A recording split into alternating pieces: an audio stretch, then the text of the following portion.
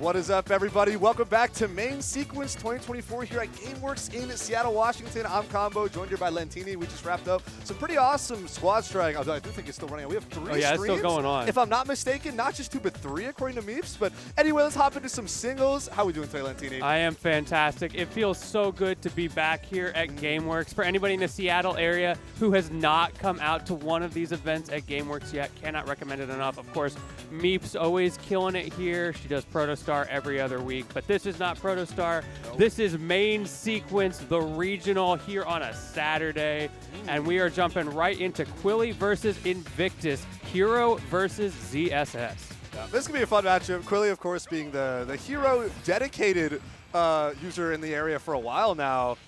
Sticking through with the character despite having some doubts every now and then, but I'm a Hero. That's just the kind of character. That's the nature of what you're playing with. And of course, Invictus on to ZSS, an absolute classic. It's been nice around some other characters too, but it's good to see the ZSS come right back out. We're over here on PS2.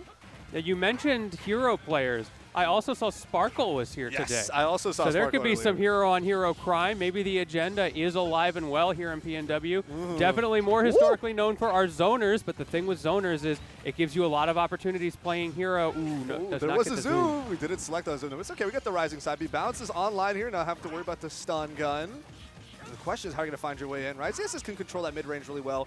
Really good at boxing. Hero's going to struggle with that slower frame data on those sword slashes too. Even for a sword character, they're definitely slower. Decent amount of active frames, but still annoying to play around with. So yeah, it's no surprise that Quilly's kind of getting run over a little bit, but it's always answers. It is a tricky balance with the ZSS player because on the one hand, you're totally right. It is impossible to hit this character sometimes. But the downside of that is when you're schmooving that hard, it becomes infinitely harder as ZSS to find your own openings. So as I say that, Invictus does find that first stock, getting that early lead against Quilly. Catching the jump, finishing off with the back air. We got to start with 70%'s nothing to scoff at, though. A couple of hard hero reads would get it done, right? A Hatchet Man shield break if we're looking for it. Yeah. You never know, right? A random kaboom off stage after you get like a psych-up forward throw or something.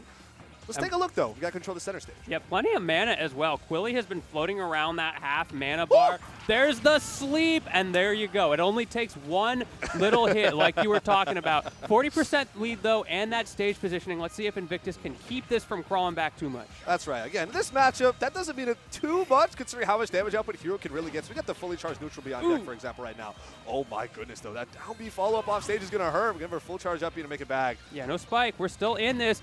Rolls into the taser, does not get anything out of it. Invictus playing fantastic defense and nothing for Quilly there. No zoom to be had. But hey, we got a full mana bar, but down an entire stock, you're going to need to really do something with it. Yeah, great awareness there for Invictus as well to kind of like shark underneath the side B activation off stage to get the second fair to actually land that kill. But hey, now we got Quilly advantage. Stay pushing forward again. Side B is going to connect it. There's the kaboom. Oh. No, we're going to opt for a thwack instead. We have a bit of a delayed recovery from Invictus, so it's not going to connect whatsoever. But it's okay. We still got half our mana bar here. That's a sign whenever you see a hero player throwing out that thwack. It makes sense. I don't think there's anything wrong with doing that. But when you see that as Invictus here, you can know, oh, okay, my opponent's getting a little bit desperate. Oh, what an anti-air on that down B with that psych-up up smash to take that next stock. My goodness, the spacing. The landing there is not going to get it. Quilly just jabbing out for dear life there. Evened up the stock so well, and that side B tacking on the damage. He has come back. Yeah, I would consider this effectively, even though that Zera pop-off is going to hurt, though. Thankfully, Zoom is on deck. Higher chances when you're off stage. After all, catching the air dodge with a forward tilt. How are we getting off this ledge? No, the side B is going to connect, and with unfortunate DI, we'll end up taking that first game to Invictus. One thing I noticed that's interesting there with the way Quilly is interacting with the menu, rather than going up to zoom when it was the fourth option, this sounds small. You can press up to go to zoom and jump right to the bottom. Sure. Actually pressed 3 times to go all the way down, which tells you something about how Quilly reads the menu. He is not a top decker. He does not do that 1-4 option select. Instead, he actually reads through it in line, which means he's going to have a little bit more thought into his options, but the downside is everything's going to be a little bit slower. That's true. That's true. A lot more methodical, and I think that plays into that MP usage that we were talking about, right? Because he's not just a random spammer top decker, we're actually keeping his MP alive for the most part, right? Usually you're going to see other heroes end up running out. They have to stick to their normals, try to get some down throw fairs, just get something going to get that MP back. But I feel like Quilly has not struggled with that, at least not throughout the first game. Yeah, and agree. Returning to PS2. Yeah, and we were talking about other hero players who are here. Sparkle, is one of those players who is always on the bare razor's edge of that MP. Runs out the first stock and then just hopes that he manages to get a raw forward air to come back. So yeah, very different play styles. Yeah, but you never know, right? You let go everything from what you have from your kit. That could also end up in just random stocks being taken, right? Exactly. You get a kaboom, you get a random thwack, even just a whack going across the stage. You never know. You never know. Flame slash to 2 frame. Exactly. And we saw Quilly not afraid to use those crazy RNG options, the whack, the thwack. Oh, there it is. There it is. Thankfully, that was a top deck there, so Quinn didn't have to take too much time to select that option. We have a Zoom available here. Make it back to about center stage. Well, what's the box mix-up going to be? Nick doesn't want to deal with it. He's going to jump away. Interesting whack. Maybe Quilly getting a little bit silly in the chili with that one. Invictus going to punish him hard, but still alive. Pausing with the bang there and gets back with the Zoom. Yeah, I'm going to end up using a little bit more MP than you'd probably like to use, but it is nice for that reroll to actually, guarantee the Zoom instead of having to press down B again. So I get it. I see the vision here. Both at 120, 130-ish%. One solid hit will do it either way. Maybe get some oomph for Psycho up tilt. There you go. No, we just need a Flame Slash. That'll do it. And now Quilly, for the first time, in the driver's seat, 120%. Of course, ZSS does have a little bit of arthritis sometimes as she struggles to get her hit. But at the same time, it's going to be a lot harder than against some other characters for Quilly to get that early extra credit. I saw Thwack online. I saw the startup for Thwack being there. I had to suck into my teeth. I was so worried that 11% kill would happen. But no, Invictus able to stuff it out with his ZSS side B of his own. And now we're about even percent here. Down through checking a side B fault to catch the landing. Ooh, the tech on the PS2 platform as well gets an up air scoop, but not enough to fully convert. Still about a 18% advantage here. It was such a good reset from Invictus. He just barely missed the follow-up, the precision that is required. Okay, he gets it that time. Up air to up B, not going to overextend on that combo. And Quilly, yeah, just zooming right out. Wow, and sniping the Zoom on the way down too with the Zair. And now we got double fair here into the neutral B. Almost catching the tech in place, but it might have been just a little too early. That would have been huge damage or even shield damage if either were able to connect. Still? Oh, no. The missed Waveland, classic from Nick. You hate to see it. All right, nice shield pressure there. Cancel off that fair spot dodge past this command grab, or rather the Zair grab, extended tether grab. Gets a kaboom to follow here. Now again, we have an advantage here for Quilly, but he is off stage. Zoom to make it back. And with that Zoom, has to air dodge in. Invictus getting a little bit lucky with the RNG on those, and also just following really well when he actually does land and does not get the kill, but piling on the pressure is Invictus. Brought it back very well after that risky first stock loss. Gonna have bounce online too, and then finally fully charge that up B. Not too much mana left there. That back there is gonna help recover some of it. Throw out the menu, but here it's just about playing to the normals. Not able to whiff punish that up smash though, and getting caught on a second jump afterwards. 136% here on Nick. That kaboom definitely would have taken it, but out of range. How are we gonna push that up smash? We are not. We're getting hit with another one. We saw a little bit of spaghetti starting to come out. The tournament nerves. It's so important to keep cool, calm, and collected in these scenarios. Does not get the spike hitbox, but that is the second or third time Invictus has got that. And the call out from Quilly on the over-aggression from Invictus, giving him an opportunity. Up B, get off me, reset neutral. Here we are, right back to Nick's advantage state here, trying to push off with the dash attack, try to get a fair follow-up for an edge guard. Get up attack here from Quilly, just get off, maybe a full charge on that neutral B. Where are we going next, though? Can't burn too much mana. This is your last stock, 88%. You still need to have a recovery. Nick's edgeguard game has been on point. The bang is going to get blocked. And now that accelerate, the most terrifying thing you can possibly have as hero. So hard to deal with that pressure because all of a sudden, you can keep up with ZSS. Now 4-1-2, we're going to burn that neutral B here, about half mana left. Not opting for a thwack. We're going to have that up B, get off me option, but this has been kind of a death of 1,000 cuts a little bit now. Nick has added up to about even percent here, 4-1-2 to connect yet again. There's the kaboom to catch your landing. And Quilly stays in the set, 1-1. He found it. You were talking about that death by 1,000 cuts. Quilly's got a whole different game plan here. To hit you with that kaboom all the way across the screen, catching him out. Really goes to show how consistently ZSS has to play in order to not get scammed by Hero. And how much Hero kind of has to play keep out too, because again, if you're playing up close, you're losing that boxing game 9 out of 10 times. It is so rough. Using that first hit of 4-1 though, using that kind of shield bash can be helpful, decent disjoint, right? Catch some moves off guard. But other than that, you can't be playing with too much up close, and I understand why now Quilly had to sit back. And I think Invictus was fine, where it's like, I have the percent lead, right? I'm at like 20 or 30. They're at like 80, 90. Like, that's okay. I just got to find my one opening and take the game. But Quilly's like, well, if you're going to play super patient, I can just kind of keep throwing things at you. I can keep moon knighting you. And eventually, the right option will come out, and that kaboom did what it needed to do. Absolutely agree. Did a great job of finding that opening. But that's just game 2. This is where the mental fortitude, the stamina starts to come out. Here it is. Here it is. I do want to ask, though, is this BO3 or BO5? I think we're in BO3, but I'm actually not sure. Let me check in the not background. 100%, not 100%, but that's all right. We're going to be hopping over to Town and City here for our 3rd game. May or may not be our last game. That is yet to be determined. There we go. Hold on. Ah, there we go. Thank you, production. We got our 4th throw. 4 to reset there. Back here also catch the roll in afterwards. The down smash isn't going to be angled the right spot, though. Probably looking for a roll read. Doesn't end up connecting. We have Acceleratle on deck into the Sizz Snipe, trying to run up and space out with some fares.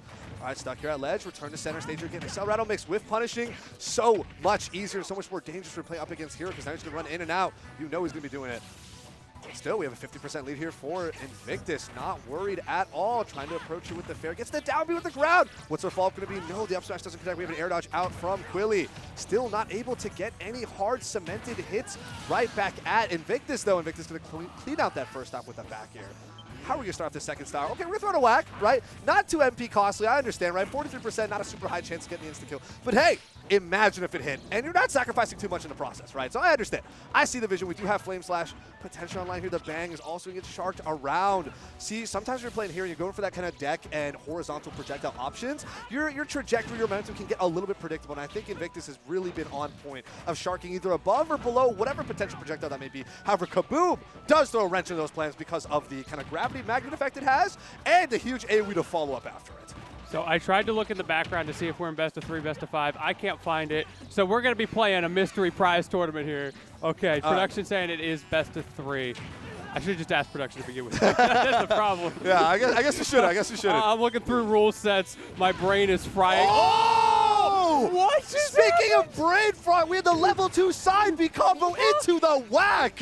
I have never seen that in my life. You know what? It's worth it. It's worth it to lose that stock in that scenario. Quilly ran out of mana for the craziest hero play I have ever seen. That's what I'm saying about just throwing out the whack, right? It's slow enough for projectile, has enough active frames that sometimes you can just hit your opponent into it. There are countless hero clips doing things like that ever since this character came out, and that is the dopamine rush that you were always looking for. That is brutal, though, and now Quilly 79% on this last stock. Invictus poised to win it, not deterred by getting shenaniganed on a little bit. All right, catching some jumps with these fares, though. I like it. There's the uppy get off me as well. Hey, if there's any character who can bring this back, though, it is Hero. Yep. He was built for this moment. Let's see him fulfill his destiny. Sakurai starting to mess with the source code in the background. Oh, but catching it's the not get enough. up. Oh, my goodness. And Invictus takes it 2-1.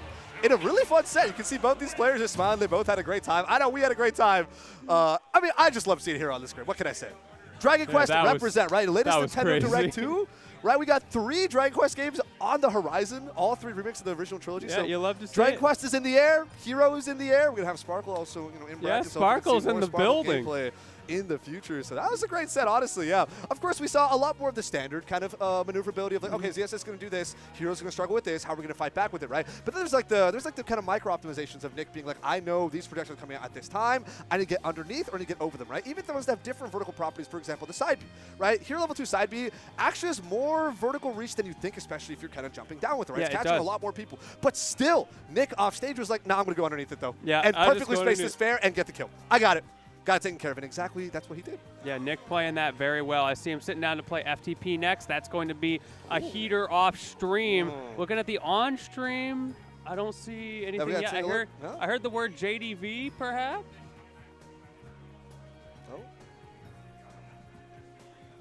Okay. Okay, cool. So once we're out of pools, I believe top 32 is the top cut then, right? Yeah.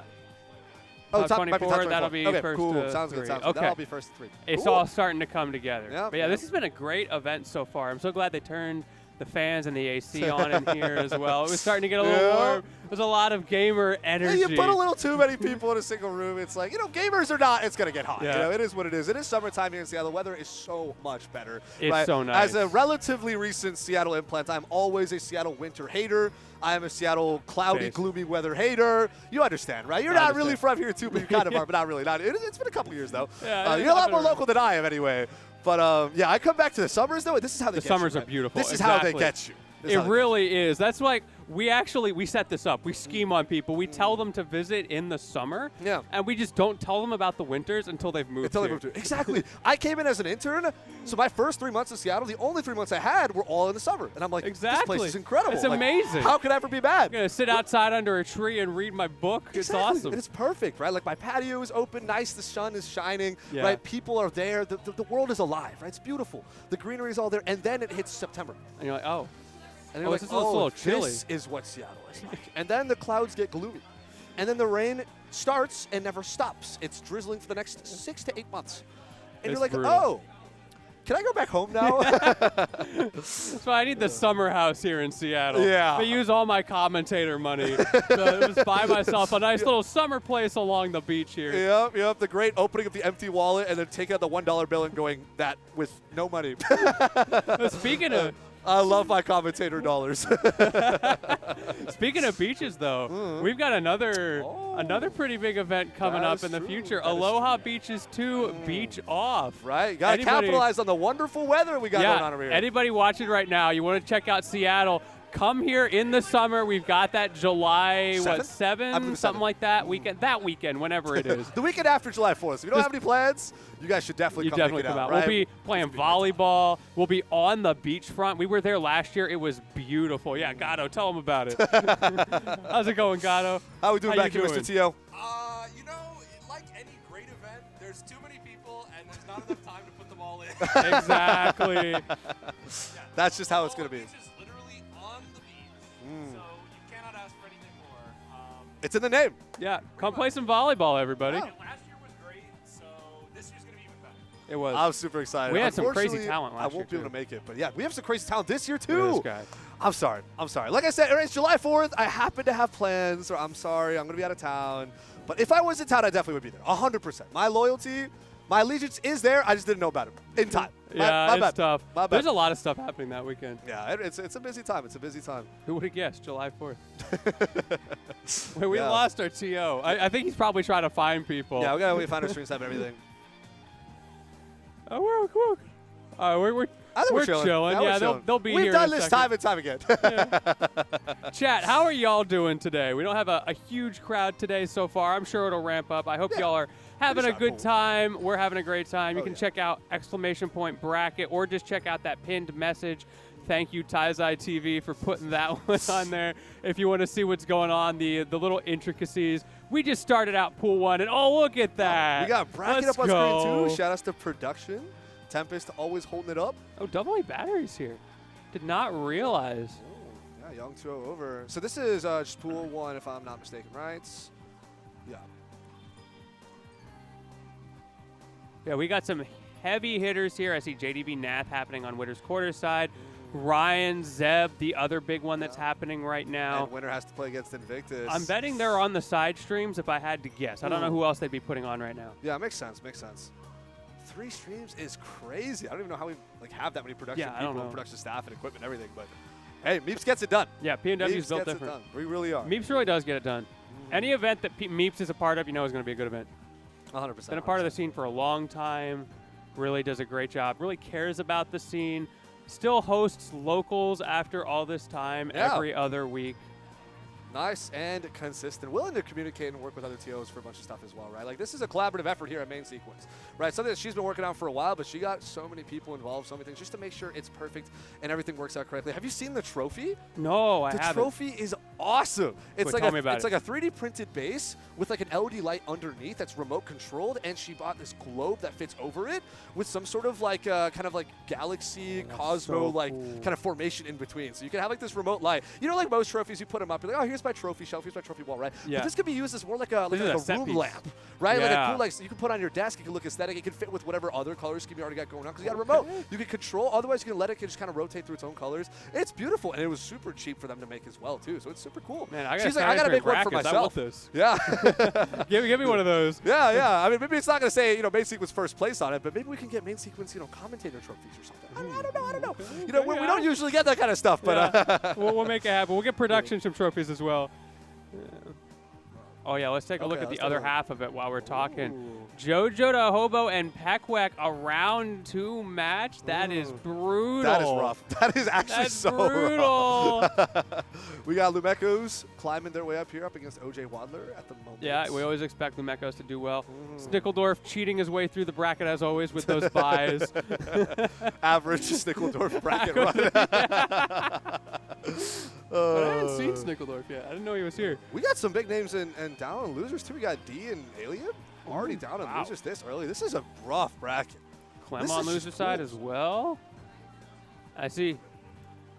Yeah, oh, we it's got a second our wave. two Yeah, pools that's coming at true. 2 p.m., We're yeah. only looking at half of them right now between these two. And it feels like it's just all PNW killers back to back to back to back. It really is. I love the level of talent that we have here. We talk about the PNW midfield a lot, as well as, of course, our PR, but it is so strong. There are always, every season, there's like 5 people that you're like, these guys are going to be in the PR. And then everything beyond that, it's like, I don't know. It's just like Everybody's everyone is so good, right? You're like, Like- oh my goodness, right? These set counts are ridiculous. These guys are going like 6 and 7 up against one another, Yeah. and it's like you have to track and map out all the points across. And like, that's the all right, difference who've maker. they beaten, and it's like, oh my god, it's so much analysis. Honestly, huge shout out to the PR panel. Yeah, I don't know how for they do it. after all these years, still keeping up the hard work. 'Cause It's tough. I think it only continues to muddle out as more and more people, the ones that have actually stuck out and grinded with the game, with the scene after all these years. Now, so many of them have leveled up, right? In this post-COVID era, right? Give it a couple of years of offline locals now. These guys are really getting into it. And now it's like they just got this huge pool of so many good players. And then They the PR do. panel starts to be like, man, we got to figure out everything before the next season is over. And it's like, oh, man. It's very much. It's a lot. This is a region that continues to build each other up by grinding against each other more and more. Right. There's constantly people in the Discord saying, hey, anyone want to come over for friendlies? Anybody Yeah. want to play Wi-Fi? Let's go to the local and just play friendlies for hours afterwards. People getting home at 1, 2 a.m. because they're just grinding. Like I said, built different over here. We're built different. We up in the PNW, we are built different. Whether it's a regional that's like 10 minutes away, 30 minutes away, or 3 hours away, people will show up from all over. People will show up. We from all do over. have a match coming up here. Let's go. The people have spoken. Yes, indeed they have. Oh my goodness, we got the Street Fighter 2 music in the background too. I do. I like it. Shout out Taizai.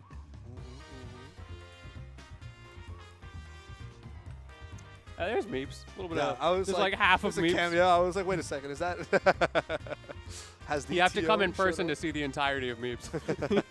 you get the 2/3. Otherwise, you just get like you get the free trial, the demo. yeah. The Meeps demo. If you want the Meeps experience, you have to show up to a Meeps event. That's just how it is. That's just how it is. Meeps is great.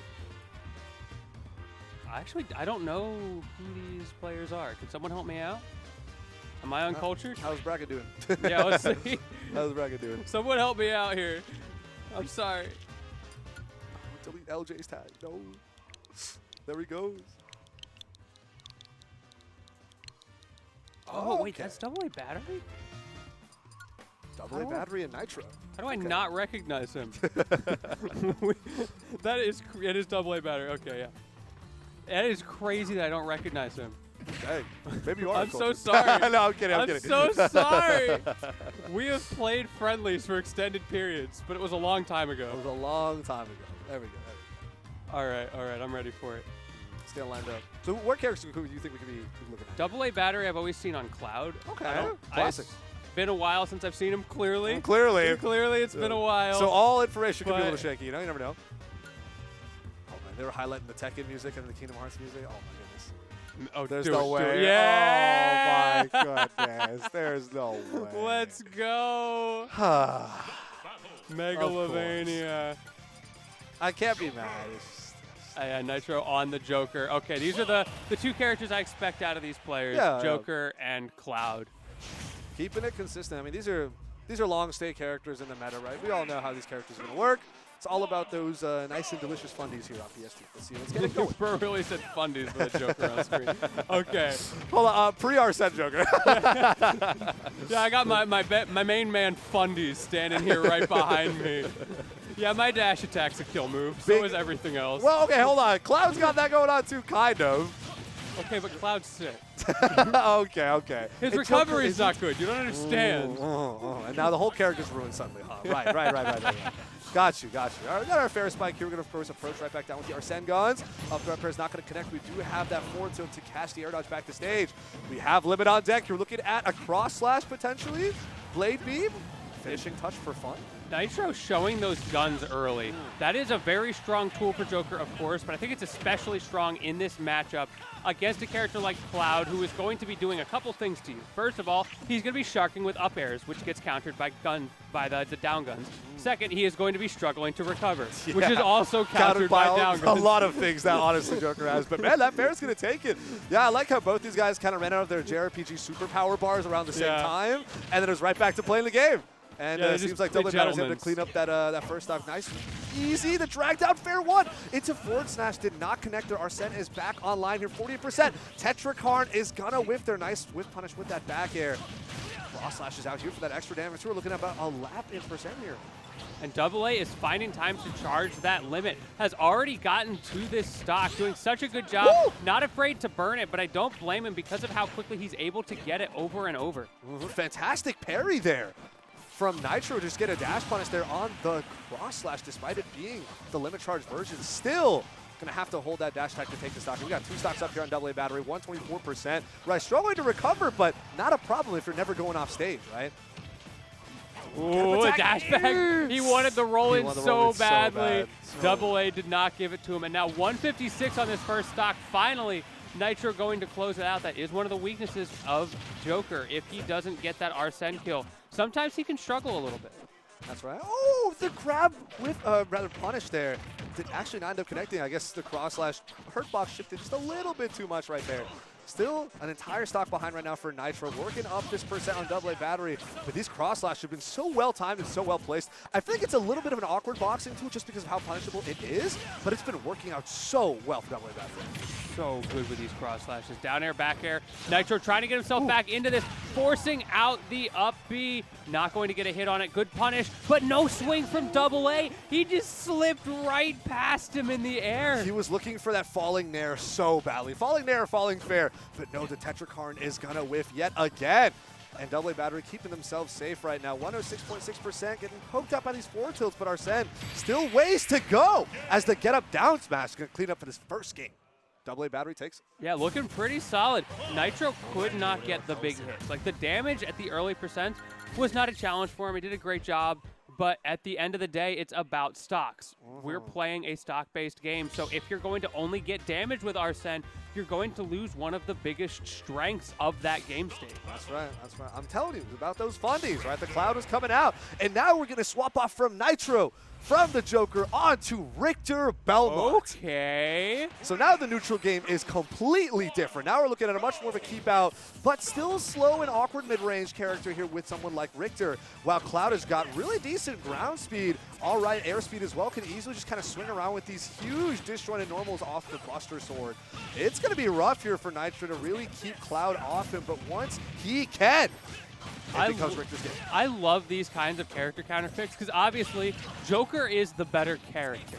But for Nitro in this case, he feels like a Belmont is what I need in this matchup. And one thing I will say is he's got the spacing down. Great confirm from Nitro and has the lead for the first time in the set. Oh, the Clive Hazard doesn't get punished though. The forward tilt attempt gets spot dodged. Still, solid lead here for Nitro, and this is kind of where the war of attrition really works out for like the Belmont family, right? Now you got a lead. Now your opponents get a little bit more antsy, wants to actually find a lot more ways in. They're going to get upbeats out of shields. We're going to have these anti-air axes coming out. You're going to try to cover approaches with things like the side B cross and the down B on the fire. This is where opponent gets antsy. This is where he can really rack up so much damage. Yeah, AA is really struggling to get in. Does get that edge guard, does a great job once he does get in, but now we're back in this neutral. He can't option select back air versus cross slash anymore, and that's going to be very tricky because that is a staple of his gameplay. Oh, the down air slide doesn't end up going through the platform. Instead has to hold that end lane on the platform. Does end up getting punished. Here's another cross slash. The lead is now bouncing back and forth between these two, but AA battery's definitely recovered from that more significant disadvantage that we were looking at before. The back air to challenge the cross. Decided the stage positioning was worth it. I love this aggression coming out from AA battery right now. But you could see there, AA was on a timer. He had to be aggressive because he's going to lose that special situation after 15 seconds. He has to hold forward, and that's the game plan that Nitro wants out of him. In that case, it worked, but you have to be consistent. And that's a big thing too. Richter's ledge trapping is super consistent, and Cloud, again, as you said, struggles with the recovery. That upbeat is not two-frame super easily. Super easy now for someone like Nitro on the Richter to just kind of clean up Cloud stocks as they come off stage. Ooh, man, Double A got in for a second there, took a risk with the shield. Nitro just saying, get off me, resetting this ledge trap. Ooh. The strongest position for him to be in, goes for the up air, but he's a little bit too slow. Nitro getting out frame dated, but he keeps resetting. That's all it needs to be, these ledge trap situations, to catch as many options as possible. Catching jumps, these upward angled fairs, or with the axe neutral B. Otherwise trying to catch regular get-ups or spot dodges and things like forward tilts, or the active flames from down B. Holy Water is putting in work right now. Oh my goodness. That back air scoop off the down tilt punish, though, will end up taking a 96% deficit for Double A Battery, though. He keeps getting knocked off stage. It's looking really good for Nitro. Oh, that was so good, but Nitro wasn't quite ready. He was expecting, I think, for the clip to happen a little bit sooner with the Holy Water. Instead, the timing worked out such that he was in end lag, gave Double A an opportunity to get out, but he is running out of opportunities. That indeed he is. Again, ended up taking that trade, approaching, was able to throw in the Holy Water. Back throw, not quite the kill throw that forward throw is, but still decent pressure. And again, Cloud off stage is exactly where Nitro wants to put Double A Battery. Still 160% range, though. This could get scary. A couple more hits from Cloud, and a really solid read could still mean the end of Nitro's winners, or rather losers side tournament run, because this is actually losers. Oh, but Nitro manages to clutch it out.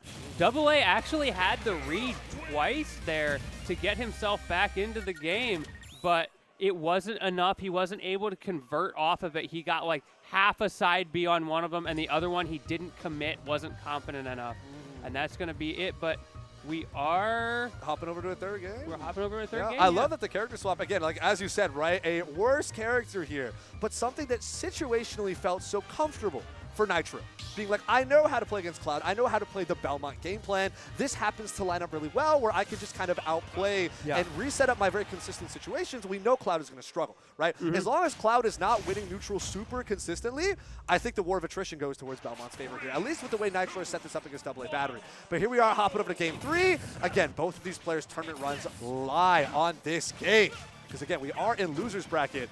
This is scary. We know Double A Battery is not going to go down without a fight. Let's see what happens. Yeah, absolutely. He is a very consistent player.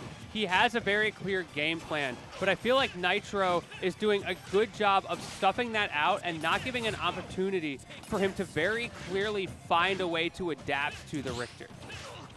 That's why I love that parry punish with the forward tilt. Again, a bit of a slower move, but got to use those extra parry frames. The Blade Beam almost traded with the Axe, but again, even if you're taking Axe on shield, so much shield damage. All right, running up right through all the Richter shenanigans. Get a nice cross slash for a couple of %, but Nitro, again, doing such a good job of keeping Double A Battery away. And of course, you love to see up out of shield as well. Anytime Double A Battery might actually find a way in. Both of these characters. Oh, that was so good. Goes for the up air. I feel like an up special would have connected there. That's what I'm feeling risky. too. That's what I'm feeling too, but again, it is risky in case you do happen to whiff. Oh my goodness, the upbeat doesn't sweet spot there. These axes are so threatening. The Holy Water does end up connecting the Climb Hazard as a punish, but no kill confirmed from Nitro just yet. We still got our Holy Crosses coming out. Forward tilt to catch the landing. There's our axe. Oh, perfect scoop. Perfect. Catching that jump and sending Double A Battery straight to the blast zone. I love Nitro's down tilt usage in these scramble situations. We saw one come out there, but specifically the spacing. He's spacing it in such a way that if he does hit Double A's shield, he is at a safe positioning afterwards so that Double A can't just up B out of shield and punish him. I love connecting that Holy Water on the top right platform of PS2 into the drag down nair, into keeping more stuff up. We got the double dare! Dip! The bigger boot coming out for Nitro, and now it is 3 stocks to 1 off of that reset. Nitro has the Belmont setups. We're seeing it time and time again. Why did he open with Joker? Yeah, I don't know what's going on here. This character is cooking. Oh no, Double A Battery was facing the wrong way there. That's such an anticlimactic way to go out.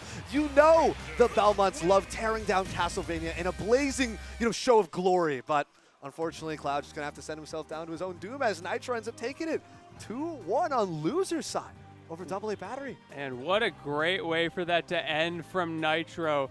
The double down air into up B. Look, that's the down air into up B is the week 1 classic, Yeah, you right? see it. But you don't see it a whole lot anymore because it's so predictable, it's DI-able, and like we said earlier, the reason he didn't go for it and instead went for an up air in one of those cases is because it can be really risky if you read the DI wrong and it whiffs. Now you're a Belmont in special fall, falling from the sky against Cloud. Like, It's you know over. what's happening.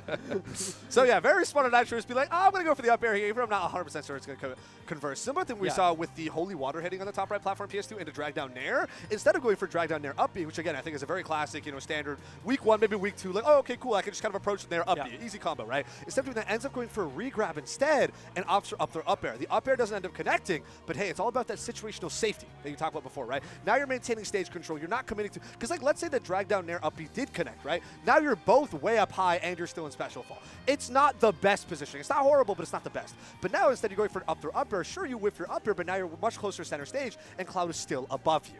Exactly. Not bad, right? So I like the multiple layers here of thinking about, like, do I want this super consistent damage? Do I want to think about the positioning instead and opt for my own safety and potentially more of my opponent's danger? So I like these kind of micro calculations that come in a lot of times. Yeah. Because other times we did see the double down air into the up air, right? That's definitely not going to be the safest, most consistent option, but Nitro saw the lineup. And Yeah, like, you we see have to the go vision was there.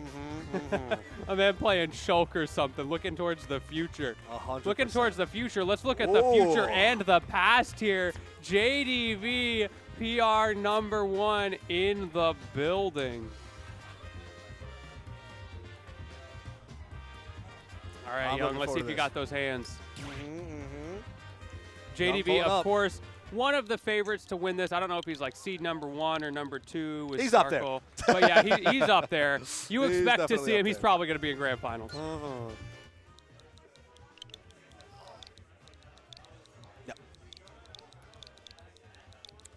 I always enjoy being in the position of someone like Young in this situation where there is an expected outcome, right? Right.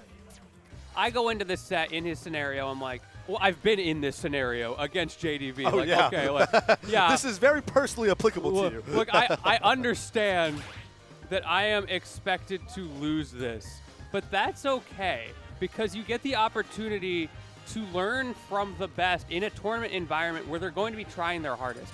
It's different from playing friendlies against this dude at 2 in the morning after he's won bracket, or I mean, it's JDV, so it's probably randoms. But you get the point. Getting to learn, getting to experience that, see what it's like, can be a significant learning opportunity for you. And hey, you get to put on a good show. Everyone, all the eyes are on you. You get to VOD review. You get to have fun. I mean, no results are set in stone by any means at any time. So Yeah, I'm excited very to see true. what Young's got to show up here. Yeah, I know Young's been on that grind. I believe Meeps has also been spending a long time coaching Young as well. At least like a Yeah. more recent thing that's been happening as well. So it's good to see that kind of like players taking that into their own hands to like take control of, I want to improve. I need guidance here. How am I going to figure this out? How am I going to implement changes into my practice routine, my own mentality, how I'm approaching all these things, right? It goes a long way, honestly. It's something that seems relatively small. It's, oh, just show up and play the game. But I think these little micro changes could actually really add up to something big. So let's start off our first game here. Young versus JDV here. Still in pools, still in our first wave of pools at that. Yeah, but this is to get out of pools. Winner Oh, of this okay, we're moves- playing for top 24. Yeah, this is for top 24s. This makes this a top 32 match here. Young with the early start. You were saying nothing set in stone. JDV, I believe, does not have a jump. Of course, it is Pac-Man, Yeah. so you're coming back anyway, but still. Piling on the pressure early. 61% of Elite catching the jump here with the Nair. Of course, we love Roy nairing at ledge. There it is again, the jab into backer, not enough to take it. We're looking at a really close 0 to death here coming out from Young, though. Let's see what the last gun of option is going to be. Galaga is out, though, and that's where JDV's big damage output's going to come. The up B is not going to connect out of shields. He's going to take only 15%, but now he does have stage disadvantage here. Stuck at ledge. There's the hydrant falling off Nair as well. This pressure, although it doesn't seem like it's super apparent just yet, it's actually so scary for Young to try and maneuver around all of what JDV has put down. He has to wait for all of it to go. It has to break through some of these patterns and these hydrants before he can actually confirm this kill. Yeah, JDV has slowed this down. You talked about confirming the kill, and he recognizes the scenario he's in. Of course, he's throwing out those Galaxians, but even when doing it, he's playing in a way that all that Young was able to get was a dash attack, but the neutral get up, call out, and the Jair clean from Young. getting the first stock on the board against JDV. You love to see the Flare Blade mess with so many people's perceptions of what's considered safe or not, right? People could just drop the Flare Blade. I mean, I've actually been seeing Roy's do this thing decently often nowadays, right? Drop the Flare Blade, it's so safe. Punish some get-up attack option or something, get that jab backer and close out that stock, right? It works even on our best players like JDV, as we've just seen earlier today. But JDV, definitely no slouch on playing the long game and just waiting for damage to rack up and finally get the confirm. Again, these Galaxians are coming out. Oh my goodness, what an angle there to connect here. These Hydrants are still here, going to be a nuisance. Young has to figure out how to play around all this. Yeah, the alarm bells are certainly not ringing yet for JDV. And part of that is because of what he's got in his hand right now. That Liberty Bell coming out with the F smash. No sweet spot to kill, but still putting on the pressure, doubling down. Unfortunately, the Liberty Bell did crack the first time. Not going to get it there. Setting up the wall once again and going back into Galaxian mode. I like this distance moving away from Young, where Young is just like, I don't want to engage with this. I'm actually very afraid. I got to be safe. Oh, no! Still getting clipped by the drop down of the Bell, and a fantastic fall for JDV as well. Opts for the Blazer, trying to make it out, and even though it's got a steeper angle to something like the Martha Lucina up B, still wasn't enough to connect there. And now we're right back to dead even. I know it didn't kill, but I am so impressed with JDV's awareness to combo off of the Bell in the situation he was in. He wasn't able to land and get the F smash in time, and he knew it, so he followed up with the back air instead. And it's fantastic for stage positioning, right? You're keeping Roy off stage, very uncomfortable situation for him. Of course, here Pac-Man ledge trapping. It was a great setup all around there for JDV, and of course, able to confirm the kill not too long after. And now racking up this lead up against Young as well. This is where Young kind of needs to respond, because now you're no longer in the lead where you playing patient is in your best interest, right? It's already kind of rough against Pac-Man anyway, but now you got to start getting a little more feisty. He used that Young lion fire that Roy's got in his heart. We just saw the adaptation. Ooh. Young went for that neutral B, and JDV just rolled in and ran away.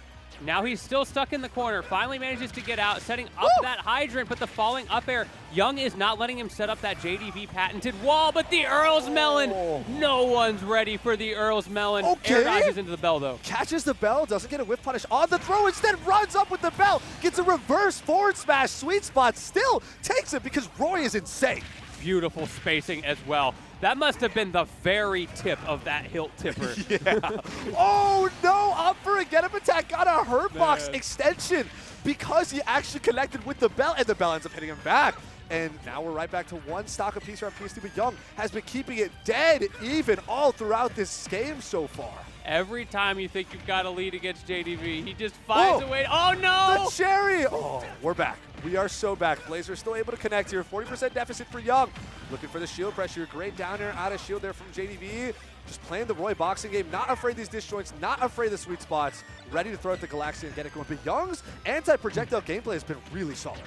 These resets from JDV, he's not getting a lot off of each of them damage-wise, but he's getting a lot positionally, and now he's just got the rinse and repeat at the ledge. Falling up air, the classic that lasts so long in the corner, and JDV manages to bring back game number one. Solid. I love Young showing all throughout that, though.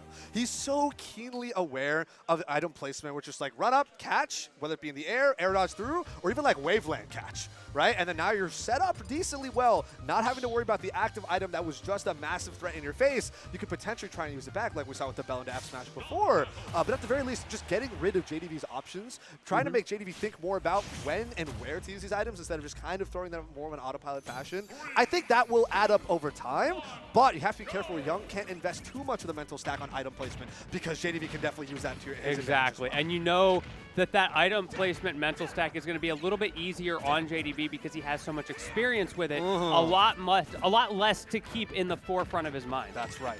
Other things to keep in mind right now is this interesting stage counter pick. Young gets a lot off of this, especially with those early kills against a character who has a great recovery and can come back from anywhere on a stage that has bigger blast zones.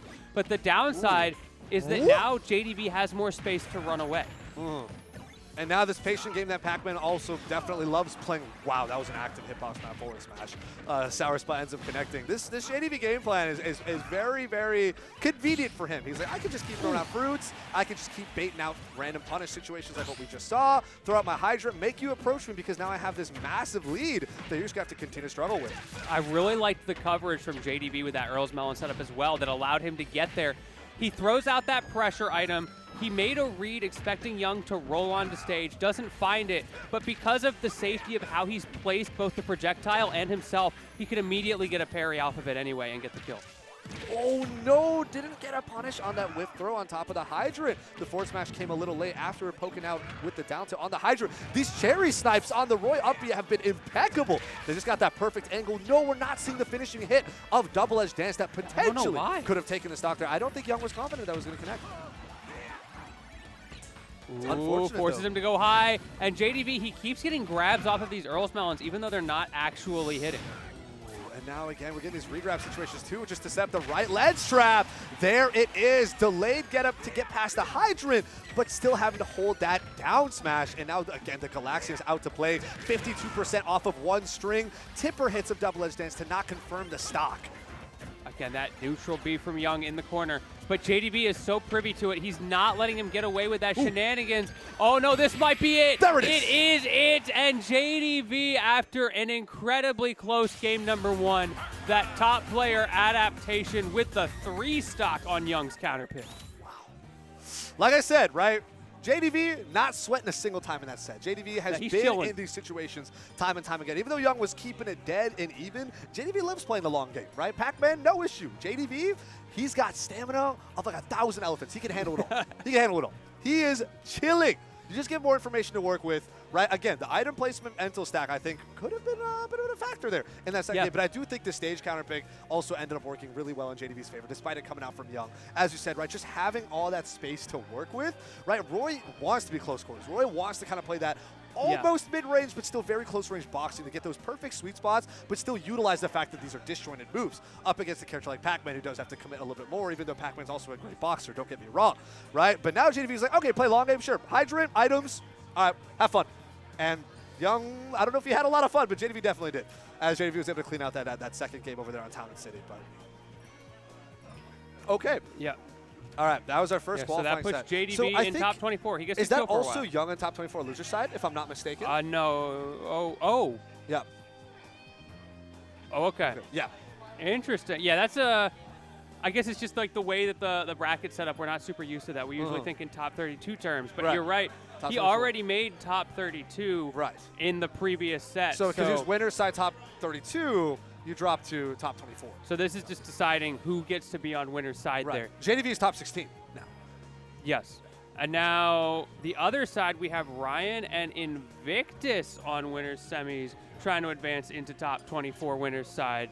And then, of course, losers and there we go. They're coming on stream. Perfect. Exclamation point bracket if you want to see the specifics. But I see Quilly and Zeb are playing right now. Nathan DeVete are playing right now. And the winner of that gets to go up against who we just saw a minute ago, Nitro. Okay. So on this side of this pool of the bracket, that's what we're looking at right now. There's a lot going on. So loser side, is it 2 people make it out or? Yes. Okay, cool. So we get 6 out from each half pool. So there's 4 half pools, as there's 2 pools. So you get, 6 times 4. Yeah. 24. The math adds up. My man. Math's mathing up. Past 3rd grade. That's crazy. Just want to make sure. Really doing math on stream. Listen, we're engineers. We can do this. That's true. I think. That makes it even worse. If you mess up, like, man, this guy's got a degree. Yeah. Like, call this guy's employed? Like, get this guy out of here. But no. We got it. We got it. Trust. I see the vision. Yeah. Thank you.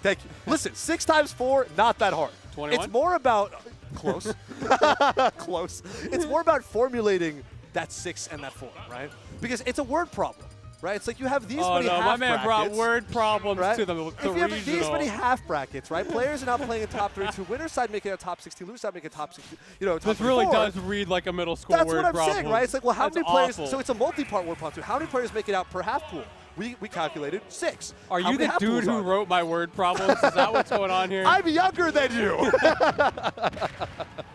I was like a 3rd grader when you had to deal with those. But sure, let's say I wrote them. As we got Ryan and Invictus popping up over here on PS2. let's get it going. Snake and ZSS.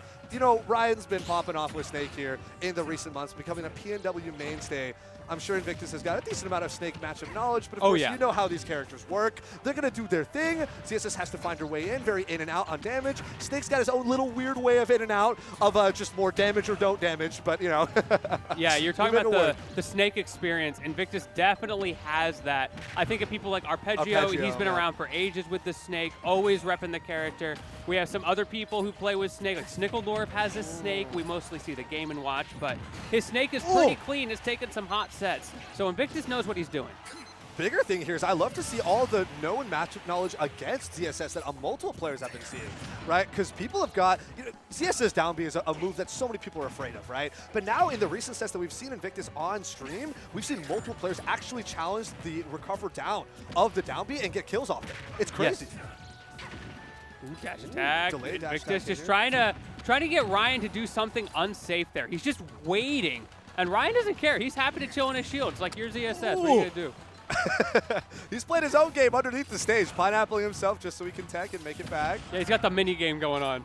And now 65% of a lead here. Snake also on the heavier side. Going to be a lot hard to kill. This lead will only continue to go down. Okay, we got the down B ground. Nice. Nice. Confirm off that forward smash. Invictus finally takes his first stock here in the set. We don't mash here. Ryan, terrible at Poke Pummel. The 70%, it's not a little bit against Snake. You could definitely get up tilted here and lose the stock. Invictus has to be very careful of those threats that Ryan has. And alternatively, he's pretty able to just kind of chill, throw out those grenades in the back, and rack up even more on Nick to make sure. Yeah, Nick trying to go deep, maybe eke out an early stock kill by just really committing to these edge guards and honestly not letting Ryan play the game center stage. And finally, Ryan is able to secure positioning. It's a 4-1-2. Clean up that first stock. Had a grenade pop on themselves just for fun. I feel like he hit confirmed that. Because Ryan waited so long for the second hit of F-tilt, just deciding, oh, did that hit or not? Okay, yes, now I can follow up. And if not, it's so safe because your opponent has to respect it. But unfortunately, Invictus schmooved too close to the sun with that flip kick, and Ryan taking the first game. That is tough. That is tough. I'm not sure what the intentionality was behind that, if that was just like a raw SD of like, uh-oh, press the wrong button type deal. But, yeah, pretty anticlimactic way to close out that first game. But it's all right. We still got more to go. We're still in this. We're chilling. I believe this is, they're both on winner's side, right? So they're both going to be making it out top 24 no matter what. Yes, this is winner's side. Cool. So either way, they'll get a little break to decompress. If whoever loses here gets to think about it, really brood for a little bit, and then come back bigger. Yeah, simmer. Let it settle in the mental stack. As we get our Nair into 4-2-1-2, solid 35% to get things started here in Ryan's favor. Now the question, which has always been the question, how does Invictus get in and how does Invictus stay in? So far, the way I've seen Invictus trying to get in is actually trying to get Ryan to throw himself at him. He's spacing very carefully in this precarious mid-range where Ryan can't feel super comfortable just picking up and throwing grenades at him. And he's trying to get, look, see, he wants Ryan to commit to stuff. Yep. He was spacing right outside of his range, hoping Ryan would press something, hoping Ryan would walk forward, jump forward, something. But no, Ryan's patience. He's not giving it to him. Nothing happening, yeah. He doesn't need to. He's winning. He's winning, right? The lead is huge, and Snake loves the war of attrition, right? You approach me with grenade pop, as long as I'm still winning, right? After the grenade explosion, we're fine, and I'll just do it a million times over until you die. Ooh, tries to crouch. Ryan doing that a lot. He has been struggling to crouch under Nick's moves. And honestly, I think that is because Nick is just playing so well. It's very hard to clip with that landing there, with that Zair, when Ryan is crouching, but he's finding the heights to do it. There it is, yeah, and that downer to snipe with the C4 placement. Oh my goodness, again, a really fast, almost 50% to start off this second stock. Okay. Oh, hold up. We got Nick challenging off with some back airs. Yeah, huge for Invictus to end up taking that first stock this time around the second game. But now it's all about the momentum. How are we going to push forward here? Because our Ryan does not seem phased whatsoever. No punish on that dash attack either, trying to jump around, get a back air punish instead for that stage positioning. Doesn't end up working in Nick's favor. There's a grenade on stage. Gets the Nair down, being no spike though. It's okay, we hold out. We're chilling here. Ryan staying alive there in that scary moment. Does get tasered, but unfortunately for Invictus, he got blown up at the same time. Those status ailments proccing in parallel. And now Ryan once again in the corner, but he's been doing pretty well there. maneuvering around the stun gun with the down smash. There's the ground. It's going to connect, but it's not going to connect on the platform. So just get this nice little spike right back to effectively center stage and neutral here for Ryan. These guys are keeping it even. I'm seeing a lot more Zera usage and side B usage now from the last half of this stock, and it's been doing wonders in terms of keeping the percents even, but it's not going to take the stocks. The real question is, we got that Zera into fair. Wasn't enough yet. The side B could do it off stage. We just have to see it connect. Oh my goodness, so many Zares, but the up tilt. Yep. And that was not true either. Invictus going for a mix-up there. Ryan calling it out very well. But 138, you just need to get clipped off stage here, and that'll be it. Goes high. You really got to hope your Marthritis is not hitting. There's the side B. There it is. There it is. It's okay. He took his leave. He's having a good day. The potential was always there. We just had to make sure. So now we've seen that Nick has a bit of a different game plan. Ooh, although he kind of seems like he shaked it up already by trying to approach with that Nair. But I was thinking, does Zera side B spacing game plan up against Snake? Like you said, awkward mid-range that Snake actually can't do a lot. I think it was working really well. But it seems like Nick is not opting to utilize that this time around. Now only slowing things down as the deficit continues to grow. Wait, he's still alive. Great DI from Invictus. But at 103, you are living on borrowed time against Solid Snake, the stock eater himself. 59% though. Invictus has an opportunity to get back into this. Ooh, almost confirmed off the grenade proc, but it wasn't enough. Oh, with that throw, you are stuck in end lag forever. That's tough. And that's going to be a nice solid up tilt from Ryan to close out that game. Again, both these players still making a top 24, but Ryan, winner's side, top 16. Yeah, Ryan looking really good, poised as always. He did a great job, I think, of recognizing what Invictus was going for from early on. We talked about that whiff punish gameplay that he wanted, trying to get Ryan to overextend. And he's like, well, okay. Yeah, the corner's supposed to be bad for me, but if you're not coming, I'm just going to chill. Yep, no Here, problem. have some grenades. Yeah, blow up I a guess. little bit. Like, okay, should I be worried about Zera and side B? Like, kind of. But only when you're using them. If you're just nairing onto my shield, I'm fine. Yeah, let's keep doing that. And there's also what you mentioned, like when Nick started to really go for a lot more of those Zares. Like, Zera is great. It was a beautiful tool to catch Ryan when he was playing hot potato with those B-reverse grenade drops, but it doesn't kill. And that's what he needs, and that's where Ryan was thriving with things like those up tilts. Getting that early up tilt off of the grab, the non-confirm, was huge momentum shift for him in that last game. That's true, that's true. Although I do think sprinkling in those side Bs does end up alleviating the killing problem a little bit. We're still playing around that kind of medium, awkward mid-range for Snake, but actually, if you land those confirms, you can end up taking stocks around like 120, 130-ish, which isn't horrible, right? So I do think that game plan that we did see from Nick in that second game during the second stock was working. The fact that he kind of switched off it, probably just a little bit of the panic of the situation. Ryan now playing a little bit more aggressive too, obviously, because I think Ryan also realized that stock wasn't super great for me. Let me get in just a little bit more, make Nick panic, and now Nick ends up playing a lot more aggressively for the rest of the stock. And now we kind of lose out on that Zera side B game plan, and Ryan ends up taking the set. Sorry, I'm so distracted. I'm looking off to the side to the squad strike. Oh, yeah. Bro really got 4 out of 5 sorties in random squad strike. That's crazy. I have to respect it. I love it. I love to see it. The skill diff right there. It's okay. He's up against a wolf. That's basically a sortie. These guys, they high rolled. I see the Marth versus the wolf in squad strike. Yes, please. I'll take either of those characters. Right. I love that, by the way. 5v5 random squad strike. That's why you got to come out to main sequence. Ooh, this tipper spacing from Marth is kind of going hard. I didn't know Nick had it like that. Yeah, okay. Just hopping right off stream from a crazy set. Yeah, he's just right in it. He's immediately into. Dang. Oh, I see Justice sitting down. Oh, that's Justice. Big. That's big. Recently untransplanted back in the PNW. For how long? Good to see him back. I don't know. Okay. Because I feel like I've been seeing some ping ponging going on. Yeah. We'll see. Might be a summer thing. DK as well? Bro, what are these squad strike picks? No wonder they're doing so well. Their RNG is unreal. Oh! I also saw a Sora. I think Sora's pretty good in squad strike. Okay. He's super degen. Because, like, against Sora, you have to know the counterplay to deal with him. Like, if he's just going to mash side B on you and projectiles, if you're not really comfortable with your spacing, you're going to get hit. Yep. You just get clipped for so much damage. And even if the Sora doesn't end up killing, it's going to be really obnoxious. Let me pull up the other half of Pool A. I think we're doing a Pool A2 match here with Justice. Also, another person who is seated super high here. Oh, yeah, one of our best. Oh, let's see what we got. Where's Justice? Why don't I think this might not be the right half. I don't think he's on the other one either. Is he using a weird tag? Yeah, Or he's what got to if be he's just using hanging some. out Yeah. on the setup? No, there's no way. Oh, he's up against. I can't see. Somebody who was leaving the room. Oh, it looked like a hype. I'm wrong. So maybe the other one is correct. Our bad production. Justice is trolling us right now. Our bad. Our Yo, bad. what's your tag right now? What is Okay. it right now? A Supernova. supernova. Okay. Okay. Yeah, tell us Okay, we got about it. Laura. What we got? My first gamer tag was Supernova, and then I was like, that shit is terrible. I'm just gonna use my name, which is actually Justice. Which is a banger tag. That's crazy. Yeah, and so I'm like, okay, Justice, and then Smash Con changed their name to Supernova, and I was like, Right. that's crazy. They're just robbing me of my identity. Sure. And I was So you're like, trying to take it back? Yeah, I'm taking it back. Ah. I realized that I got called a gamer tag for the first time at a tournament in like years, and I was like, this You is hate it? so cringe. Okay. So the real solution is we need to make another major. We need to rename SmashCon to Justice. Yeah. Yo, Justice, that go hard.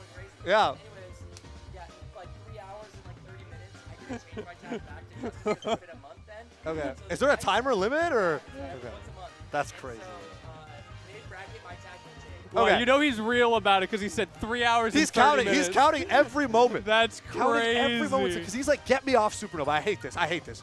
Get me off. That is So crazy. we will do the honor of referring to him as Justice. So he's going to be up against Hydra. Yes, So we sir. should bully him. He's Supernova. What? Yeah, my man Nova out here. Just make all the astronomical puns we possibly can. Nah, we call him SmashCon. That's how many layers deep we're going in on this right now. SmashCon coming out with the SmashCon min-min. the OG. I might get cease and desisted for that one. I don't know. Do we have a license for this time? Do we need one? So Justice gonna be coming up against Hydro here. Justice, wait, is this losers? No, it should be I'm winners. It should be I'm winners. blind. Okay. Look, I was still looking for Justice on here. I'm like, wait, it's not there. It's Where is not- he? Oh, wow. Almost like we just figured this out. Oh, boy. I'm excited, though. Crazy that there's someone's tag in there that's just super with a bunch of question marks and it's not him. Yep. Excited to see Justice back. I haven't gotten to go to a lot of tournaments that he's been at since he rejoined the region. Always killing it. One of our consistent, we talked about the top 5-ish PR threats. He Right. is one of them and has been leveling up down in California from what I've been hearing. Yeah, the world's different when he's not here. It's crazy. It's crazy. It's all right. We're starting off here, the Min-Min Classic. So this is the thing is, right, Min-Min is a very specific and particular matchup where you have to understand how to play around the Min-Min game because Min-Min's always been playing the Min-Min game. But the question is now, since Justice has been gone for so long, how much of that counterplay and active memory how to do this matchup is still available? Okay, a little bit of it's still there. Just a little bit. We can still back air. Okay. Oh, we're going okay. deep. No, we're fine. We're fine. The tether up B is still there. But wow, that was rough there for Justice to lose that first stock after such a crazy advantage Already? state. But yeah, the Megawatt. The up B Megawatt Nair stock 1? That's supposed to be the game 3 comeback mechanic right there. That's not the Justice I know. I mean, hey, it's doing work. It's doing numbers. You gotta do what you gotta do. Rolling up on. Bro, these squad strikers are still going. Now it's Yep. Byleth Neth. They're That's going. insane. They're going. The RNG is insane. Okay. Okay, Oh, nice grab smash. release into run up forward smash. I see you. We got a back throw. Yeah, rise up with that with the chakra. Good down smash at the ledge. But he does get past it. Justice got back into his comfort zone. He has some stage to work with, but great coverage from Hydro, recognizing that Justice was running out of space and punishing his corner escape. Yeah, that was a huge parry on the Dragon Laser, and it just run up the entire stage, even if you're Rob, right? Enough time to actually make it really get in Min-Min's face and make Justice have to deal with this. No, you had it right the first time. I don't know about that one. Okay. We got the Megawatt to challenge Gyro. Get your follow-up. The 1-2 punch, the classic. Right, he's Chakra falling. here for trying to attempt a 2-frame maybe. You got to be careful. He was very low on juice in that situation. And because of the way Rob's up B works, if you burn it all and then immediately get sent off again, you don't have a lot to work with to come back. Speaking of coming back, Justice going so deep, but still tethering with that DLC 99 recovery right there. Oh my goodness. Went Good so tech. deep for that side B? Why did Justice drop? Why did Justice drop? Justice did not have to contest Rob off stage. You want to return center stage instead of a let trap situation. You were literally mid-min. I have no idea. Obviously, Justice is way better than I am. But Yeah, that made me a little upset. He's been really aggressive off stage this entire game, honestly. Straight from stock 1, we saw him willing to do that. And he is very good at using Min-Min's strengths to get out of that very exploitable scenario. It felt a little unnecessary, but hey, Justice turned it around almost instantly, so can't knock it too hard. Let's see what he does here. If he gets that back throw or something to reverse the situation on Hydro. Next time, does he go back off, or has he learned his lesson? The up smash He reflector. popped off. Hydra popped off by getting hit by it. Bro got hit with the IRL knockback on that one. That is insane. All right, there's the Megawatt. Coming out for trying to fish out. He got a kill. No! Oh, Okay, Justice lives. Justice lives. Justice, the duality of man. Catching the landing. The Literally- Yeti screech into the I'm alive? Oh my goodness. And then catch the landing with the Mega. Oh my goodness. That's crazy. Yeah, actually crazy. That a lot of shenanigans all throughout, right? Rob's got some funny stuff, but Min-Min was really where all the interesting We interactions got a bit come of out a to crowd play. behind this one, too. Yeah, people want to see Justice come out and play. People want to see Hydro put in the work. I like it. I like it. But that looked pretty solid for Hydro. Oh, yeah, for sure. Knew the matchup very well. We were talking about that right at the onset and did a great job of dealing with that difficult scenario. Where are we hopping him for our counter pick? What Why are we is, looking why at? is he smirking like that? Taking a sec. What's my man Supernova planning? It's my man SmashCon playing. Sorry, SCon. S-Con. There we go. There we go. Yeah, he got SCon. that S factor. Okay, Battlefield. At the end of it Alright, I all, like it. we deliberate to Battlefield. We'll take it. We did see a lot of Justice jumping and throwing those aerials and making it hard for Hydro to recover. First game was taken Justice won. by Supernova. So I do think that having these platforms will make it a little bit easier for Hydro to get back to stage. Ooh. Also, lots of fun here for Justice to just keep throwing out the arms. Yeah, I got to watch out for the 1-2. Can't try to punish just one. But use that range Again, throw as well. those jumping forward airs, you have to respect it as Hydro. He doesn't have that vertical movement speed to get out of the way with his big hitbox. Just keeping the pressure tight here. Finally, Hydra finds a way in. Make sure we get an up throw up there, 36%. Trying to shark, yeah, can't catch any landing here. Battlefield's also great for that. But immediate reversal here from Supernova. I love how every time Hydro gets a down throw in game, he like picks his whole body up on camera. He's and ready. He mimics Rob's motion perfectly. He goes up and down He with goes it. up and down, the 1-2. My man getting his Wii Fit calisthenics going. Got to work that core just a little bit, you know? All right, we got our Nair up air, 89%, trying to finish off at the top with one more up air, not quite enough. I like that the Justice is very ready for any projectile, especially laser prog. Just immediately up smash. Even if it's backwards, it still reflects at the perfect angle to end up sniping Hydro back. It is so funny looking. Ooh, the dash dance there from Justice. Doing a really good job of recognizing Hydro. He's a Rob player. He likes to land with aerials. We just saw him try to do it again. In that case, he was a little bit too high. And that is what Supernova is using to take advantage, but he goes off stage and gets punished for it again. Staying alive, roll onto stage, gets caught. We reverse in the situation, reset on the other side. Yep, getting away from that gyro, trying to find a way back on stage. Regular get up, delayed option after just shielding. Will end up running into the down smash. So Hydra's able to pick up a stock here in the second game, but the deficit is nothing to scoff at as that Megawatt Nair almost ended up taking the stock off the top. That'll do it. One more, forward tilt, nice and easy. Hydra's got to dig deep here. We are still on pools.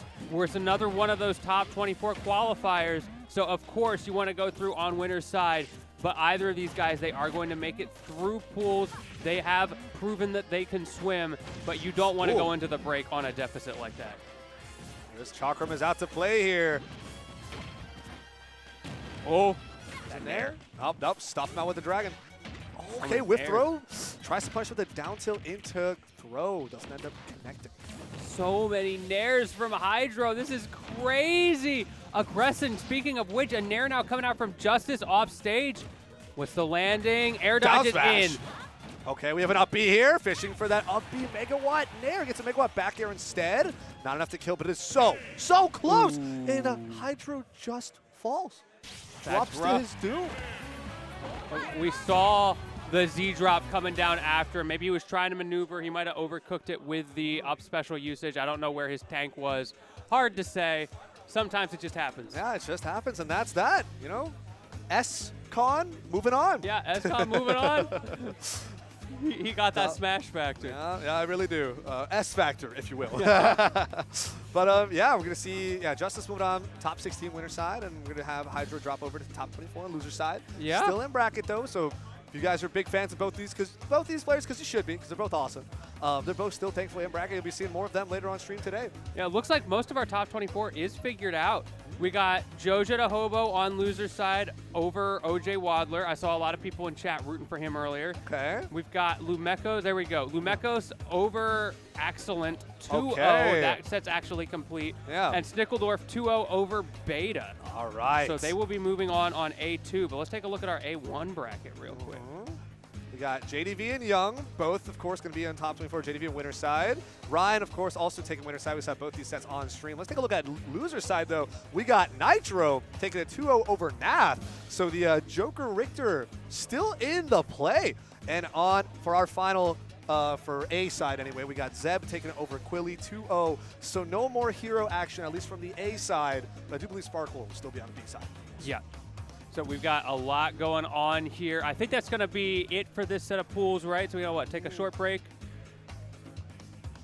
Yeah, that's what I was thinking. We got about a 20-minute break coming up. Yeah. It has been a pleasure. I'm Lentini here with the man Combo himself. Always love holding it down with you. We'll be on in various factors throughout the rest of the day. Yeah, so definitely stay tuned. Only 20 minutes till we get our next block started. So go grab a snack, get a drink, run to the bathroom, but make sure you're seated right back here at 2 p.m. Pacific because we got Pools B coming up. But until then, you guys take care.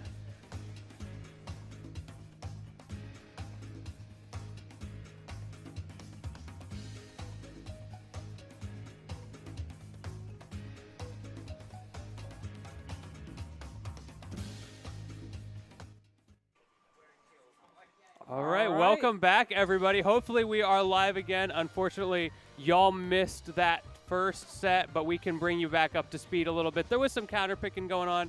Clune brought out the Wario. We saw the Wii Fit coming out. Or not the Wario. Why did I say Wario? He stuck with the Yoshi, like I said. Very much so. Of course.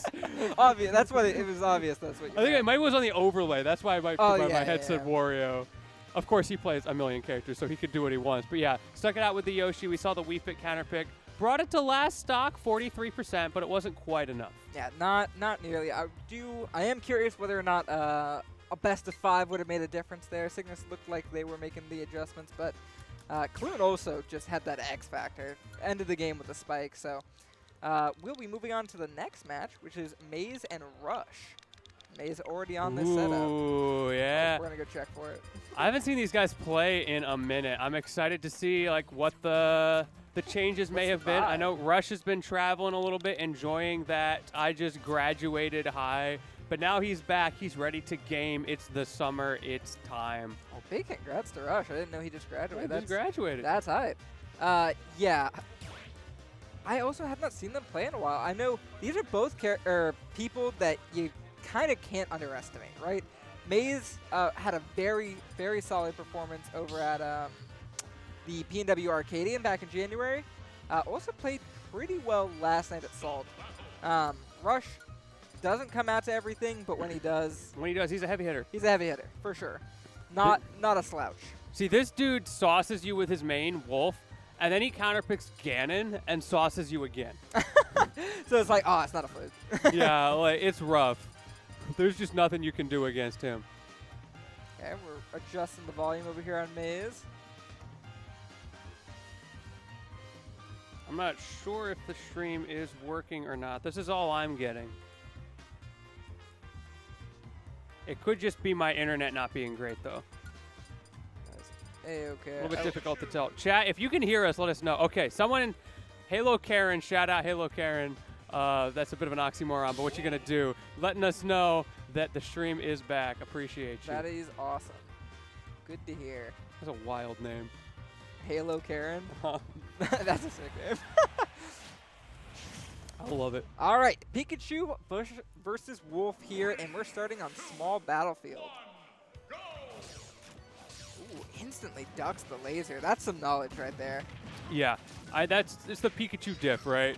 This character, I saw a really disgusting clip just a couple days ago of Pikachu being stunned, low profiling Little Mac charge neutral B. Like, this character's so privileged. A very, very privileged character, for sure. Maze, on the other hand, likes to even up the playing field by using Joy-Con, so...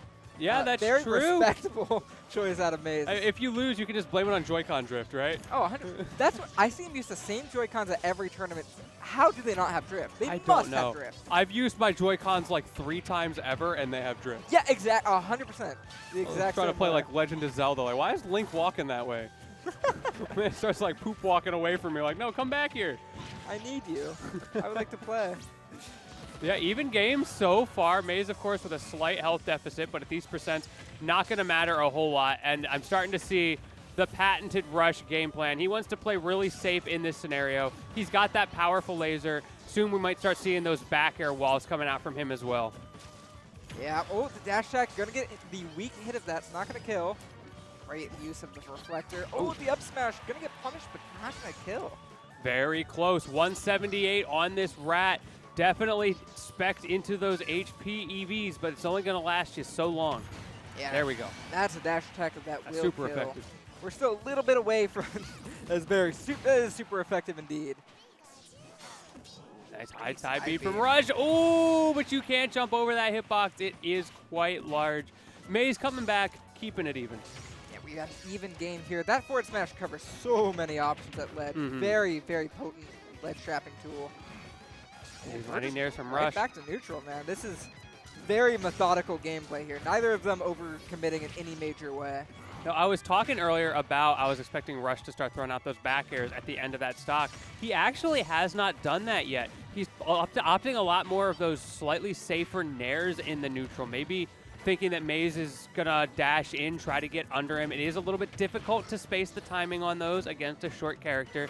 So maybe more confident with the nair in this matchup. We'll have to see how that progresses. I'm very curious to see that as well. As a former Wolf player, I can say hitting Pikachu with back air It's hard. can be really difficult. And if you're slightly too late, you get this awful end lag. Yes, yes. It can auto-cancel if it's just a short hop buffered one, but... But if you're doing those, then you're just You're too not close. hitting Pikachu Yeah. either. Exactly. It's a tough situation to be in. Rush does close it out there, though. 87% on the board. He lived pretty well after this in the last stock. Maze having to get a charged F smash read, goes for it again, but no sweet spot. Ooh, but that looks like a sweet spot to me. We're seeing the spike and a completely even game going into the final stock here. Ooh, And it's waddle at him. Love that little matchup knowledge. Good trade for Rush on that fair versus the nair. But We have no Maze, jump? ooh, Oh, be careful. We're good. Okay, no 2-frame on that down tilt. We're still alive.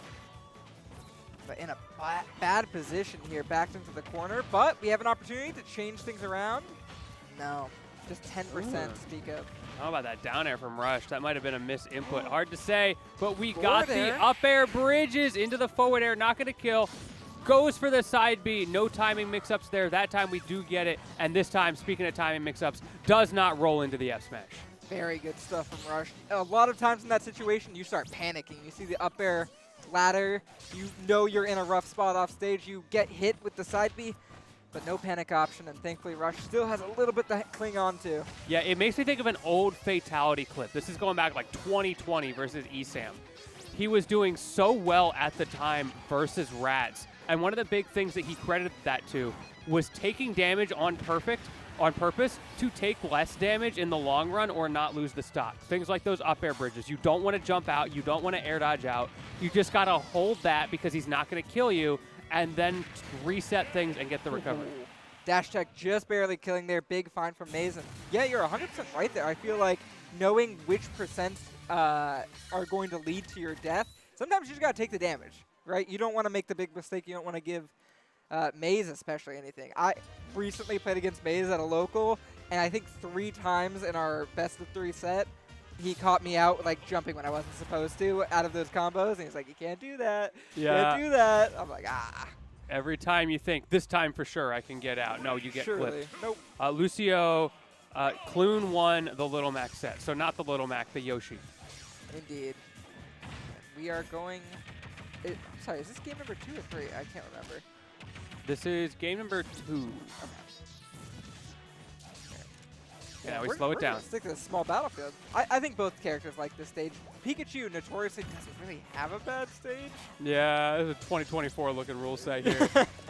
All the PS2 was a counter pick agendas coming out. Ooh, quick attacking back towards center stage. Rush seems not too perturbed by that. Ooh, no punish on that dash attack. That's not safe for Maze. Surprised to see Rush not punishing. He could have gotten even just a shield drop grab back throw there to get him into a better situation.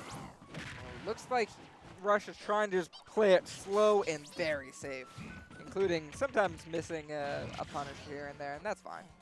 There's that back throw. Not going to kill, but again, that stage positioning, so crucial. Wolf, he uses that F-tilt. It would have killed in that scenario at the ledge. Maze has to be careful. Ooh, we got yet another back air. Rush having to recover. Out of the corner again. These F smashes are crazy good against Wolf. Oh, we're just waiting. We're waiting. Oh, what a trade for Rush.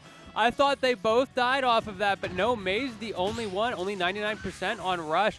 So, of course, that's not going to kill, but stuffed out on the recovery, does have a jump, mixes up the timing, but gets ledge trumped anyway. Rinse and repeat, reset, and Maze with the coverage.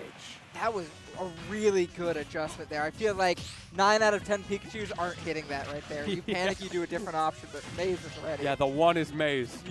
He's that 10th Doctor right there. The dentist is recommending that dash attack by ledge. Okay, this could be big. No, again, these platforms have been really messing up Maze's grab game. Rush continuously is DIing to land perfectly on it, and no follow-ups from Maze. Oh my goodness! Scary situation. Okay, we're still alive. No F smash, stays alive again. Carefully maneuvering around all these options into a beautiful tech as well. Grab release into the dash attack. Rush might have been trying to set up a forward throw, pivot cancel F tilt or something there. We're back on ledge. Maze in control. Ooh, what a quick ledge trump. That is not an easy input, and again, I have to remind myself, he's playing on Joy-Con. Yeah, I don't know how he does it. Those joysticks are objectively bad. Oh, yeah, objectively bad. Just the inferior controller, but makes it work. Makes you think, which player is it? Hurt, who runs around with the $20 knockoff controller, winning majors. Really goes to show you that there's a lot more to it than just the hardware. Yeah, if you're blaming your controller for a loss, maybe rethink. But yeah, maybe get good scrub. Maybe get good. Or get up air bridge. Is it going to happen? No, going for the wall of pain with these back airs instead. But once again, Rush taking damage to avoid losing the stock. Very smart to just take all of that damage. Now you have an opportunity here, 57%. I haven't seen any big 1 or 2 pieces from Rush. That is an option for Wolf, right? Falling forward air, falling nair can link into things too if you land it perfectly on them, but yeah, a lot of stray hits. A lot of stray hits. And not going for like too much with like the grab combos as well, mostly going for positioning with those, which is something that can work very well for him. But Maze has been so good at getting out of the corner that he's not getting the reward off of that trade-off. Ooh, the up smash. Again. Very slight punish. He's done that a couple times. I think Rush starting to feel the pressure. I'm waiting for the crazy up B in neutral. Oh, or what about dash a dash attack? attack? Okay. And yep, that'll do it. We're getting the Nintendogs kill screen. Yeah, both games taken with bad DI off a dash attack. It's a hard thing to react to. It is. But you have to also consider both of those characters love getting a dash attack. Like, that is a surefire way of getting a kill at kill percent, right? So maybe being a little bit more ready for it, who knows? Yeah, it's a weird scenario to be in, especially if your opponent is dashing in or dashing back themselves. You get clipped, there's not enough time to reset your DI, and you kind of just have to hold that. But now we are finally seeing a stage switch. We're going to the Smashville counter pick. Very interesting. Winning a small stage here. Yeah, again, as a former Wolf player, I love this. This is a good stage. It's a good stage, yeah. As a Wolf secondary, I too enjoy this stage. It's a good stage. But this is Maze's counter pick, and we are going to Smashville. So far, it hasn't really been working out for him, but we still have plenty of time for that to change. No, these platforms are just trolling his grab game. Yeah, you have to be so precise with this character, recognizing not just your tight inputs, but also what's the exact percent, the rage values, because your combo strings are going to change a little bit depending on that. Am I a crazy person? Am I seeing Maze slingshot after some of these down throws to get the up air bridges? That's, again, on Joy-Cons. This man is insane, Built and he's different. Yeah, that's the classic. Once per set, you get clipped by that overextending. It's such an exploitable recovery if you're in the right place, but if you're not, it's basically unpunishable. And it's hard to tell when you're on the fringes which one it's going to be. Yeah, and you really don't want to be in a place to contest it if you're not comfortable contesting it. If you're not confident you are going to have a hitbox ready. Ooh, parry down smash. Not do it. Yeah, even on smash though, not going to take it. Oh, here we Resets, go. there you go. One of the falling off fair. You actually saw him throw out the fair afterwards, even though it wasn't going to connect, just because, like, the muscles are already going for it. I'm inputting what I know works. Hey, oh, here we go. These Oh, backers, the opportunity. wall of pain. Got to hold that. Yeah, but we're just like consistently worth noting that Rush is side beat back to the ledge after the wall of pain. So I'm wondering if it's something Maze is going to be able to adjust to. Because an F smash will absolutely catch that. He's running out of time to adjust, though. That is true. Got to find the answer right now. This is Yeah, the just best of reflect three. that. I'm sorry, did the first hit of Quick Attack cancel out the Thunder Jolt reflection? I think That's it did. crazy. Yeah, that is wild. Calculated. Calculated, very calculated. Okay. It's a center stage. Joy-Con exclusive, actually. Finally, Wow. Das Scoop going to work out for Rush. He's thrown out that up smash a few times, and it hasn't been connecting. This time it does, and it gets him a fragile lead in this final game of the set. Yeah, the fragile lead Oh, is extending oh. quite a bit further. Oh, though. no. What are these down Bs? I'm a Maze, little confused. he's crumbling. He found the Minotaur at the center. Okay, yeah, just waiting out the F smash. You're not going to get punished when you see Pikachu back there. React. Great parry. Oh my goodness, Rush. Punishing quick attack. A full stock between these two players right now, Martini. This is not how I pictured Game 3 going. It was all off of that up smash. There was only, what, 30, 40% between them before that hit, and now Rush gets to play to his game plan. He has to force Pikachu to come to him, which the character has tools to do, but definitely not as comfortable as that zoning game. Definitely not. Okay, yeah, we're seeing, at this point, Maze is searching for that dash attack, hoping it'll kill. Honestly, with good DI, it probably won't yet. We'll have to see. Oh, There it I don't is. know about that. Good find, 128. Okay, this is where that wall of pain could come in handy. We'll see if the adjustment is made there, but Maze definitely, yeah, gonna start looking for it. Oh, Just there might you find go. it. We got the noops, the reset, but no, Rush falls out. That is such a hard input.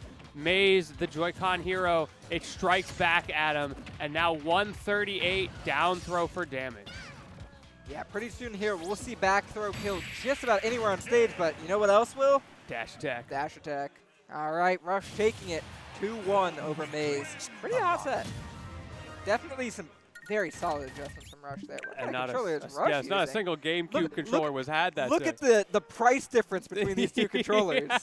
That is crazy. That is crazy as well, with the light up buttons and everything. You know, Rush paid probably a pretty penny for that. Meanwhile, See, Maze proof probably the came game's with pay the to Switch. win, Yep, exactly. 100%. as they use two base roster characters. That's why my controller over here, the Super Slab, is $280, and I'm winning every local. True. Every single Wait, one am of I them. the only human who still uses a GameCube controller around here? What is this? I've been a big box advocate, unfortunately. That's Like, true. people, I might be a little annoying about it, to be honest, but I don't care. It's a good controller. I'll say it. I'm Yeah, a big they're great. leverless fan. I'm also a huge fan of just them being better for your hands. Oh, it's so That's- much better. Like, yeah. it doesn't happen as much with Ultimate, but even still, it does happen. But then there's games like Melee or some of the other more traditional FGC games, like Charge characters are notorious for it. Definitely. Having an option that allows you to play these games without getting carpal tunnel, It's huge. It's huge. it's a pretty big deal. It's the reason I bought mine back in 2019. I was like playing Melee a lot, and I was like, "Ooh, this is Ooh, this doesn't feel so awful good. for my hands. I can only play like 30 minutes." And You then remember all of a that sudden- old Melee skit, Beyond Spacies or After Spacies, something like that? It was a Summit skit. I think I have a slight recollection, but jog my memory here. It puts all of these top Spaceys players in a retirement home. And like they can't play Spaceys anymore because their hands are too destroyed. So this place, it's like a retirement / rehabilitation center that teaches them to play floaties. That is a good skit. Dude, I miss Summit. Summit was an absolute joy for our scene. Yeah, Very we've got good some stuff content. like that these days. There's, of course, the sure. Luminosity Invitational that just got announced. There's Watch the Throne that we have had. Very Cascadia excited. Clash, some people Cascadia would say. Clash Who here as knows? well. Yeah. Yeah, we may get another one someday. You never know. Who knows? Like, I don't say Who's that to with say? inside knowledge. It's just like you might. I Truly, don't like, know. who knows? I don't know. I don't know. So tune in next week for the announcement of Cascadia. Right here on Satellite Smash. Yeah. And you can quote Lentini on that. Yes, for you sure. can. 100%. All right, we got Sheep and is that Nexus? I want to say. Yes, is Nexus. Nexus. Sheep and Nexus.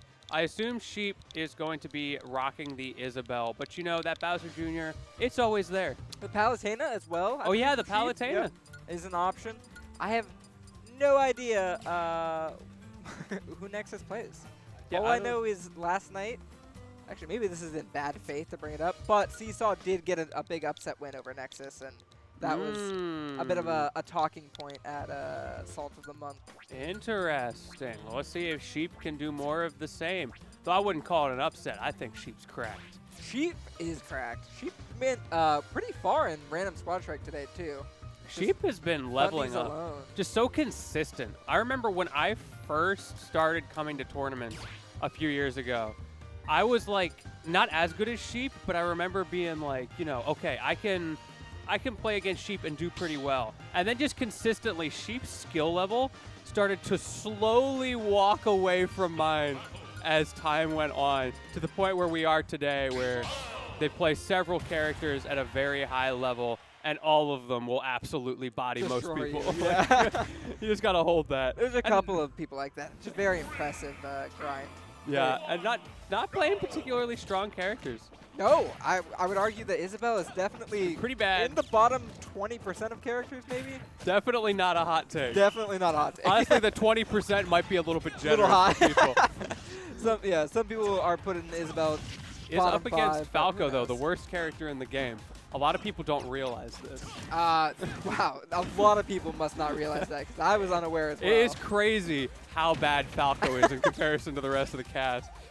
I do remember the first Leffen tier list right after He was Ultimate like the came best out. character He in was the the best game. character in the game. You're like, Bro, interesting. that, like, this character honestly does pretty well in the current meta. He's kind of an anti-meta character, but that brain rotted so many people into thinking he was good at the time. Because this was pre-buffs. Pre-buffs, Yeah. Falco was not good. Like, down tilt, down air, those were not moves. No, and you fell out of even more moves. Like you still fall out of moves, but it was Yeah. it used to be worse. What you can do now, though, is you can optimize when people are going to fall out of the moves to make them combo extensions. Because it'll just be a true combo.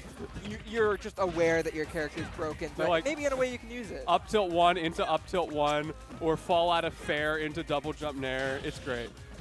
Or drag down, speaking of which, does not get the timing. Hits the back air just a couple frames too early there to get the kill confirmed. Good tech, and you're in a bad situation here, Sheep, and no tech for you. This is Yeah, you're dead. curtains. All right, we've got just a stock left. Nexus, very strong start here. Yeah, Nexus heard us talking trash earlier. There you go. Like, Speaking of- Seesaw who? We were talking about slightly difficult inputs before. Those jab into down smash confirms for Sheep are very hard. Yeah, the timing is very tight. I don't know if they still do this, but Sheep used to just sit in training mode pre-bracket instead of warming up sometimes and just practice jab confirm, because that's what it took. Ooh, that is interesting. In a way, like, you just have to do what's good practice for your character, right? And that's it. There you go. Unfortunately, The Vortex. the Vortex, that's a 3-stock. I am very curious if I see that character swap here. Because Whoa, whoa, whoa, hold up. Did any of y'all see that?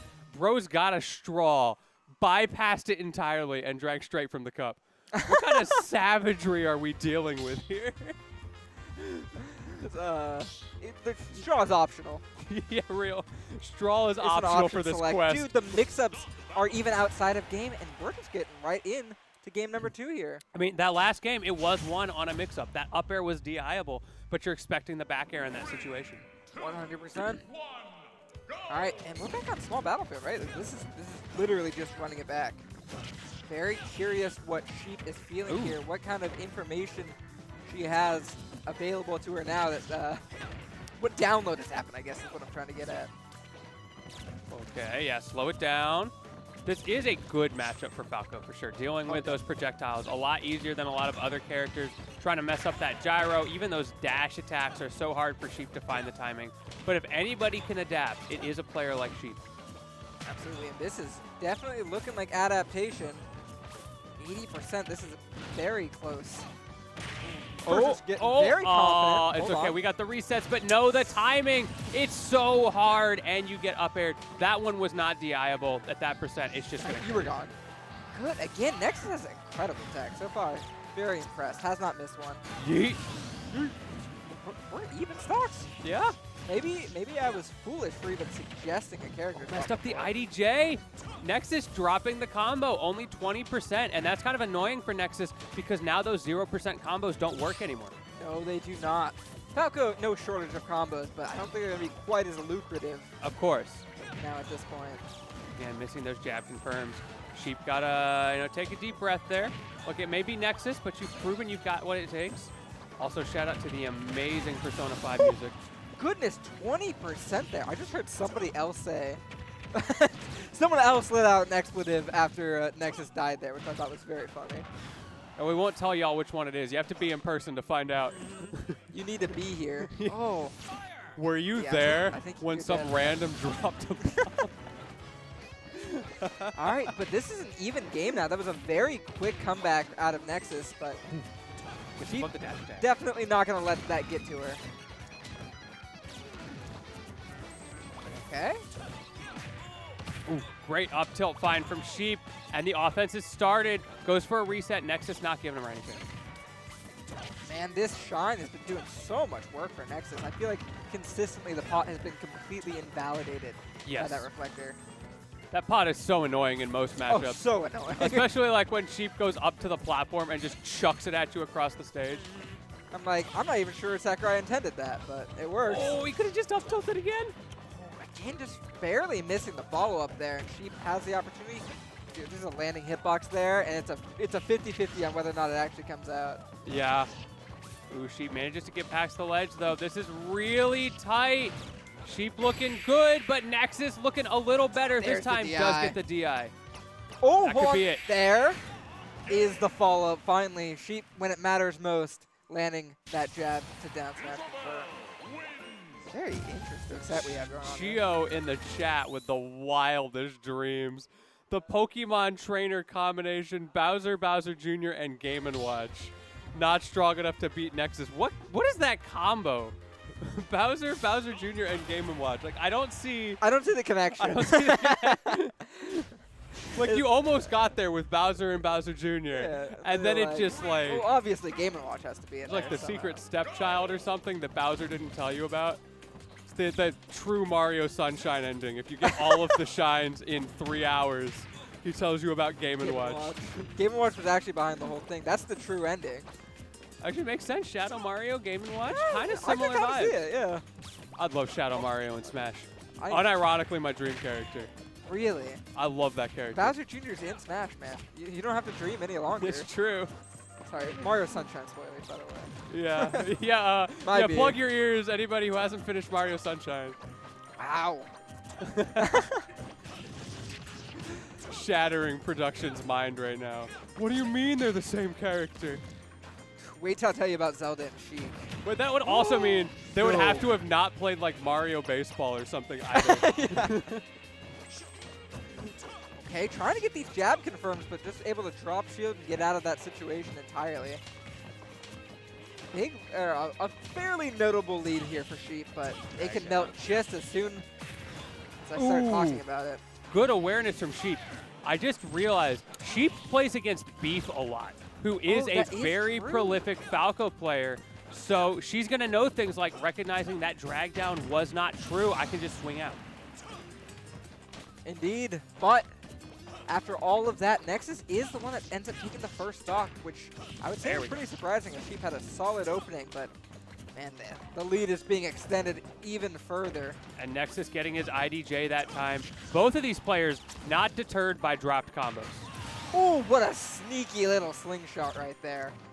63%, a decent amount of extra credit, but I've seen some cool combos out of Sheep. This is certainly not undoable.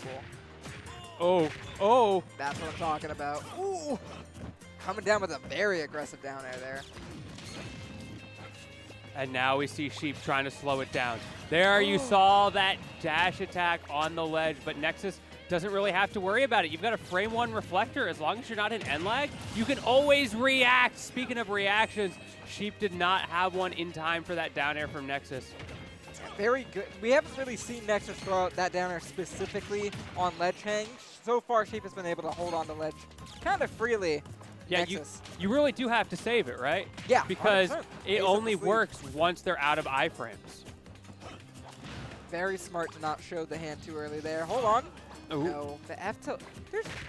The Sheep must know because, again, the beef experience, but it would very much surprise me if F tilt 2 frames. I'm pretty sure it does. That is I crazy. mean, Falco's ledge hang is like pretty normal. Hot There you beef go, beef, that'll but kill. There we go. 23%, not a very big difference here. We have some people in the crowd cheering for Nexus here. Ooh, we're going all the way around. Nexus giving himself a pep talk as well.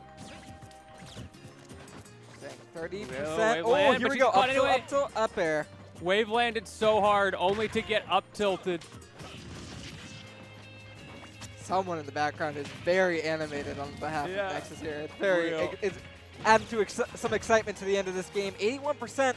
We're starting to get into kill percent. Some kill Ooh, goes confirms for the net coming reset. through. Drag down, does not get the grab. Sheep is just mashing out of those, and it's working so well. No punish on that Phantasm, though. She's just trying to nickel and dime her way back into this. There is the potential here for the round 3 upset. Sheep over Nexus. Oh my goodness, and the is that up it? smash, and Sheep takes it over Nexus.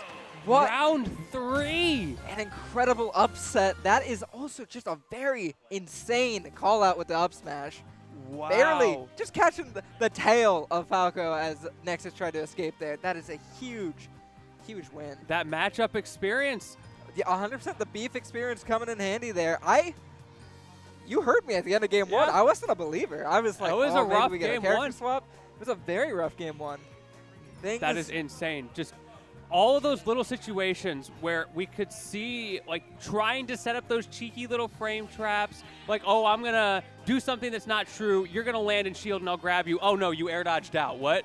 Like, just not ready for that awareness. Very smart options out of Sheep there, especially like the recognition. It's hard in the heat of the moment to be like, that's not true. I can get out of this. I can air dodge. I can even throw out a move. We saw a couple of times using the Nair to interrupt those untrue combos. So Also very Great good on stuff. DI on things like the up throws, the up tilts into am I going to up air, am I going to back air? Because there's this weird window, especially it's stage dependent, but there's this weird window where back air can't connect, but up air can, but won't kill with good DI.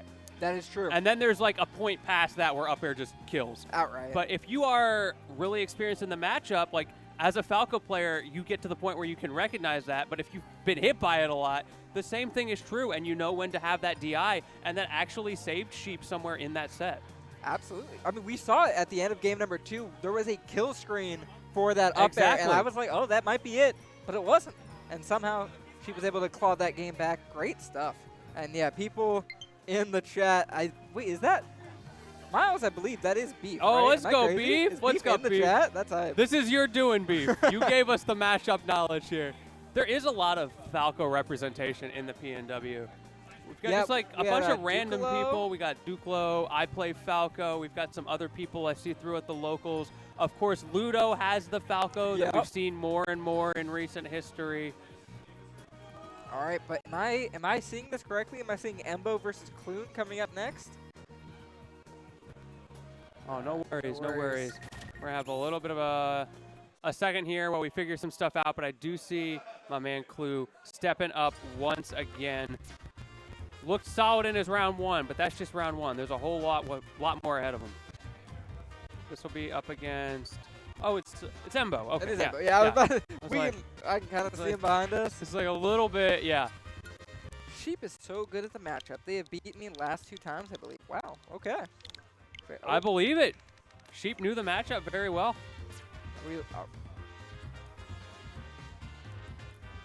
Chat, just keep us updated on whether or not you're seeing us. Maybe. Yeah. We're having a little bit of technical difficulties over here, but Look, internet got hands. I I think we're doing okay right now.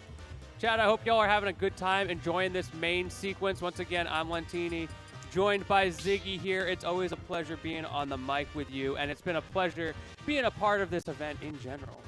For sure. I am really happy that GameWorks is having us out here. GameWorks is just a great venue for this type of event, for sure. Yeah, it's a very nice venue. I saw some people taking a break from their sets, playing some DDR in the background as well. I played some House of the Dead after my sets. I was like, oh yeah, I'm based. just going to go play some House of the Dead. I need to do that. I love this Fantastic. place. There's so many arcade games. That's something that we miss these days as gamers. We're all console pilled. We're scared to touch grass. And then you come to a place like this and there's so many machines to play on and all the old school stuff that hits your nostalgia just right. Just right. And listen, is it a little expensive? Sure. It's part of the experience. It's part of the experience. Yeah. Are you paying $18 for a pizza? It's actually not too Yes, awful. not You get a full unfortunately. pizza, Yeah. but that's whatever. All right. Yeah, the pizza's probably pretty decent, right? It's decent. It's decent. Yeah, arcade. I love arcades. I'm I so do too. glad that we still have things like GameWorks around. I saw some Street Fighter caps as well. That caught me off guard. I was Ooh, excited. Like, okay, Yeah, there was a whole fighing game section downstairs, I believe. I'm ready to hit my grind. You any good at Marvel vs. Capcom? No, I'm so bad at that game. I've played it. I mean, some people in this chat have probably seen me play it on stream. There was a Smash to Pieces where we had it like Oh, right. in the corner. It was not good. it was not good. Dude, it makes me sad that Infinite was the way it was, unfortunately. I cannot play Marvel. It's a very difficult game. It's very cool, but love watching it. Infinite, unfortunately, not the best Marvel vs. Capcom game. Yeah, but so there is that whole thing going on where they're trying to like update the graphics and such, a complete overhaul. I saw Maximilian Dude was involved with some of that stuff. Very Oh, excited really? to see where that goes. It could be a revival for the game. Who knows? That'd be sick. I know if you've watched the Nintendo Direct recently, Yeah. people are very excited about MBC2. Alrighty. Hello, everybody. Fingers crossed we're live. Let us know in the chat if you can hear us. Honestly, I think I figured it out while we were on break there. I think it's Clune. He's the issue. The only time we've had True. problems is when he's been on stream. We've been having some overheating issues, so perhaps Clune is just too hot. Sakurai doesn't want to see his genius exposed. The I see genius the of Game & Watch. Game & Watch. Yeah, Clune has Sonic, Game & Watch, Yoshi, Wario, probably 6 other characters I'm not even fully aware of, but I do think against Duck Hunt, Game & Watch is a great choice. You remember that T-Rex Chess Invitational thing? The where Fundies Invitational? The Fundies Invitational. I remember he had, it's 8 characters or something like that, or 9, whatever it I was. think it was 9, yeah. He has beaten me in bracket with characters he didn't even use at that Invitational. That is golden. Dude's pockets are deep. That was a great invitation. We gotta have another one of those. That was a good time. But we've got Game & Watch on screen here doing the funny Game & Watch stuff. So far, okay, hold on. Bit of a comeback coming through. Yeah, Thembo definitely, oof, that name, I just read it out loud. Definitely does not want to give Clune the opportunity to get that stock to start playing his game. It's very much one of those matchups where whoever has the lead has a significant advantage. For sure. When a lot of these two's interactions could be nickel and diming each other, whoever has, oh my gosh, the lead is gonna have, gonna maintain it for a whole lot longer. Actually, you're still at the up smash there. And now this is that happy place. He does actually run in. Great Ooh. stuff to Embo for finding that gap in Clune's defense. And this is the scary spot. Ooh, there we go. A bit of a hitbox extension off of the gunner coming through there. And hold on, we have some Okay, reset. big opportunities here. Almost completely back to even here. Embo trying to keep this from getting out of hand there. Again, he's actually dashing in. I'm surprised to see him doing that without something like a clay pigeon. I think he's trying to mix Clune up with things he's not expecting, but it's working pretty well. F smash at the ledge, yes please. So far, every time, well, there have been several times, rather, where Embo has thrown out the gunner, and then Clune doesn't try to reflect it, just shields, and that gives Embo the opportunity to run up and shield grab him. Oh, hold on. Okay, good DI. Embo staying Really alive. landing. Okay. Not the best. You don't want to be trading in this situation, for No, sure. definitely not. Again, those F Big smashes finds. working out so well for Embo. He is just keeping Clune in the corner. That is hard to do to Game & Watch. For sure. Oh, there it is. There's the bucket I was talking about. I was wondering if we were going to see it. He just held it. Yep.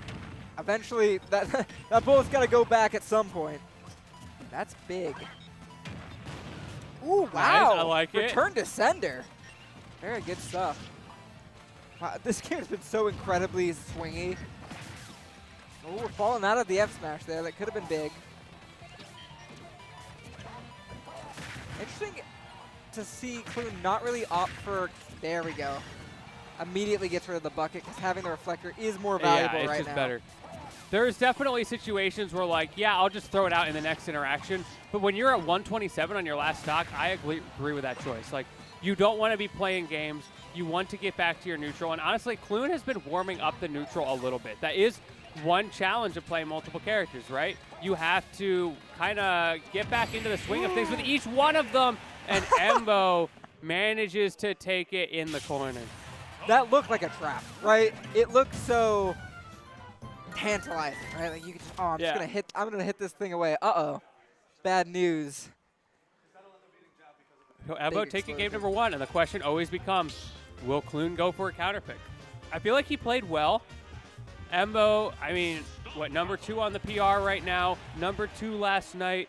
Definitely trying not to be number 2 in this set, I can tell you that much. And we do see the Game & Watch coming back out. I think that's the right choice. Definitely the right choice. I did not really feel like that was a Game & Watch problem that game. In fact, the Game & Watch was showing us some really lovely stuff at certain points, but the adjustments weren't quite being made. Speaking of adjustments, that time he does not even go for the bucket on those projectiles. Just jumps out of the way, scared of Embo's pressure. Yeah, ideally, you're just doing a different thing when that happens, right? Like, you can't get too predictable with what you're doing, or else the game changes drastically. Okay, that was nice from Embo, optimizing that can so well. I don't know how he always manages to find ways to get that can into the perfect spots. Dude, that framework. Oh my goodness, what a follow-up. We tried to look up what frame Clay Pigeon was last night. I don't know if we got a concrete answer, but the answer is fast. And yeah, fast enough. Fast enough. Embo made it work really well. I wonder if Embo even knows what frame that is. Probably like, it's pretty fast. It's fast. It's fast enough. It's about yay fast. It's like approximately yes. Oh my goodness, that's an early kill. So many coming to bite. So many F smashes in the corner from Embo. Embo did quite a few of those last night too. Maybe it's just something he's added to the repertoire. He's just realized that move's kind of broken. Oh, I swear we were going to get another one. I was ready for it, yeah. Even at 19, like, you know what? Yeah, just give it to him. Why not? Homie DI that. We take those. You may not be winning this game anyway. It's such a mountain to climb. Going for the back air. Good DI from Clune. He got out of there, held out to stay alive. A scary thing to do on this stage, but aware of the percents and the positioning. It is so silly that I don't think Duck Hunt is that great of a character. But oh, no, he's trash. Embo makes Duck Hunt look so good.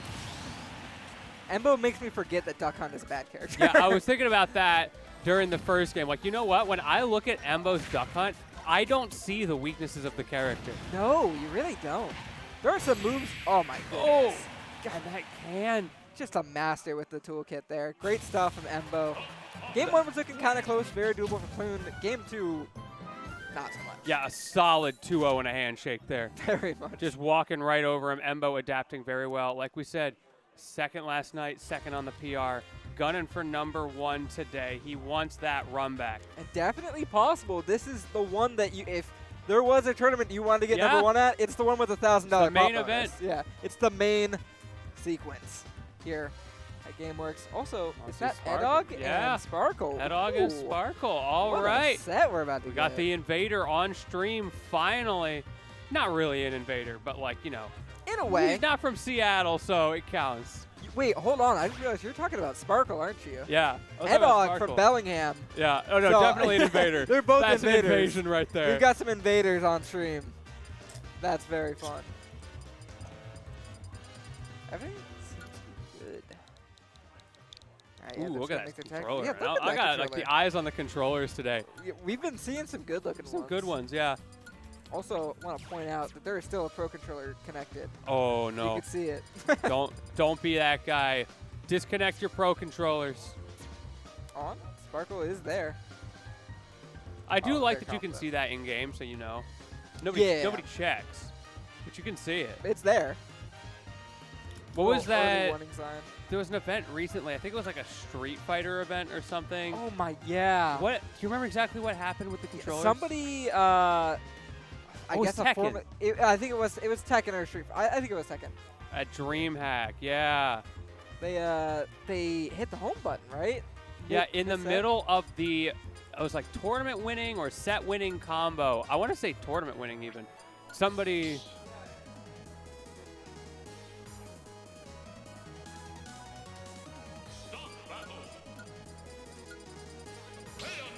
Gotcha. Yeah, it definitely was a third party. I remember that being the big issue. And they reset the game, and then the other guy won. Really? That's crazy. Oh wow. Okay. Now I understand why. Brutal. All right. Disconnect those controllers. Disconnect them. And Be always a good check. person. Make sure that they're disconnected. Don't trust other people to do it. You have lots of options to disconnect. Yeah. But we are starting here on PS2. Sparkle and Edog here. I don't believe Eddie really has any hero experience in region, right? In Bellingham, I can't think of one. Yeah, maybe he's just like happened across, like not in Bellingham, but just happened across Ryan. Because Ryan has a secondary hero. Yep. Quilly also. Yeah, hero here in Quilly. Seattle. So he may have some experience, but it's definitely not something that he's getting every day. No, And you probably. definitely don't have the Sparkle experience. Sparkle is a different beast for sure. One thing we were talking about in the previous Oh, block. what a find on the That was Zoom. nice. Sorry, go ahead. Oh, you're good. We had Quilly on stream last block in Pool A. And one thing that's interesting to see about him is how methodical and slow he is with that MP usage. So he usually has a lot in tow. But something that we might see from Sparkle is historically, I've seen him tend to use a lot more of that MP early. Oh, 100%. That's exactly what we saw last night when Sparkle beat Justice. He was very willing to throw out these big MP moves, especially the startup on this fully charged neutral B here. Well, he's got plenty of MP to work with right now, that is for sure. For sure. Yeah, we're going to start looking for that up tilt up B. Bayonetta, very strong early stock character. There But it is. Late in the, yeah, there it is. 30 MP. Oof. But later in the stock, it's a little telegraphed typically on what you're looking for because you only have a few ways of securing the kill. Yes. I really like what they have done with Bayonetta in Ultimate. Figuring out that balance. It took us a little while to get there, but of like the flashy combo strings without making this character super oppressive. But, you know, still quite strong. Has consistently come up tier lists over time as the meta has developed. I definitely think a better character than Hero, but, you know, at the end of the day, we've seen it already. It's about the players. I can agree with that. I've been on the Bayonetta is better than people think train for a long time. I think so many people saw Bayo in Spore, and then in Ultimate was like, oh, this character sucks now. I was like, no. The character is good. They're just not Smash 4. It makes you realize how broken Bayo was, because she's gotten like nothing but nerfs over and over and over, and she's still high tier. Still a very good character. And we're seeing it from Eddie right now. 31% is looking pretty even, but it's been very swingy as well. The bats within. Is that what's called? Bats within? Yeah. Ooh, Or the Psycho- classic, the BS within, the right? BS. No, it's my turn. Oh! Flame Slash in the corner. Yeah. It's Sparkle's turn. Psych Up making it really easy to land that. You know, you have a big enough move it is a little bit hard for Bayonetta to get to that ledge. Yes. And great stuff. Of course, you can stall out there, and Edog does what he can. He has a lot of tools off the stage, but you only have so much time. Eventually, you have to commit, and Sparkle was ready for it with the Flame Slash. Very solid stuff indeed. All right, where are we going? Covering Pokemon Stadium 1. It's Down a in bullshit City. choice.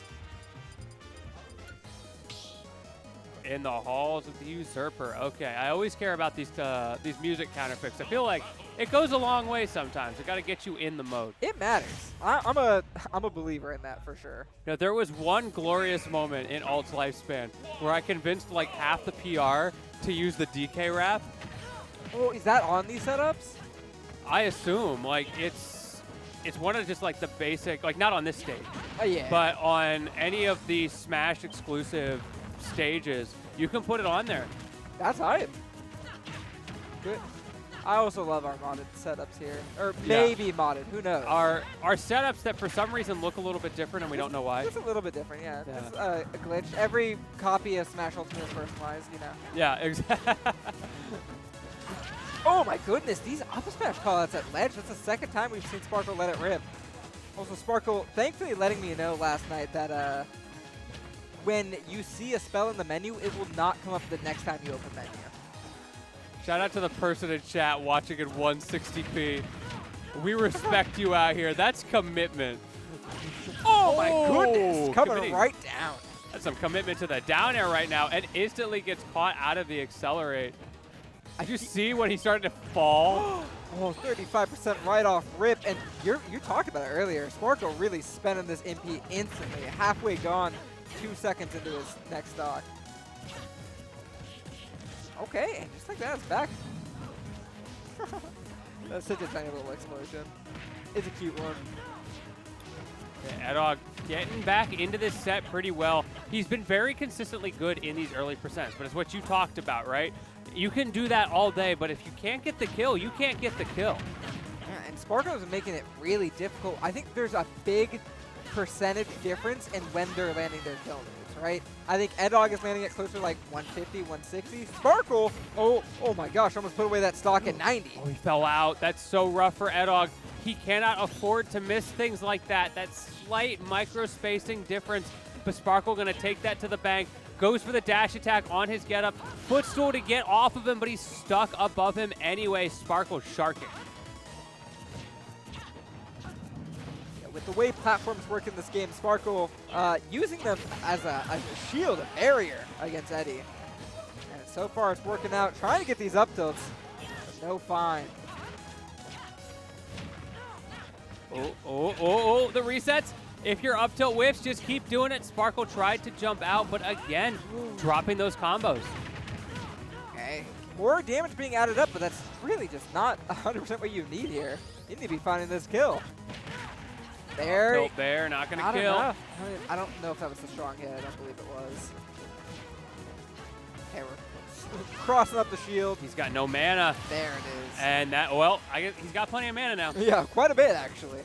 Sparkle looking pretty solid, 68%, a full MP bar, knows how to use it, goes for that raw kaboom, spending a lot to get there, not going to get anything out of it, almost pulling out the snooze as well. And you can see just the pressure that menu causes on Edog, feeling like he has to come in. Yeah, lots of rolling, lots of shielding, a little bit more panic options coming out from Eddie whenever that menu comes up. Oh! I've seen Sparkle get some crazy things off of that single up B before, and we nearly did. That was That really stock. close. Air dodges past the up air, staying alive. Sparkle coming to life on this last stock. So much pressure, 136. Edog is lived past his expiration date, but he's got max rage, and there's 0 MP on Sparkle. A grab, a lot will kill right here, and Sparkle is going to use it. Oh, it's sparingly, gone. I said, but it's gone. Okay, Edog still has a chance in this game. There's no MP on this hero, man. He finally had just a little bit, and he spent it. Sparkle swinging for the fences, trying to get a little bit. The bat's within. Not going to be enough as Sparkle takes it with no MP. 2-0 over Edog. Yeah, spending that money like it's nothing. The MP leaving his hands the second he's got it. Look, my man didn't spend $60 plus DLC to not use that entire meter. 100%. You got the meter. Use it, all right? It's there for Yeah, you. real. And Sparkle making it work. Very solid stuff there. Is going to be moving on. Hold on. Where are we at? Yeah, let's take Bracket? a look. We're getting close. That feels like that must have been like a qualifier for top 24. Definitely. Oh, yeah, it was. Yeah, okay. okay. They're high up there. So we will still be seeing Eddie in loser side of top 24. But Sparkle moving on to winner side. What else we got going on here? No worries. We got, on the other side, we have Ludo and Charlie D about to play. Oh, That might be our next match here. Let's go. And what's interesting is they played last night, and I will say it was a 2-1, right, for Ludo. Charlie D very nearly made it happen. Like, I would Charlie? not. I think this could really go either way. His stocks have been on the rise lately. Oh, now, for did Ludo sure. play the Mario? Yeah. Okay. Mario all 3 games. Ludo has an interesting mindset when it comes to counterpicking. He doesn't counterpick Mario versus Falco dependent on the theoretical of the matchup. He counterpicks based off of what he enjoys playing and feels good for him to play more. Okay. So it doesn't matter if, say, Mario does better in a matchup. If he enjoys it with Falco more, he'll pick Falco, and he feels like he does better that way. Are you telling me that Ludo is a vibes-based player? Well, He's- it's all about it's vibes. all about the It's vibes. about the vibes. It's about the I want to see vibes. his vibes cheer list. I also would like to see that. That sounds really interesting. He does have immaculate vibes himself, so it only makes Oh, sense. for sure. You see Ray walk into a room, you're like, that looks like a chill guy. He knows what's up. He knows what's up. Yeah, so we'll be seeing Ludo and Charlie D up next on stream. Meanwhile, to update you on the other side, Sheep fell to Mio in a 2-1 set. That sounds like it was also probably pretty hype. But Sheep will again be making it to top 24 at loser side. Colonel, who did Colonel lose to? Interesting. Oh, Super Colonel lost to Charlie D. That's why makes we're sense. watching this matchup. Okay. Very interesting. Mum's Cookie, Archer, and Jordan are playing each other, and the winner will play Colonel. Who is Underdog? Underdog. Underdog. Perhaps a California person? I don't know. Lost to Mio. But we'll be playing Nexus to make it out. Oh, Nexus beating Papa Frank 2-1. Very interesting. Man, this is a bloodbath. Yeah, This is a I mean, very stacked tournament. there's so many top players here from the region. Exciting to see how that's going to shake out. We've already had some pretty crazy upsets. Sheep, of course, being one we got to see on stream. That was fantastic. Goes to show you, we were talking about this in the first block as well, how tight the midfield of the PNW is. There's like those few people at the top, like, okay, JDV is always going to be like, you know, at near the top of the PR. But once you get past like a few slots in, it gets pretty messy pretty quickly. It does. I will always stand by the fact that PNW has some of the best 2-2ers out of any region. Like, it is crazy how good the 2-2ers are here and how competitive that sphere is. But we're not looking at 2-2ers right now. Yeah, we are not.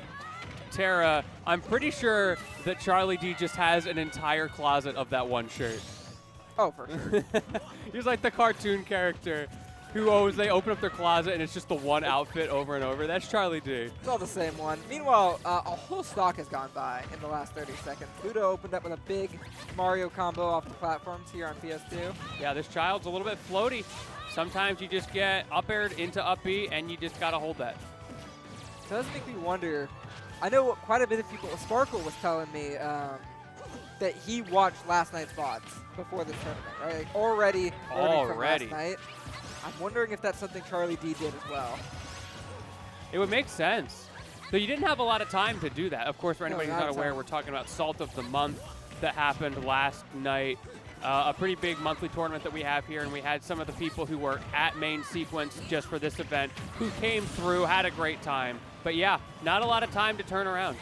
No, definitely not. 107%. Ooh, we got no tech and no jump. Hold on, Ludo going deep out there.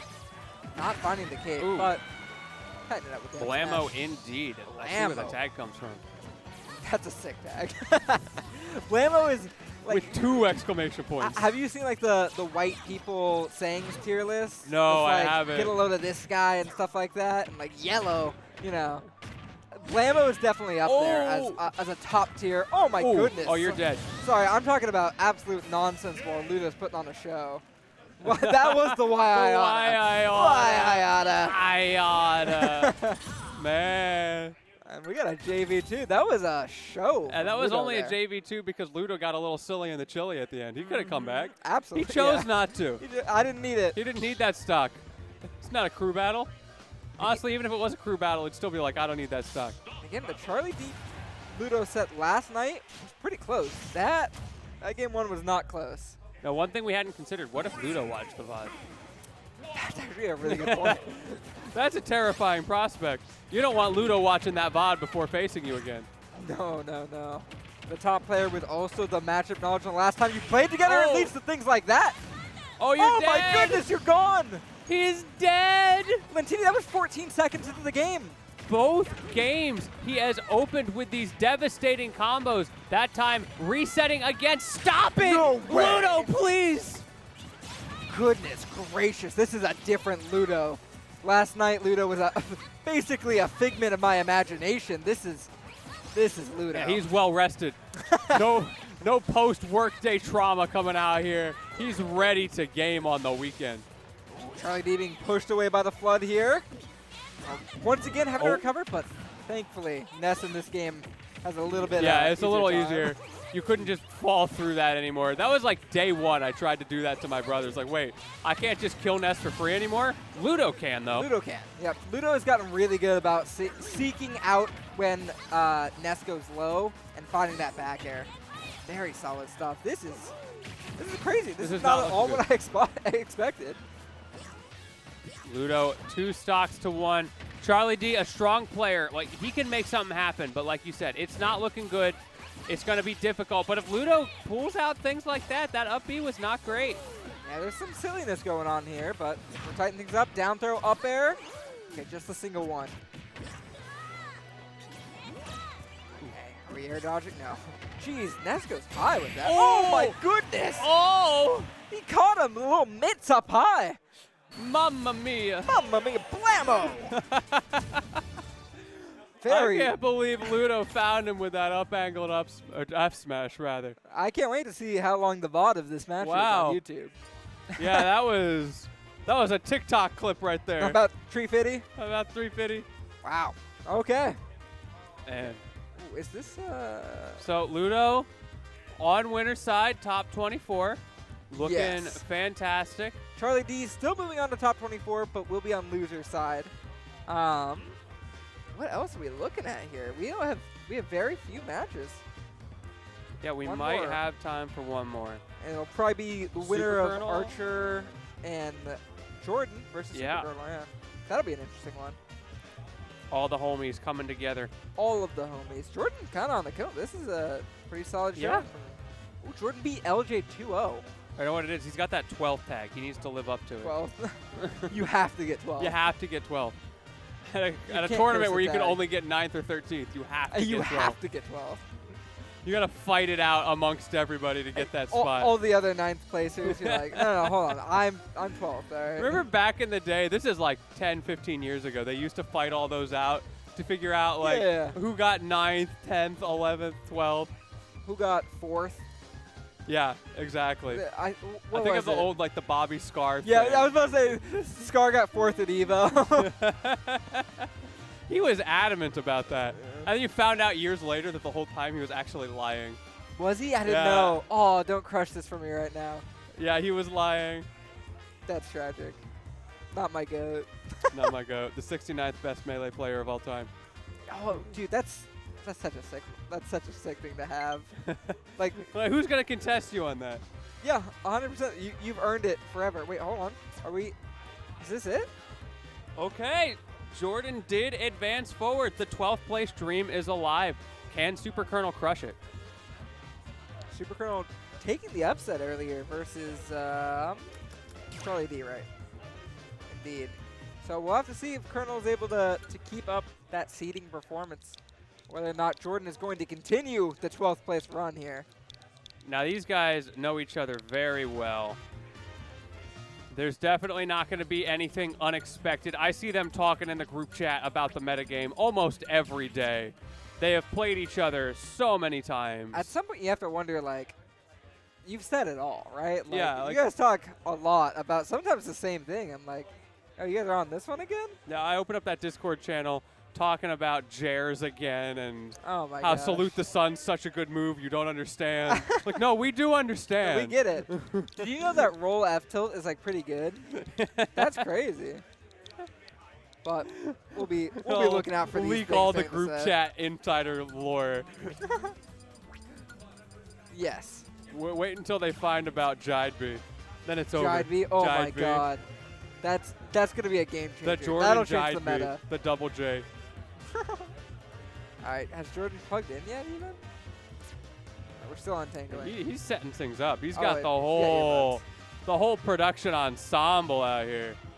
Oh, all right, let me hit you with something. All right, this is an important question. All right, Super Colonel and SW were playing at a Bellingham local. All right, Okay. SW. Oh, I know where this is going. Do you? Okay, But yeah, for the chat. for the finish it chat, out. yeah. SW chose the music for his counter pick, which he's allowed to do. But he did not listen to the music. He had his own headphones in. So basically, he chose poor music to spite Colonel. And Colonel was very upset about this. Where do you land? So there's two sides of this. On the one hand, if you're not listening to the music, I feel like you forfeit your right to choose. On the other hand, it is incredibly funny. It is incredibly funny. For that alone, you have to allow it. Like- Like, wow, that is spiteful. It is so funny. Maybe we should make a rule like winner's side you're allowed to do it, but not losers. Like not when it Yeah, really not matters. when you can get eliminated. I do believe It's it was hilarious. losers, so that's funny. And you know that's gonna drive Colonel especially Oh crazy. my! I'm sorry. That was Um, a 17-second 0 to death while we were chatting about the very funny situation. what there. is with these crazy 0 to deaths? I don't know. We've been getting The some deep treats breathing. on stream lately. See, exercise does kill folks. This is why I don't work out. That's a great reason. I'm scarred from Wii Fit Trainer. That's what I tell my actual trainer. Yeah. Ooh, a little wind box action there. That was interesting. Yeah. Not the lady with the blue tank top. Ooh, we're just getting pegged. Sorry, that is not what I meant. we're getting pelted with Yeah, the balls here. Really, I feel like that ball is really going places that are Fast. affecting Jordan. In very strong Yeah, manner. very strong manner. Oh, and the F tilt. That's going to catch it out. Jordan needs a lot to make this one back.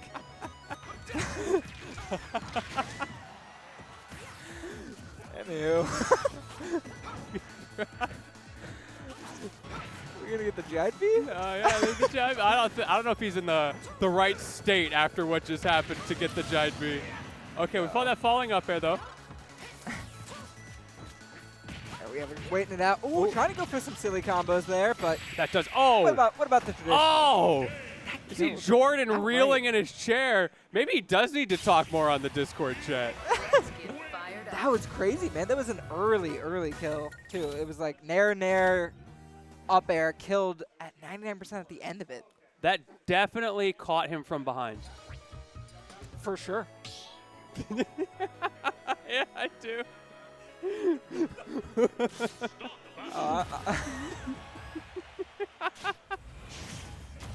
That was tough. It's hard to come from Look, behind, for sometimes, sure. yeah, it's really hard to. A lot of people struggle to come from behind, but Yeah. Jordan gonna have to Yeah, figure they it do out. they have gamer supplements for that actually. For sure. This stream sponsored by G Fuel.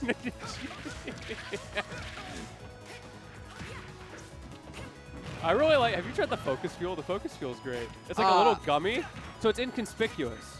Oh, interesting. Yeah, It's like a we little- like to be inconspicuous out here. Nobody wants to see what you got on your packages when you're coming in. Just a little tiny thing you can tuck in there. Kind of just tuck it focus in there. Yeah. Just really lock in. Just tap in, if you will. Yeah.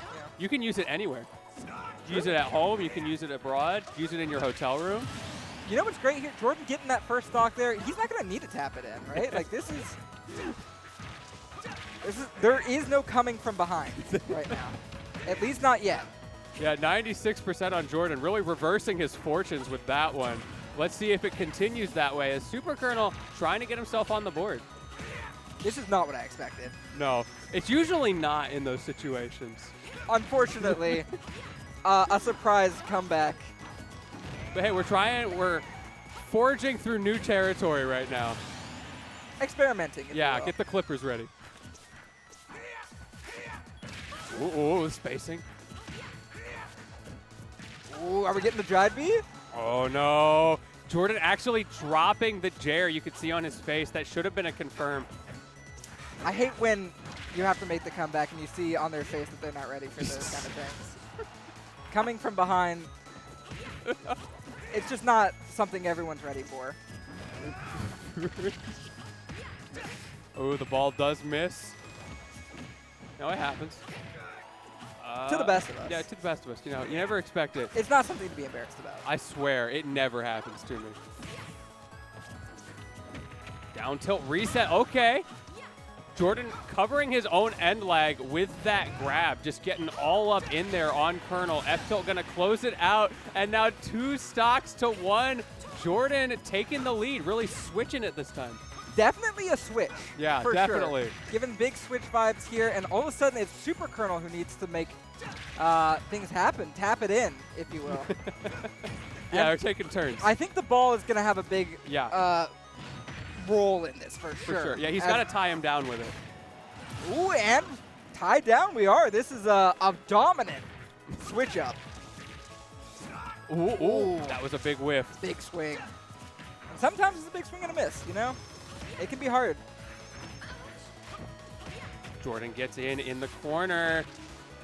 F-tilt reset. Trying again. Going for round 2 here. Not able to find it, though. He needs a little more time to recharge.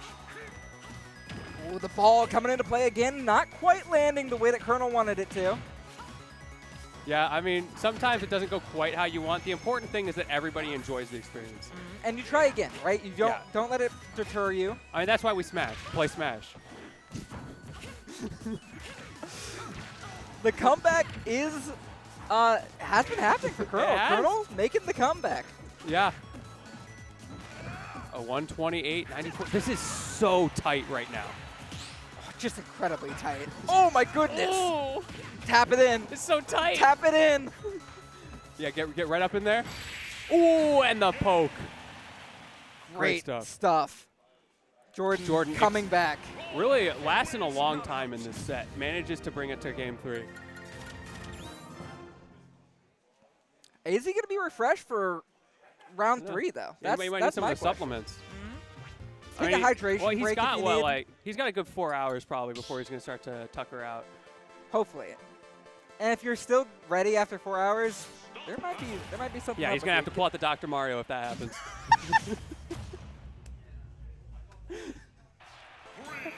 But we're running it right back. If Yeah, we are. if it's working for you, keep it going.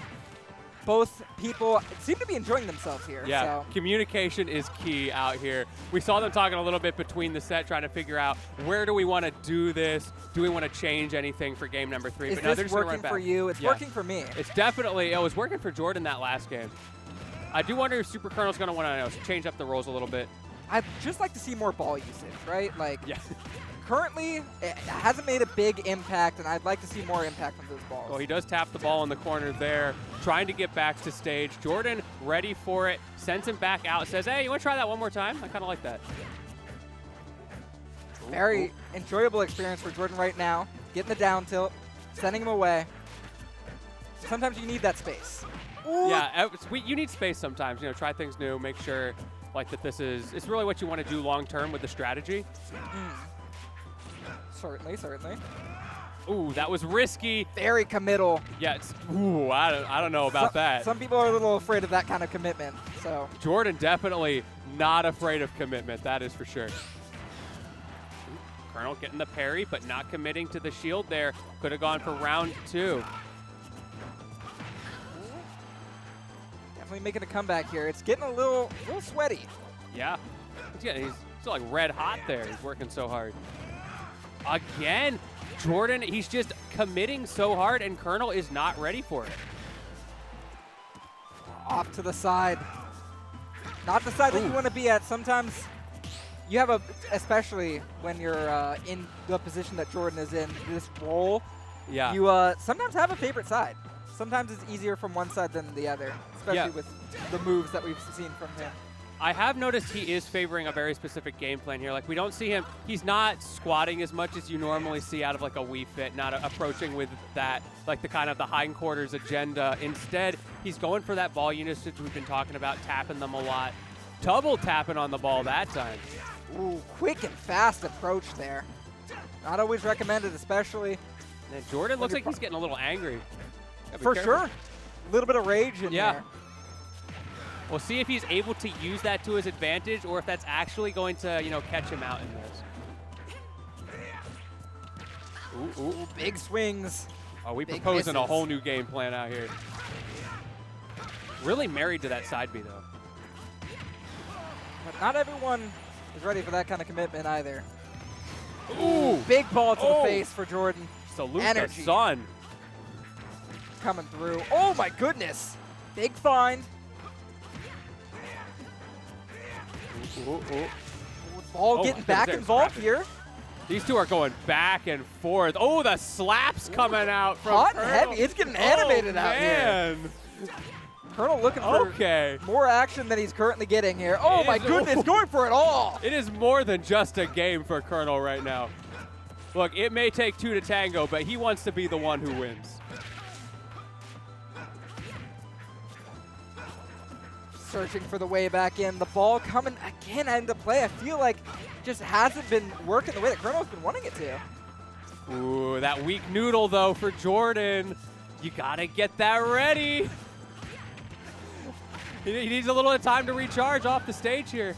Okay, up, you're going to tape him back. He's safe. Taking a deep taking a breather. Speaking of breathers, are we gonna get the deep breathing coming through? Hot. Yeah, you got to take deep breaths between. It's that stamina, that cardiovascular. Ooh, and we're seeing to make a big difference here.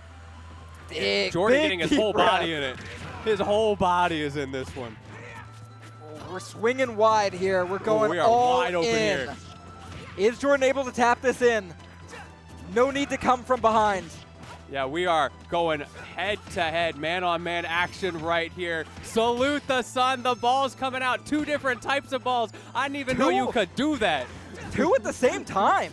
That's the 2-for-1 special right now. But this is their last chance. The night is ending soon. Strong approach here. Will it work out? Trying to Ooh, stuff it in, oh. not gonna work. Oh, he definitely works out. You can tell. Just needs one big swing. One more, Run. but the ball. He just needs to find that finisher. He is so close, but the whiff. Oh, Jordan wants to finish so bad. It's wants just to not finish. working for him. He just really wants to finish.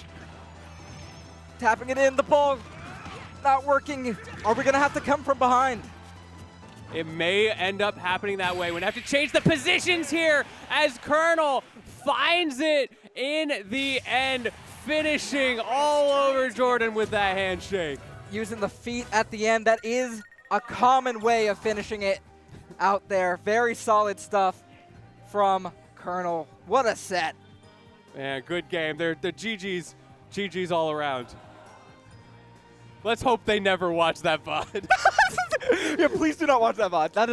That's not worth rewatching. If you watch it, maybe mute it. The game sound was Yes. iffy. No, sometimes you got to mute the commentators. Sometimes you gotta mute the commentators. Yeah. Those things that you hear little over Timmy here in in the a different chat. room. Their mom is mortified right now.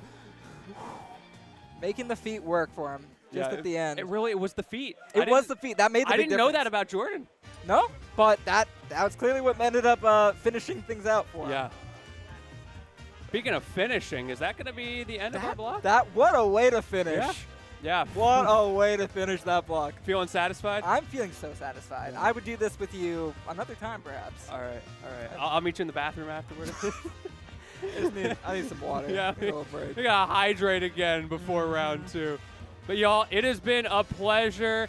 Don't go anywhere. We may be taking a quick break here to swap out the commentators. We got Top 24 coming up next, and we will be carrying it all the way through the day here at Main Sequence. I've been Lentini, here with my man Ziggy. Anything more to say to the people? Go watch my YouTube channel. Ooh, yeah. Go check this man out. He's got great content. Yeah. But of course, pleasure as always, and we will see you all in just a little bit here. Peace.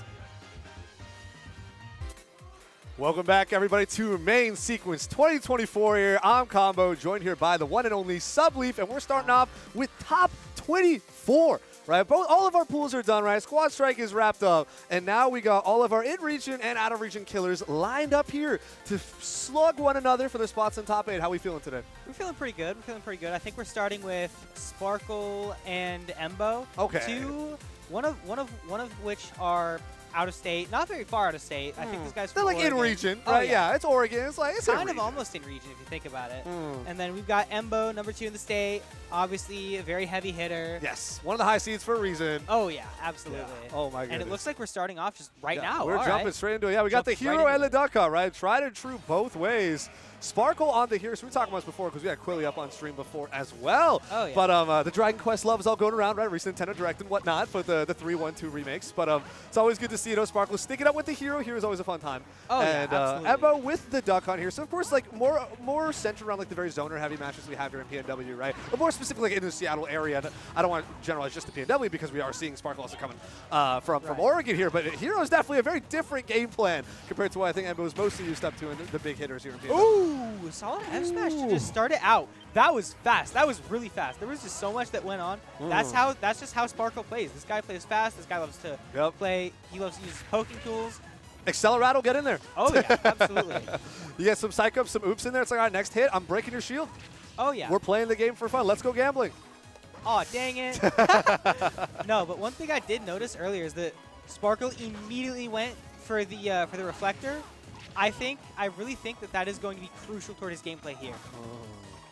That is just something he really I'm has to seeing get the buff better online here, but we have an entire stock behind so far on Sparkle. I think this is where you want to slow the game out a little Oh, bit. the We got shield break! shield He's break! dead! He's gone! Oh, that Oh, flame my slash goodness. was devastating. Charge up that up smash, take that next dog. Still 105% behind. There's nothing to laugh at. We have a full charge on that neutral B.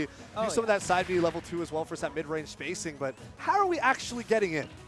We have a bit of a mana issue going on as well. That was a big thing we were talking about between Quilly and Sparkle. Valentini mentioned that Sparkle loves just pressing those down B top deck moves. Use a bunch of that mana when Quilly's a lot more conservative with it. Obviously, they both have their advantages and disadvantages here. But got to watch out for when we got low mana. Off stage, can't really recover really well. On stage, you can't play neutral with your down B. It's rough. Yeah, it's a little bit tough, but I think Sparkle is someone who's just willing to take those risks. The fully charged neutral B going to send him off stage. We have bounce online. Sparkle is going to make it back. He has no mana. Yep. Nothing at all. Had to burn all of it for level 3 on that up B. Can we still make it? No, he's the Nair dead. catches the single whoosh. And honestly, I'm a little curious to why Sparkle wanted to go so deep off stage right after regaining so much mana there. Seemed like a bit of a super risky play that didn't end up paying off in the end, but hey, we still got another stock to work with here. Oh my goodness, but these damage confirms from Embo are crazy as we're at 66.5% on Sparkle right now. Right, and then Sparkle getting a grab there. Embo's a bit off stage. He is definitely at kill percent for any kind of magic that Sparkle wants to throw out here. But like, ooh, Psych Up is online. The question is, can Sparkle find the opportunity? Despite the Accelerato drift, Embo was not afraid to throw out that down smash, let your hitboxes send you left and right, and eventually take it off from the bottom left blast zone. Right. There over on PS2. Oh yeah, I don't even know if Embo was ready for that. If that was like a call out, if he knew the Accelerator was gonna happen, or if he just threw it out. He was because ready. Fuck it, why Yeah, not? didn't matter. He was ready for it in the end. Right. Wow, clean first game there from Embo. Remember, folks, this is now best of 5, so we're strapping in for some longer sets. We're here for the long haul. Hero and Duck Hunt, we're going right back to PS2. Oh yeah. High up, thank you. All right, so we got Accelerator right off the bat. Okay, a nice sizzle. We have Kaboom. We had Magic Burst. We're opting for the bounce, though. I completely understand. With the Accelerator, I love the combos here to double up fair into up air. 65%, nice and easy. And of course, the bounce makes the can, the pigeons, and of course, the gunmen all a lot harder to use. But Right. And then Embo just proving he doesn't need his projectile. Sparkle has bounce. Embo can just scrap. Embo can just run in and get what he needs to get. willing to drift and scrap. And despite all of these buffs that Sparkle has, still opting to go for the command deck. Just trying to see what you can throw to Kaboom. Will end up connecting, though. It's pretty big. Yet another one. This time it is blocked. Right, and then Embo pretty far off stage. Sparkle, not much mana. Woo! Is he going to make it back? He Yes, will. he is. He will. We got enough mana for level 3 at least. All right, though. Okay, throw it into the can. 150%. We'll use that heal, get 11% back, and then we whoosh it up. We're okay. We're okay here, Sparkle. Right. Oh, Ooh, there's a the zoom. Now we Where's he got no gonna go? mana. It's a little Oh, rough yeah. here. We got those normals to connect. We get the down tilt downer. Uh-oh. Oh, almost got the reset down on that top right platform, PS2. Ooh, solid zoom. Embo is ready for the zoom. Oh my goodness. Amazing call up. That's some good RNG there on Embo's side, too. Oh yeah. Just being in the right place in the right time. Follow up with that up air, clean up that kill. Now we're looking relatively even here. Down throw, forward air is going to connect with the Accel Rattle. 47% here on Embo so far. Just a bit of chip damage just now racking up. Fair into dash tech. Let's use that level 2 side B. Play out that mid-range, get rid of that gunman, and good damage too. Reset to neutral. We got bounce on deck too. Oh yeah. With bounce on deck, Embo has to be. Woo! Oh, he's gone. He's dead. The whack actually connected. I think Embo was like, there's no way that's hitting me. That's too small. Right. And somehow it did. Oh and now my Embo sorely regretting that decision as the entire stock behind. But Embo known for like being able to just kind of clutch up sometimes. Let's see if he Slow can it do down, it. play the game, right? Play the Yeah, duck hunt game. it's gotta slow As down. long as bounce Make his isn't strikes. online, you can just kind of ledge trap and win neutral for fun really often. Right. Really often. We have that fully charged neutral be on deck here for Sparkle. I think we're looking to use Oh. it pretty soon. Okay, Oh, it's he gonna- uses it and he gets punished for it. It does slightly clip a bit of damage there onto Embo, but honestly, not a super huge lead for Sparkle just yet. Only 33%, nothing that Embo can't easily make up over on the next stock. Even Nair at ledge to catch the get-up option. my And now gosh. we're even, one stock apiece here. I don't think I've ever seen neutral air, duck hunt neutral air kill like that. That's kind of insane.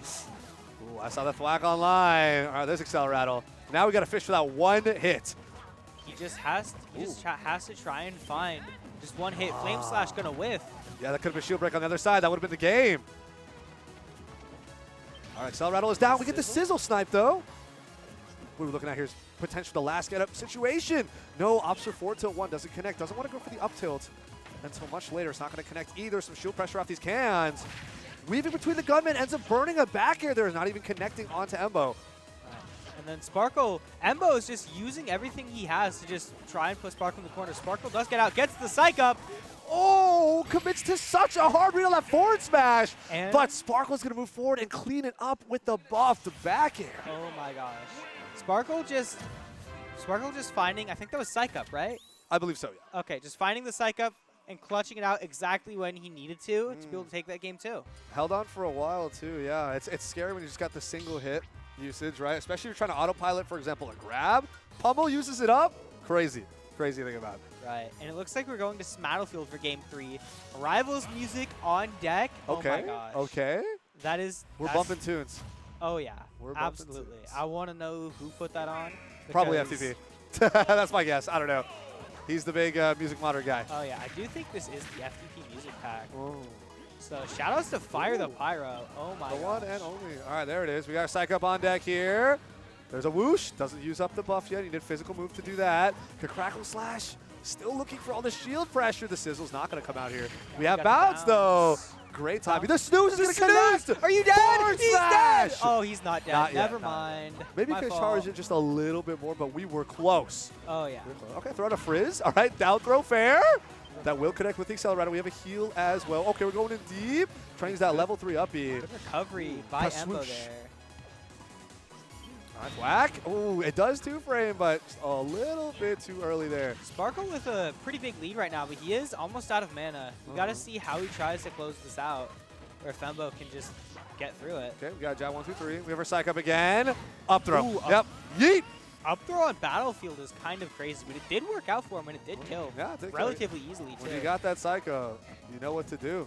Oh, yeah. All right, here it is. We got fully charged Kafrizzle on deck. We drop it. Oh, my goodness. Sizzle. How did that Sizzle hit through the platform? Rather, hit through the stage, the ledge, really. But, hey, we take that damage if you're Sparkle. Oh, yeah, for sure. All right, here's Embo the with the Embo insane ledge trapping. Can Gunman and Clay Pigeon all come out? Lose-lose situation unless you have bounce. Right. Oh, no, but he has bounce online now, so none of that's going to work.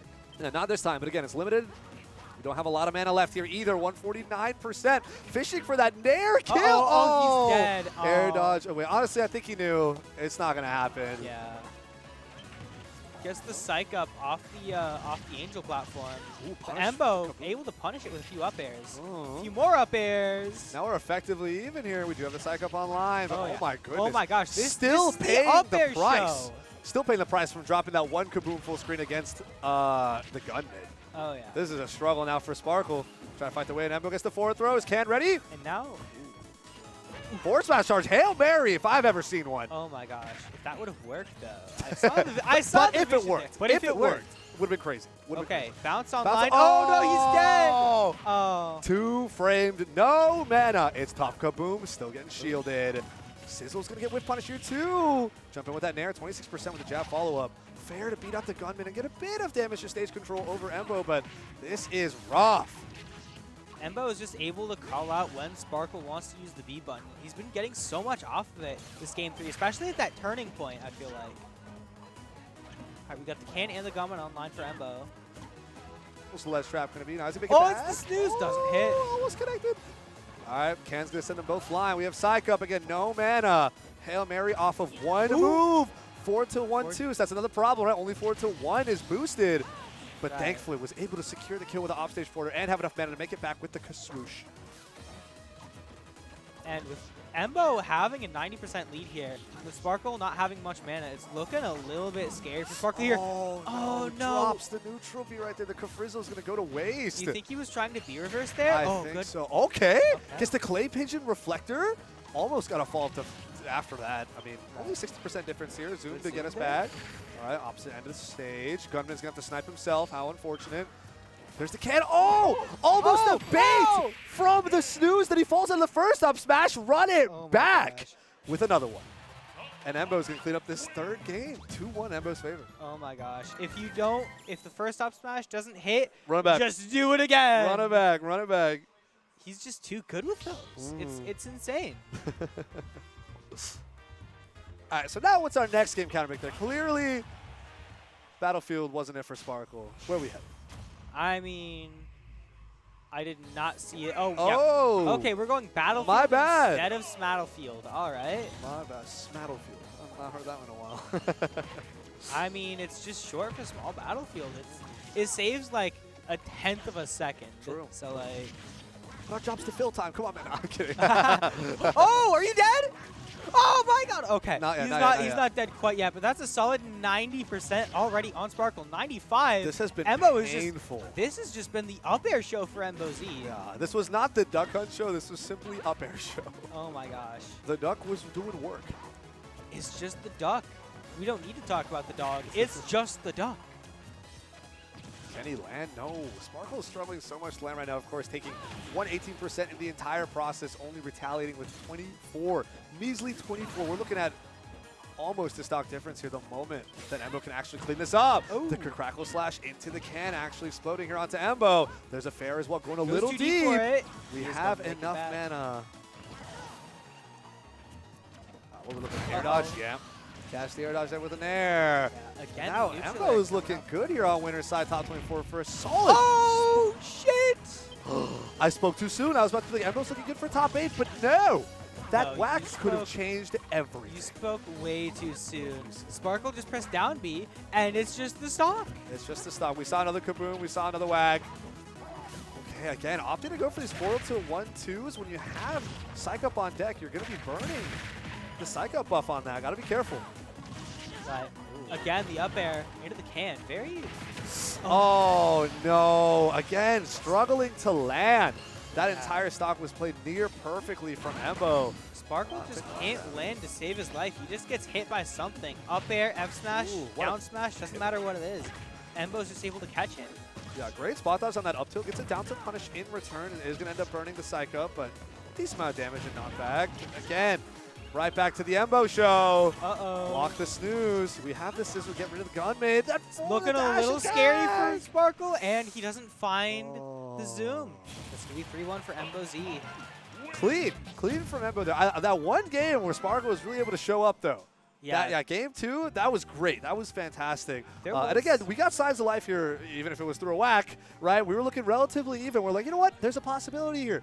We can run it Right. back. We can run it back. But no, Embo is going to close it out valiantly with a spot in top 8 winner side. Oh, yeah. Crazy. Good to see Embo taking a top 8 spot in his home region, man. So many invaders, so many people from out of state. Right. So much just talent in general, and it's good to see Embo Still just repping. succeed. Oh, yeah. JDV and Embo, these guys keep it moving.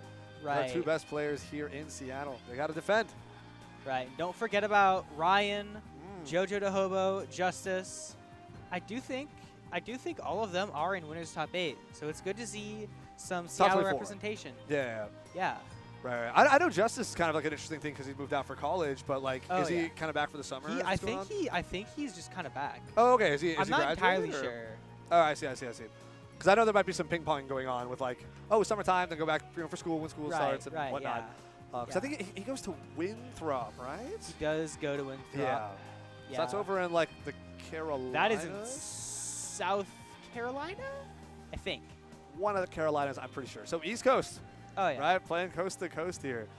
So yeah, just wondering, like, does he kind of count as out of state now? Because I know, obviously, home region is here. He's been here for so long. Everything but- I see puts Justice as Washington. Yeah. Even though he's a bit of a traveler. Mm. Fair enough. BMW. Yeah, no, that's true. And even in his gameplay, Yeah, it's definitely there. tell it's BMW. Yeah, the DNA is definitely there. Oh, yeah. Once BMW, always BMW. Oh yeah. Oh boy, yeah. But yeah, Embo taking over Sparkle 3-1 for our first confirmed player there in top 8 winner side. Pretty solid. We also got JDV versus Ryan. It's another classic match that you guys have played so many times. Good old PNW zoning, if you will. We Oh, got yeah. JoJo versus Justice, of course. These two, you said, played like 3 or 4 times Yeah, in this last they've week. played a lot over the past week. And We then got Ludo Ludo and versus Mio. Mio is someone who's been getting a lot better very fast, and it's exciting to see his come up. He's been playing really So, well recently. Sora, right? Oh yeah. Yeah. So Sora. Putting in the I work. want to say Roy as well. Okay.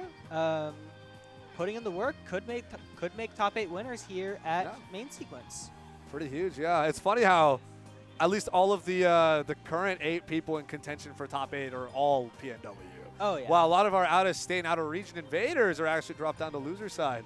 Oh yeah. No, I think beating Nexus earlier was Mm. such a massive upset for the PNW. It was just insane to see.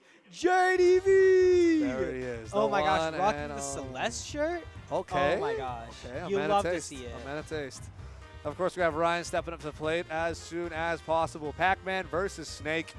I think JDV is relatively comfortable in this. Has played this a lot. I think this set count definitely favors JDV here. But Ryan has got games. Like Ryan's got close. Ryan won has, sets I and stuff. think, taken sets off Yeah. JDV. Yeah. This matchup, also, from my knowledge, is not great for Pac-Man, but Mm. JDV has been trying to innovate in this matchup. Right. He's just too gifted. Yeah, he's just so talented at what he does. He has a great mind for the game. There's Ryan. All right, what are we looking at? The music selection matters so much. Ooh, yeah. Oh, From nice. Dream Team? Yoko Shimomura puts out bangers no matter what. I hope she's working on the Brothership soundtrack as well. Oh my gosh. Unconfirmed, but she's That- done it for every other Mario and Luigi game. She's Right. got to be there, right? Yeah, She's gotta no, she just makes such good game music. Mm. Like, Final Battle in, I think Bowser's Inside Bowser's Story, yes. Probably Classic. one of my favorite video game soundtracks or songs of all time. Yeah, and me, I'm a huge Kingdom Hearts fan. Everything she's done for Kingdom Hearts is golden, right? Oh Everything. my There's so many gosh. good Kingdom Hearts songs in this game, but I feel like a majority of her best work are not in Smash, unfortunately. But there's so much good stuff out there. I love Yoko Shimomura way too much. Yes, Oh it's a my gosh. classic. Yes. Vector to the Heavens could make me cry on command. Love that song, man. Oh, you get it. You get it. It's true. And she also composed the iconic original Street Fighter 2 theme. So if you're Guile's theme, yeah. cultural phenomenon, that was her. Oh my gosh. Was it actually? Yes. That's that was one of insane. her first gigs as Oh. a video game music composer way back Alright. when. Yeah, she's super talented, super gifted, but enough gushing about her as her work will speak for itself on this stream as we've got JDV and Ryan here with the Pac-Man versus Snake. Let's get it going here on PS2.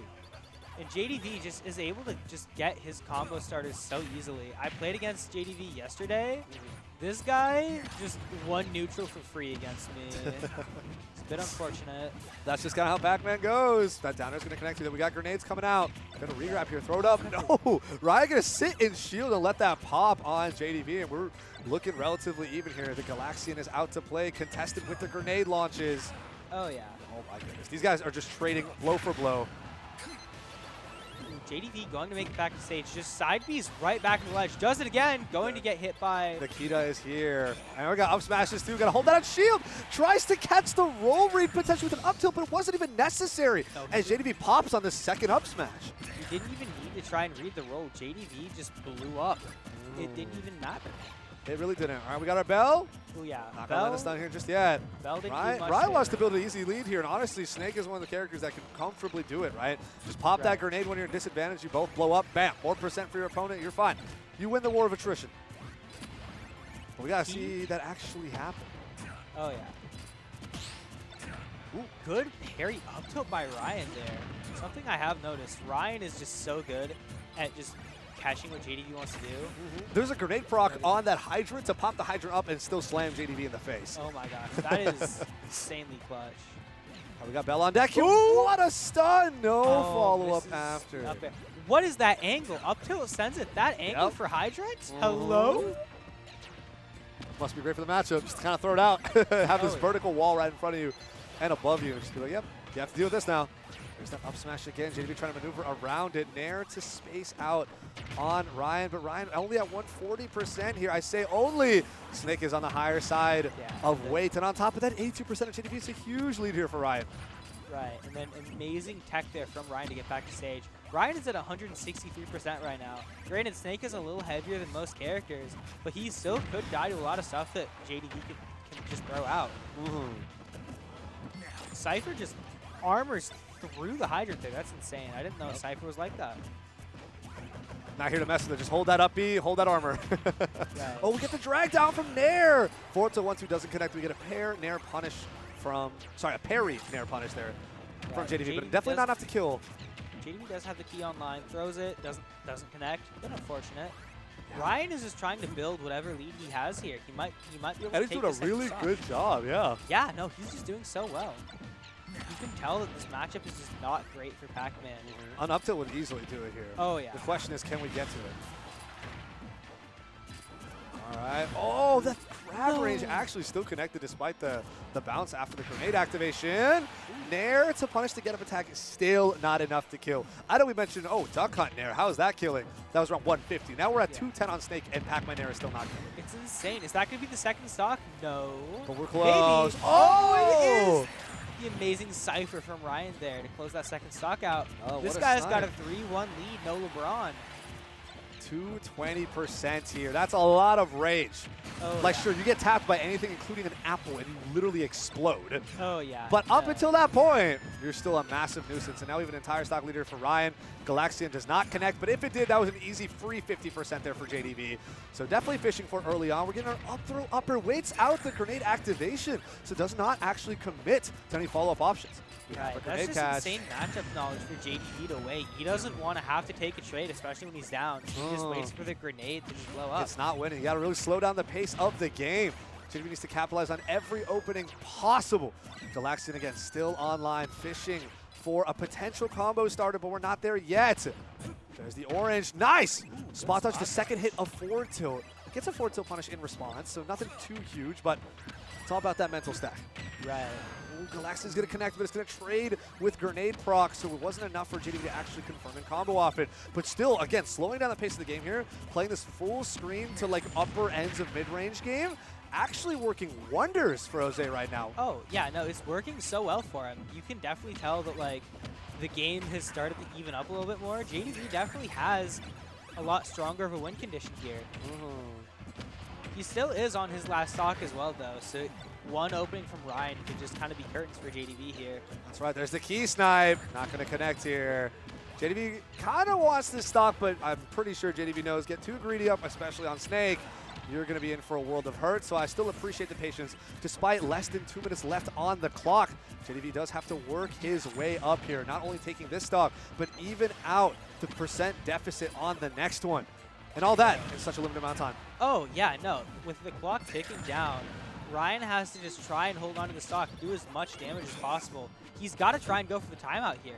Yeah, we're seeing JDV get a little bit more antsy and is actually taking a lot of damage in these trades as a result. So ultimately still falling into Ryan's hands. Right. He does still have the lead, so I don't know, especially at this high of a percent, I don't know how bad trades really are, but like, If it's a strategy he thinks he can work with. Oh, the apple again. Yet again, but the fact that you have to get to apple percent means it takes so much time and you're so far behind. Right. Galaxian is your hope for really high, quick burst damage output right now. There it is. Oh, there it is. 43% to start, but you're still 80% behind. Got a minute to work with. Not gonna need that minute as he No, gets scooped not up. yet. Oh no! Still alive. The Nikita's able to be passed. Uh-oh. All right. JDV starting to. Oh! no. JDV whiffs the grab, and Ryan responds with the up tilt to take game 1. Yeah, that's a big whiff. Oh, yeah. Pac-Man, grab, and leg. You're sitting there for a while. Like, Pac-Man grab just stays out for so long, but if you whiff it, it's over. a bit unfortunate. It is over. You just have so much you can do to punish it. It's So insane. Ryan with the tried and true up tilt, just cleaning it up. Let's hop into our next game. All right, game 2. We're back on PS2 again. Run the same music as well. But Oh. man, that took a while. Right, Oh, that was yeah. a 6-minute game. Little over. We were running down the clock, but that's just how it is up here. That's what we do. Yeah, if you're new to PNW Smash Bros, welcome in. You're going to see at least 2 more games like that. Yeah, this is prime Probably PNW. way more. Yeah, many, many more, Oh, because yeah. someone's moving on to play up against one of the winners of the multiple other sets that play like this. Oh, yeah. No, we're going to be here for a good while. Grab some popcorn, sit down, maybe put some lo-fi on in the background. We're going to be here for a Enjoy the solid vibes. 10 million hours. All right, we got Key on deck. Let's see it. It's the Key snipe. Good. Do have a Grab damage there by lead JDV here. to get the grenade. Oh, Ooh, gets the catches it. throw. Still Still gets hit has by to the up hold that smash up there. smash. Yeah. Ooh, yeah. Fair off ledge. Oh, reversal to Key. I like what he was going for there. Oh, Ooh, up no. tilt there. He by- committed to a forward smash in the other direction still. Yeah, Ryan was getting that up tilt no matter what. Right. Because Snake up tilt is just so fast. It's so good at whiff punishing. It's so good at killing. You really have to be careful about what you throw out against Snake. It's a great anti-air, great kill move. You can confirm into it a high enough percent. It's ridiculous. So good at everything it does. All right, trying to catch the center stage. Sharking Ryan just a little bit, not letting him land, but I don't think Ryan's too bothered. Again, now we're running away with the lead just a little bit. JDV already trying to slow the pace of the game down enough to stop the bleeding, even out, and then actually start playing the game normally again. Because we Right. saw that come to play a little bit later last game. So I think JDV is willing to adapt to this earlier on and actually willing to commit to it because you have a lot more time. Right. And then we saw earlier JDV finally hitting the key. Ooh. What a spot dodge there on the dash throw, but it's not enough to connect at all. No punish. Insane air dodge there by Ryan to make it back to stage. Oh my Apple, goodness. The Apple is putting in so much work. That's That's how- 3 stocks taken now. That's But how JDV has taken all of his stocks to set so far, just from the Apple. It's kind of insane that Ryan is living long enough to have Apple yeah, kill be at every Apple time, percent. Yeah. and JDV is just able to hit those. No. This guy's one of our best for a reason. But again, Ryan, no slouch, as pulling through with the lead right now.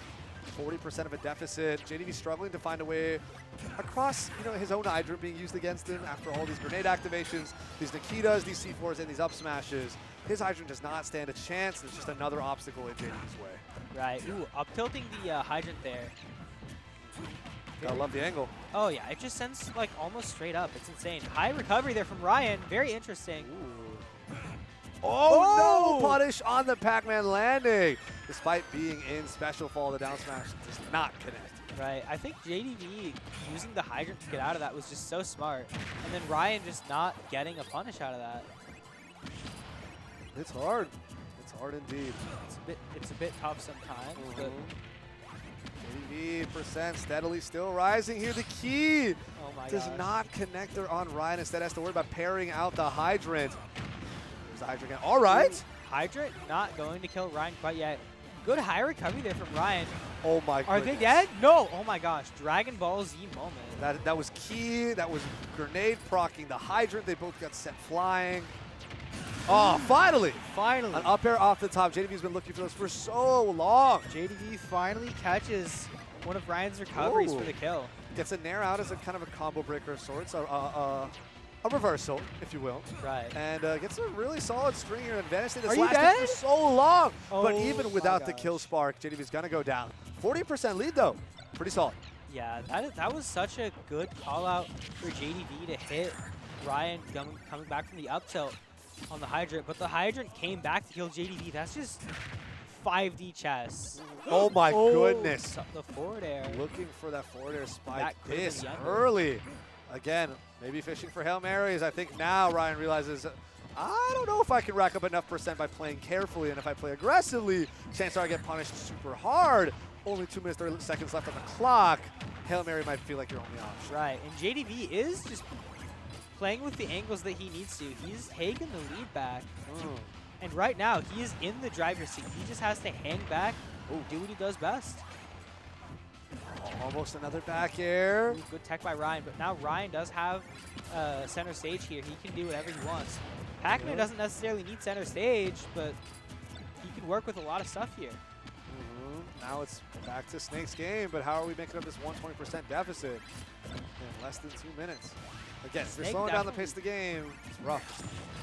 Snake definitely does have options here to close this out. But right now, it's looking a little tough for Ryan. JDV has just so many options he can do to close out this game too. We've got to see him try and execute one. But still willing to be so patient as to not mess up the opportunity and give such an important advantage state back to Ryan. So I understand the hesitation. I understand the patience. Ooh, Catching caught the the apple. apple. That was a death sentence right there. Oh yeah, no, That was Apple, avoiding final destination. Right. No, Apple definitely would have killed JDV or Ryan if it would have hit him. But Ryan was Ooh. ready. Ryan was ready. There's the C4 pop. Right. Key online. Ryan gonna shield it. Again, the apple is not going to connect either. It just has to hold so much shield pressure. Ryan at 210% here. Anything could kill Snake. Not that though. My fault. Almost anything. Asterisk. Almost anything. 219. Any relative tap would probably do the job. Right. You think Cherry kills around here or no? Oh, that might take a bit. Yeah. About to say I don't know if Cherry would kill. But JDV does have the apple online. That is going to get jumped over by Ryan. That definitely turbo kills now.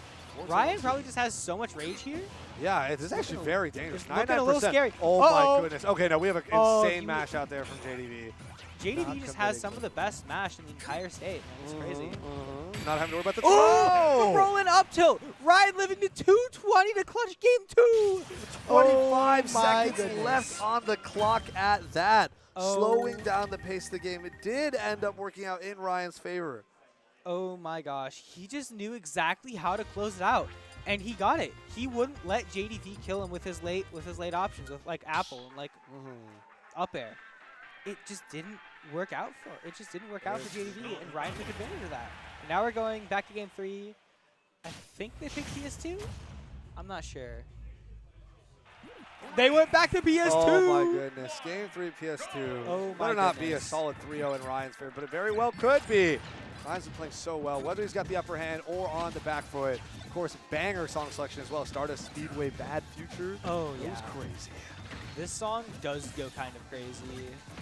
All right, we have an air at ledge. Okay, we're trying to see Snake approach with an air as well. 2-frame with that forward tilt. Send the hydrant down, saying hello from the blast zone. Yeah. Cherry is online, offline. Okay, rising nair gets a follow-up nair as well. Down tilt for box range. Ooh, missing the gonna tech chase be- there with the down air. But right now, JDV, I want to say, I don't even think there's a driver's seat here. I think they're both in the carpool lane. They're just trying to merge. They're just trying to merge onto ahead of each other. Yeah, they're trying to figure it out. Yeah. But eventually, someone's place upon that throne will be seated. Right. Ooh. Ooh, and it's looking like no, not yet for Ryan. Not just yet. Close, though. Oh yeah. Very close. Uh-oh. Ooh. The tech chase. In place, waits. Hoping that JDV would jump there, but JDV sat in shield. Great patience there. Yeah, And Ryan didn't have to keeps- suffer the consequences. Ryan keeps up tilting the hydrant. It sends it such a funny angle. I really like that. Bell is online. JDV There has it not is. had the bell hit, I think, this Yeah. entire set This so is far. a regrab. Just be careful. Oh, yeah. Oh, Bell going to miss there. F smash. Watch out for your shield, Ryan. Watch out for the blast zone. And yet another one as He JDV now just takes threw- the lead. Just throw F smash yet again. with the same. All right, we got Apple out to play. Still there. We got the orange. We're sending out 2 grenades to challenge here. Cherry's fantastic parry, but jumps, air dodges, gets forward tilt punished for it. Oh, Missed it no! with the side B instead of the up B. Unfortunate for Ryan, but now JDV has a massive lead. Good forward air there. Yeah, this is looking like JDV's game. I don't want to call it too early, but I Right. think we're at least looking at more than just 3 games. This is still very much doable for Ryan. I think JDV definitely is in the driver's seat now. He definitely has a very big lead, but you can never count Ryan out, man. He just knows We can exactly only what hope to do, there's what not to too do. much mental damage taken. Right. If he gets mental boomed here, it might be kind of Jover. Oh, speaking of which, though, this could be looking at potential 3-stock. Ooh, No! dash attack not Oh going my to do it goodness, quite dash yet. attack is not enough to kill that whiff grab. Trying to space out the Nikita. What's the get-up option going to be? Opts for the throw. Could have been able to confirm a kill if it landed. Instead, gets slammed by the sour spot hitbox forward smash. Oh, JDV misread with the forward tilt. Gets forward tilt 1-2'd in response there from Ryan to pick up the first stock in this game. Right, but Ryan only 1 hit away from going to game 4 here. He's got to play absolutely perfect and just try and close it out. He can't take any trades. That's the thing about Snake. You want to take trades of your Snake, you don't want to take trades here at all.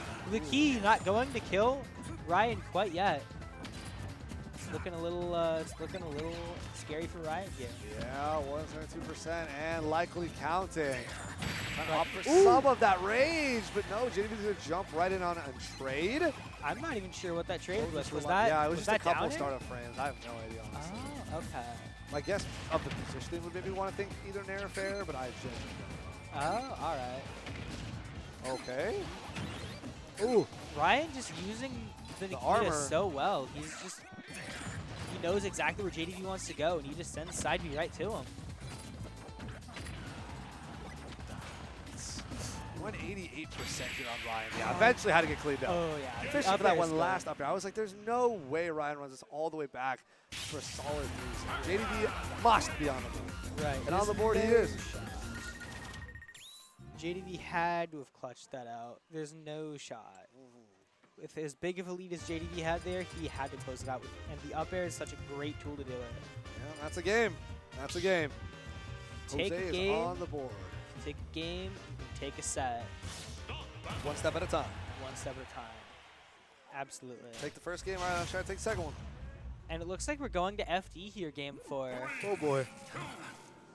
I don't understand the pick here from Ryan? Ryan. I mean, I can kind of understand it. You don't want People avoiding your stuff for platforms. right, yeah. I would have Lot of assumed that platforms. Smashville or Hollow Bastion would have been a much better pick. Just because down B, C4 can just cover so much on those stages. That is right. Starting off over here. These guys have been playing it really slow the last 30 seconds. Oh yeah. No hard advantage stage, just a couple of slugs and blows. They're Throwing just out a trying to couple play- set of projectiles. Just feeling each other out on this new stage. They're just trying to play solid advantage with each other. They want an opening, and neither of them are giving it to each other for free. Wow. Ooh, Ryan with the bell here. This could be really, really scary. Oh, throws it through the stage? Oh my goodness. Could have been a huge regrab. Alright, Grenade Popper's going to get them both. Ooh, the orange? Wow. Oh my Tasha goodness. trajectory of jump, too. Fantastic vertical throw there. Yeah, that was just an insane call out from JDV to just throw the orange up. Ryan at 165% here. He has just been living so long. Yep, Snake Classic. Snake Classic. Look at the forward smash coming out. There's Earl's Melon. Catches the melon there. That could be really, really scary for JDV. Ooh, they ran out fairly quickly. Got orange online. Both of these characters, both of these players have just had insane item game with JDV over the course of the set catching Ryan's grenades. Catches the key! Oh my gosh. And then Ryan catching the fruit there like you just saw. Finally, Ryan's going to take that stop. 190%. Right. Yeah, and then it's straight not back too there. long. Not too long that you'll last at that point. You just got to be realistic with yourself. You're one Right. tap away, and that's exactly what JDV did. And now we were at 2 stocks apiece. Attempts to go for a grab at the end of that string. Smart here on Ryan to just jump out. Oh yeah, JDV taking a little bit of a lead here. I think he really wants to try and be in the driver's seat here. But Ryan is just taking trades over and over. He's not letting him get anything. All right, chat, 1, 2, 3. Get off me option, charged up to the melon. Air to air as well with the forward air. Again, right back to getting popped up by these grenades. Watch out for the hydrant. Oh no, JDV actually opted to use it this time around instead of just keep it on stage. 50% lead here still. JDV's looking good. Ooh. Running away from the F smash. Solid spacing there from JDV. He knew exactly what he had to do. That was a crazy bait setup. We go forward to 1 as a tick check almost, then run. Come back in and whiff punish after an entire, bigger thing. For sure. JDV with the high recovery here as well. Both these characters just excel so much in doing high recoveries. The key going to knock Ryan off stage. And Ryan opting for the high recovery here. C4 not going to hit. There it is, looking for the opportunities up top. Ryan, both these characters I would say at kill percent right now. JDV catches the melon. Not going to do much. There's the apple. Don't work in the past. I understand the reliance of it here in the present. Oh no. Oh, JDV does have the bell online. Looking a little, okay, there's the up there from JDV. Oh, there it is. He gets the run away. Oh! Keep you stuck in Insane. that jab as my up smash missile comes down and ends your stock. Right, Ryan using the jab there to just keep JDV in place until the up smash hit. Just such a solid, just such a smart play from Ryan. Oh, Probably one of the smartest people in our region, honestly, and he just proves it right there. that is right. It's still 214% here. One tap from JDV will do it. But this is where Right. Ryan can build a lead and then close out this set 3-1. Are we going to see it happen? Right, Or are we Ryan going to just game needs 5? to tack on. He needs to tack on as much percent as possible. Looking a little scary here. He is going to get sent to the top blast zone. Doesn't die yet though. He needs to start taking a little bit more of a lead here. JDV has to try and do whatever he can to close the stock out. Pac-Man has so many options that it'll just kill you at like 220. feel like Obviously, JDV is relatively content with just going as it. right. Ooh, the F tilt there. That's gonna take it. There it is. All right. All right. So again, that's the trade-off that we've seen JDV kind of slow down this game before, and it honestly goes to mixed results. Sometimes we're seeing stuff like this, where Right. it's his advantage state, we're pushing all the way to effectively even, and other times Ryan completely turns things around and runs this back. But we have the bell online, skipping right past through the Galaxian here, 74% on Ryan, 82% on JDV. Potentially JDV's final game and winner's side if Ryan can clutch this up. Right, and JDV's just tacked on so much damage in the last 20 seconds. He's made this back to even. And this is still anybody's game here. JDV has to clutch this up to go to game 5. Ryan has to win this to make winners top 8. Ryan gets sent off stage, opts for the high recovery yet again. Makes it back to stage. The C4, Oh my! the dash attack read by JDV to take this to game 5. Oh my goodness. Throw the key, wait for the cross up, and just forward smash in the opposite direction as JDV brings us to a game 5. I didn't think that F smash was gonna hit that far. That was Yeah, insane range from JDV. there you go. Insanity. Insanity. And we're going right back to game 5. Back to FD again. Okay. Let's run it. Oh my gosh, FD. Lots of items. Yep. Not even like these characters just have items. They just have they just have such good Grenades, items. C4s, Nikita up smash. We got Fruit. all sorts of different types of fruits. We got a Galaxian spaceship We got the fire hydrant. and a bell. Oh my gosh. Got a lot going on. We got a lot going on. Relatively percent here. Looking like a fairly similar game to what we saw last time so far. Right. These two just play at such a slow pace that like They're really just feeling each other out, and it's more about threading those very, very small and niche micro needle openings. But once you get them, capitalize to your greatest degree. Ryan going for the tech chase again. Oh! Ooh! Short hop into up tilt. is Over the get up insane. attack. Yeah, incredible. Yeah. No, that's just such a smart call out from Ryan there. And JDV does have to try and take Ryan out here. It's going to be a little bit tough. Ryan has been living very, very long this entire set. He doesn't die early. He just doesn't do that. Yeah, it's happened very rarely. Yeah. Most of the time, this is where Ryan's trying to push a lead. And JDV can keep it relatively even, but over time, eventually, you will get hit. You will take too many hits. And JDV ends up being around 50%. Ryan starting fresh, and that gap just continues to widen off it. But again, we're here at Game 5 for a reason. The JDV is not down and out just yet. Right. Both these players playing phenomenal. But JDV starting in Game 3 has started to get a little bit of an edge. And we might be looking... Ooh. Oh, the apple. The apple snipe actually took it yet again. How many Right. apple kills is that now? Is that like 4? 4 or 5? Too many. Yeah, insane amounts Way of apple too many apple kills. But both these players are just setting up so well in the corner. It's kind of just... Look, you're going to see JDV just go to the corner. He's going to throw out what he has to throw out. Ryan's in the corner. He's going to throw out what he has to throw out. That's right. This is just go to the corner, the mini game. And once Someone we're there, put this in Mario Party, boxed. Oh my gosh, yeah. Start slugging. Oh, Oh, no. yeah. Ooh. Can't punish that up smash with a grab. As he's getting blown up by the follow-up projectile on the way down. Right. Okay, armors through Nikita. Has to JDV just hold. is armoring through everything. Are you dead? F-Tilt's going to do Oh. it. Ryan with a massive lead in Game 5. This is huge for Ryan. Ryan does not want to get reverse 3 out here. Yeah, potentially looking at, you know, one of the couple times Ryan could actually triumph over here over JDV. Oh, yeah. No, Ryan has definitely done it before. Oh yeah, just adding +1 to the list. Oh, yeah. Just add another one to the list. Oh my JDV, goodness. big combos from The JDV. Galaxian combo has taken us all the way up to 73.4%, and we are continuing the shenanigans as it stays out on the field. Oh, yeah. All right, we got orange. We're going right over it. Up smash. Ooh, Yeah. up smash is going to hit. It's a great answer to try and stop Pac-Man's for setting up Hydrant super reliably and super easily. So I'm glad the awareness is there from Ryan to be like, I got up smash that. I cannot try. Right, and then the C4 hitting the hydrant there. Ryan does not want JDV to have the hydrant at all. Here we go. We got a ledge. Catch the roll with an up smash. Yeah, the up smash scooping the roll there. That's just This such a pretty great play by big Ryan. here Oh, for, yeah. for Ryan. And Ryan is just extending his lead. So 1-2 now has to commit. Yeah, so 3.5 minutes, a little bit less than that. JDV's got to make something happen. Right, this is a lot faster of a game than we've seen for the rest of the set. JDV blown up by the grenade. We're looking at Ryan almost lapping JDV here in percent. We've really got to see JDV try and bring this back. Ryan has to try and find a kill option here.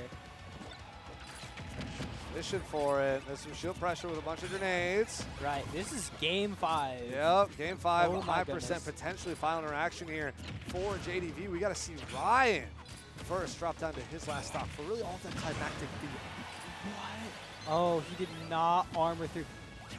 He did Oh. not armor through with the throw there. I thought he would have. It's very. Hydrant is JDV out. A fantastic maneuverability there from Ryan. Yeah, Just JDV to not get decked. smashing the fire hydrant there. Ooh, uh-oh. This is looking dire for JDV here. 140 last stock. Ooh, uh-oh. Ryan at 150 on his way to his last stock. Oh! Not going to armor through the Nikita there. Game 5 goes to Ryan. What a snipe! Oh my gosh. And Ryan ends up taking it 3-2. The snake over the Pac-Man. Right, Ryan just knew exactly. That's got to be an upset. That's got to be an Oh upset. yeah, definitely an upset. Mm. Ryan just knew exactly where to put his Nikita, his grenades, his C4, and it worked out just so well for Yeah. him. He just You know, it's a tried and true dance for him at this point. He's done it so many times. right, yeah. Right. It's kind of similar to how JDV is really good at adapting on the fly to different situations that things like Bell or Galaxian would put him in. But almost every single time he still manages to cook up some new routes that I guess we've just never seen or rarely see. And it makes everything connect. Everything works out just fine for JDV no matter what. You got to have that the expertise, that knowledge. He's got it. But yeah, of course, huge hats off to Ryan there Oh, yeah. for getting a top 8 winner side spot. Oh yeah, on that's that got to snake, be. sending JDV to losers on top 16. That is not something I expected to hear, but that is absolutely massive for Ryan, cementing his name into top 8 winners side of main sequence. This bracket is absolutely massive, man. Ryan, welcome back. Yes, sir. And Oh now we my got goodness. Ludo and Mio. This is going to be some fun. Oh yeah. This- No, Mio is somebody who I've been seeing more and more of. This guy's on the come up. He's number 9 on the PR, I think, this season. I think he was Yeah. number 10 last season. So super good. He's Super getting good. so much better, so much faster. And so is just such a great region to get better in. That's why you've seen so many people from SOA just start popping up in the PR. Mio, Berdoof, Despa. Is TRC really just like that? TRC's just like that. Gotta give shout outs to Chad and all the Olympia crew and everyone that handles Oh, stuff yeah. on TRC. They get it done. Yeah, I think they're all at SummerCon right now or something like that. SummerCon is tomorrow. For It's just Smash, really- right? Yeah. But I think they're running tournaments all weekend for other games and stuff. too. Yeah, they're running. I think they're running a Mario Kart 64 tournament today. Oh, nice. Which Yeah. is kind of insane. That is pretty cool. Like if That game's got crazy tech as well. Insane skips Oh, and yeah. everything. Yeah. no, everything I've seen from every competitive Mario Kart game is just so technical and so insane. Yep. It's Yep. How to do It's it. wild. Yeah, that's true. like And then I watch like F-Zero GX speedruns, and then I'm like, these people are not human. This has to all be like, yeah, it has to be tasks or something, right? That's like Yeah. not real. It's not no. real. Some people just get so good at some games where it's like, you're not human. You're not real. How are you playing the game like this? Yep, It's yep. insane. Whether it be a single player game that they're just speed running or they just love exploring tech for, or it's a more competitive game, fighting game, FPS shooter, MOBA, whatever, right? Right. Some No. people are just locked in like that. They Right. can just make it happen. I don't think we've hit that level with Ultimate yet. We are getting close. Melee, P+, oh my goodness. Well, people are They're they're just- good. People are just so good at those games. Yep. There's such high execution. They're so just insane. It's Gotta like, shout out the Pokemon Battle Revolution soundtracks as well. oh because my goodness, yes. Neo Coliseum, I think Neon rather, Coliseum's always big here. Mario and Sora, yep, so they're sticking to their tried and true, kind of their faceplate, nameplate characters, right? We've seen Ludo on the Mario time and time again, of course. Couple character swaps that we've considered. Oh, But yeah. yeah, we're sticking with the Mario here, and same with Mio, and not bringing out the Roy or anything. We're going straight with the Sora. Twisted River sketch for Cage, too, gotta respect. Yeah, we love to see it. Up tilt's gonna whip here. Oh no! Ludo commits to an up. He does end up getting dash attack punish there. I like that Mio's committing to that counter, just trying to see how far out he can get Ludo. But Ludo, fantastic patience, waited out, was able to up you back to ledge. Ooh. Here it is. Ooh, forward air, not There gonna do it it quite is. yet. That could have been scary for Mio if But again, Sora is on the lighter side, so at this point we're effectively in kill range. oh yeah. You gotta look out for absolutely. those Hail Mary up smashes coming soon. All right, up tilt up air. Fair string, second and third hits will connect. Okay, gets the Blizzaga. No forward smash to fall. We're going for a back throw instead. Right, Mio Oh! just ooh, good cape there by Ludo. Mio just so good at at just using what he has to do. Ooh! There it is. Nair 1-2 up smash. Oh my gosh. Clean it up. And first stock to Mio. Right, and you know Mio has those on lock. He's just able to hit those. Uppy not going to do it quite yet for Ludo. But Mio just has just such a not a very big lead so far. All right. Blizzaga through the stage. My goodness. Yep, Blizzard for all of that shield damage too. Oh! Back air killed there? Hello? DI mishap, I guess. Mio is probably just trying to dash back or get away or something. Ends up getting clipped and, yep, no kill spark, still kills. Oh, no sweet spot on that rising spiral. Gotta be careful there. Second hit of Nair will get punished with an up out of shield. Now we have up throw up air strings. There's a Nair as well. Ludo just getting that nice, consistent Mario damage. And Ludo just willing to throw out Mario up at a shield. Ooh! Ooh! Okay, Good wow. Blizzaga there. Not going to get much out of it. Yeah, Ludo's pressing that up B button quite a bit. Yeah. Nair has a great reversal right there. All right. Roll back on stage, get back aired for your troubles, then clip by fireball and thrown. Down throw. Back air doesn't connect though. Rising spiral, make it back. Okay, strike raid. Ludo, I mean not Ludo, Mio really just willing to throw out that side B1 there. Not willing to finish it off. Not willing to finish it off with 2 and 3 though. There's the down throw. Ooh, fishing for that up air potentially if they messed up on that air dodge timing. There it is, Blizzaga. Right back to Kuro. What's the left trap gonna be here? Forward tilt. Nope. Fire into thunder, into ice. Oh my gosh. None of them connect, but that's all right because you catch the jump with an up air. Right. Now Great. Mio's got a lead, but Great. how much can we stretch this out?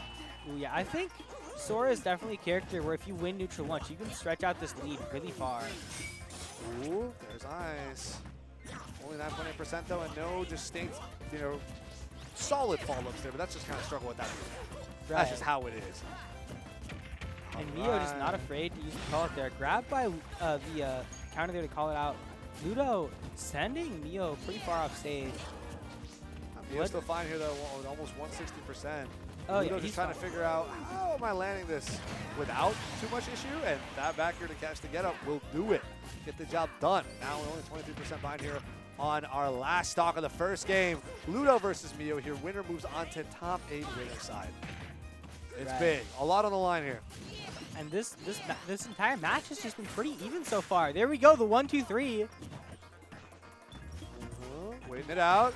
Oh my goodness, Ooh, that oh my air gosh. range and scoop properties are insane. Kind of crazy. Are we seeing a combo finisher? Good down air there from Mio. Oh, I don't get see out of see much Sora down air from Sora as much. That's just a great. It's a mix very up risky there. move sometimes. But yeah, if you do like a just kind of like an instant down air type deal, it's a nice little mix up. Right. Uh-oh. Ooh. Down throw. The We got it. fireball pop into the down. Okay. Ooh. First to the side B Up tries smash. to catch the tech in place with up smash. Doesn't get it. The up smash was just such a great call out from Mio. It definitely could have led into something. Mm. Uh-oh. 1-2 up Oh. smash. Oh my goodness. That's Nair gonna take game 1-2 one from up Mio. Not the first time Mio's used that, and probably not going to be the last time either. Oh yeah. As the first He game has used to be. he has those on lock. Oh my goodness. You just know. You just know. Right.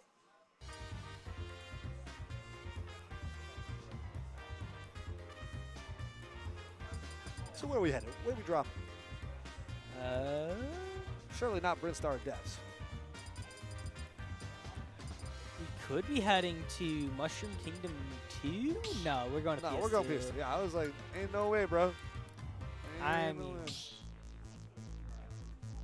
Oh What's the my. Tilted Towers of Smash? Is that a real? I don't know. What do How you think about of the? Tilted Towers of Smash? What is it like that? The Fight Club that they talk about on Temple. You know what I'm talking about? Where everyone gets like stuck.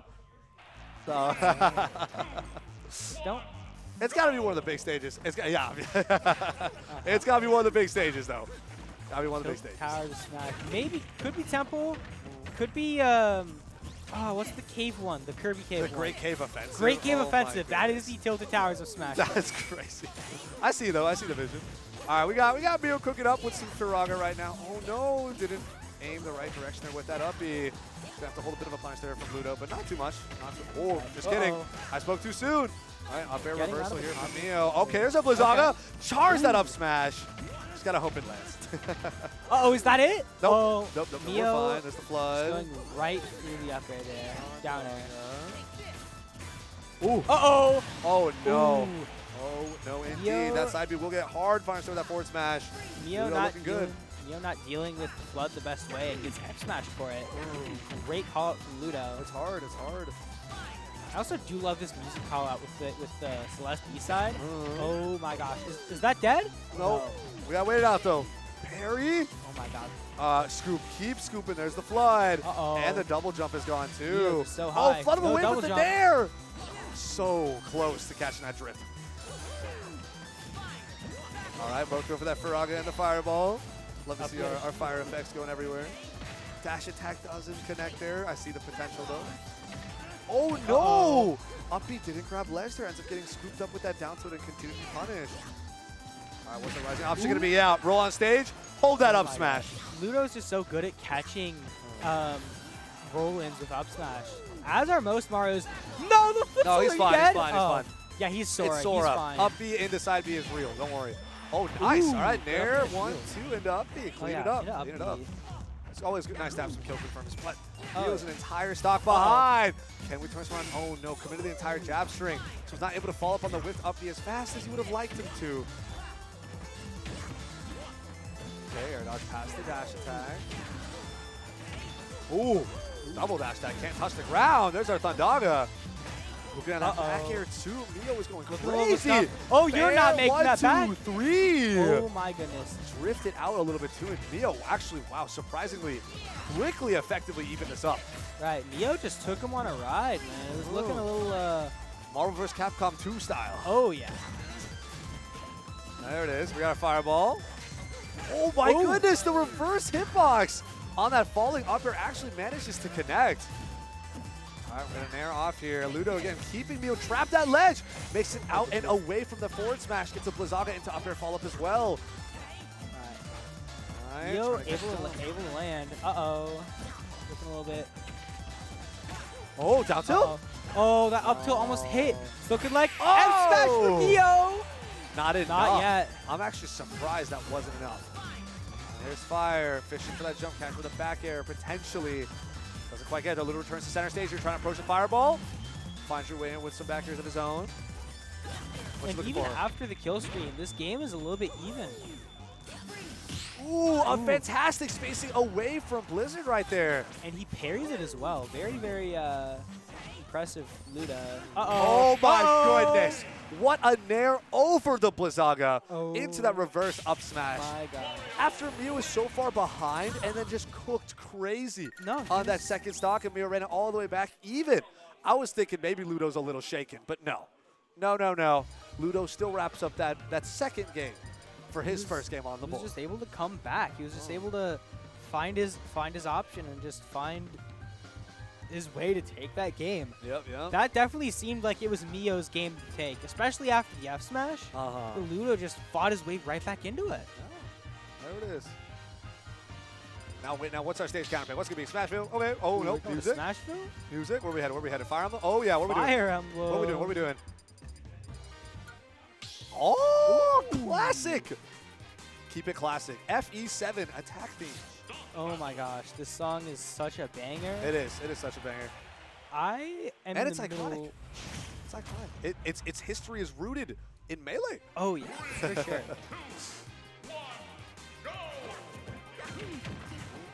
Solid start here from Ludo. He's able to just hit up airs. He's able to just hit his aerial. Solid 53% already. Oh, Ludo's in the driver's seat. No damage taken. Multiple parries. He knows exactly what he's doing. Yeah, multiple parries, multiple insane punishes though, but Mio turning things around. We got the Sora strings flowing. And now 50% in response. And just like that, this game is even again. Both these players just having insane advantage states. The Fire is going to hit Mario out of the Flood there. Great call it from Mio. Spacing out with the fair 1, 2, 3. There's our Thundaga. But the platform above here on Smashville will save Ludo. Faraga is here, space out just a little bit. We always see the cape come out for a nice reflector as well too. Been very consistent about the fire reflector anyway. Oh yeah, he's just so good at hitting that. He's going the other way. He barely makes it back. That was Insane. actually kind of scary. No, that was terrifying. I don't know how Mio made that back. He's insane. True. All right, we got our side B here. Making another side B, making past the up smash. There we go. Fair 1, 2, 3. Thunder trying to catch that air dodge. The Blizzard potentially. Oh my goodness, he's a spellcaster. Oh my god. Just mixing up which side he's staying right in the center underneath stage. He's just stalling underneath the stage. Oh no, the counter didn't last right there for it to connect. That would have been a huge turnaround. Right, that would have been insane. All right, there's our Thunder. And the freeze, the last hit's going to connect. Oh no, the forward tilt, Down bat air at a slap still disadvantage. doesn't make it. Both these characters living very high percent. Ooh, great spacing away from the counter. It's not a You got a reflector. shield? Okay, no punish right there. Uh-oh. Oh, there's still a landing hitbox down that downer as well. Gotta watch for it. There's Thundaga.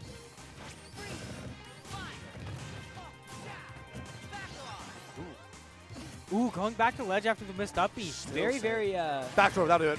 Yep. back throw's gonna do it. Finally, Oh my finally. gosh. That took so long for either to take a stock here. Down throw.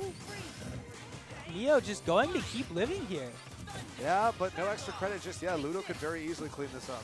Right. Oh, a there's little bit gets star. Here we go. 13%, 28. Oh, He's does got it- that extra credit. Back throw's gonna Back do throw. it. No, not yet. Not yet? Close. Very interesting. But not yet. I definitely would have expected that to kill.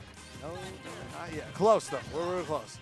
176%. I feel like, again, any just random Mario move will definitely do it, but this extra credit continues to rack up. And I think Mio very much taking advantage of the, I'm very slippery, I'm very floaty.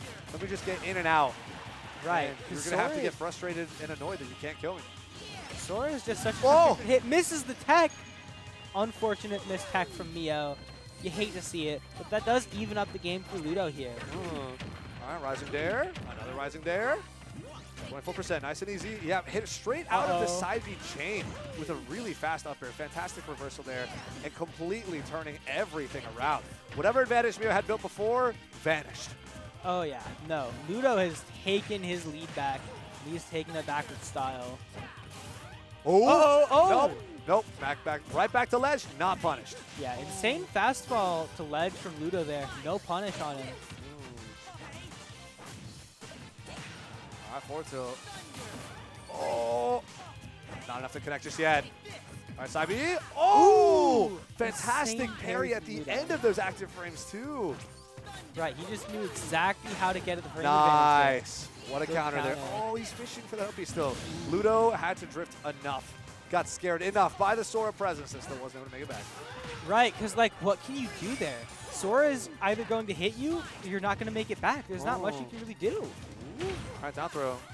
Nice. Up, he's out. No punish in response there from me on that whiff. Back throw, not going to take it, but we do have good stage positioning here. What's the mix going to be? Just the real question. Okay, Thunder. Side B to the other side, yeah. He's going to the other side. Sora's recovery is just so funny because he can just go wherever he wants. Well, he goes where he It's kind of pleases. insane. Missed the third neutral there, but unfortunate. Pivot grab doesn't connect here. Fireball on top there does. Not high enough to take the stock. Charge that forward smash. Hail Marys. Sour spot with back air. Still not going to kill Sora. Sora's at. Ooh. Okay, there we go. Sweet spot back air is going to kill Sora there. And we're at another last stock situation here. Attack. Thundaga will connect this time. All right, we're just waiting. Ooh! Rising Spiral. We have Blizzaga online. The flame, 89%. the frame trap with that up B is very interesting. And now, Oh, Mio has just such a big lead. Ludo has to play perfect to try and make it back. Oh my goodness, the reverse freeze almost connected, but Ludo making his own way, carving his own path with those up airs. Still struggling so far out. Saving that jump to not get countered. Getting a little bit of extra damage with the side B. Mio just has so many options he can kill with right here, but Ludo is just so good at playing neutral. I don't think he's going to let Mio get them. Oh, Over the back row! He expected the side B to cross him up this time, and it didn't. And it didn't. It has in the past, but it didn't this time. So the grab is going to whiff. Gets back thrown for his troubles, and Mio takes third game. 2-1, Mio's favor. Yeah, not trying to mix up Ludo there was the ultimate mix-up for Mio. It's just kind of insane. Because sometimes that kind of stuff is not things you can just immediately react to. You kind of have to be like, okay, I have an idea of where like we're getting conditioned and whatnot of what'll be happening. We're Yeah, going back no. to Battle Revolution music too. We're going back to Battlefield as well. Mio's conditioning this Swap it. entire set has just been on another level.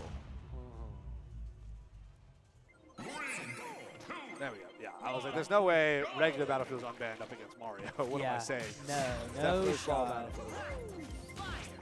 Yeah, I think Mio's fine with this. This is, I believe, their opening stage as well. Oh, yeah. And Mio did end up taking the game here. But Ludo Good. probably feels more comfortable nonetheless, so that's where we're running back. Right. I do feel like I remember seeing something about how PS2 and Small Battlefield are still very, very good for Mario. I see it. I see. Oh my goodness. So I These do like the pick here. 360 scoops off the air. Uh-oh. Not opting for the finisher there, just going for another up air. Here it is. Uh-oh. No, still not Up air yet. standing, not yet. Not yet. Sora might be a little bit light. Ooh. That's still not enough for the kill. Down tilt scoop. All right, makes it back. Oh, I like the idea, right? Trying to whip punish there. It is a little too slow and a little too far, but oh. Okay, pop him up, get that up smash to follow. Not enough to take the stock just yet. One fire clips, trying to get the grab afterwards. Ooh, down Oh. throw back air. Ooh, that was nasty. I think I saw the jump startup frames there from Mio actually jumping into it. Ooh, that's a bit of an unfortunate jump for Mio there. But Floaty Ludo, character, very light character. So you Ludo gotta just hold getting that. his change here. Oh, corner. Fishing for another one. There's down throw. We just wait. We just gotta wait. Nice. Double Solid. jump. Use that extra momentum with that up air. Clean it up. It's 62% behind now. Ludo's looking real good. Yeah, solid reversal there from Mio.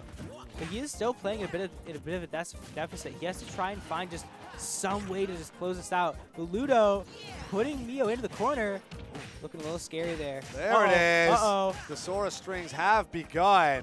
Ooh, I thought he was about to up you there. I thought he was about to go for it all.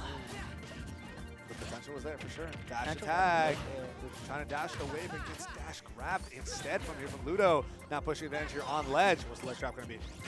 Okay, flip on the first side B. Almost got the up smash read. Oh Just my gosh. too Oh, early. the shield break! Shield break off the down smash. Bam! Batter Batter up Gone. and swing. Oh my goodness. He was just gone. He just died. He really did. Uh-oh. Okay, all right. Falls out of Mario up B there. Very odd interaction. 19% of advantage here so far. Mio's looking good though. Actually well poised, well positioned. Ooh, the back throw is back going to throw, do yeah. it there. Only one game away though from winning onto winner's side top 8. So Right. No, Mio's looking good. Oh yeah, this could definitely be not Mio's last stock, Ludo's last stock of winner's side. Too early to call anything, right? But But it Mario's is- always got that damage output potential. Right, it is still definitely possible. And with Ludo playing with a deficit, Ooh! the Blizzard, oh, makes it back. Great recovery by Ludo. So scary, so scary. All right, there we go. Let's narrow it up. Oh my goodness. Uh-oh. Almost got the reset after the air dodge read. And then the neutral air by Mario out of disadvantage there to just get out of the combo. So smart. Oh, side B's in. Bit of a bait there. No whip punish in town. Instead gets a back throw and blood. Oh, here's Uh-oh, Mozaga. the freeze. Oh! That's going to do the damage, but no kill. He was still stuck in the freeze. I think he also got hit by the first hit of it, but was able to Oh. mash air dodge out before the second it could actually confirm on that platform.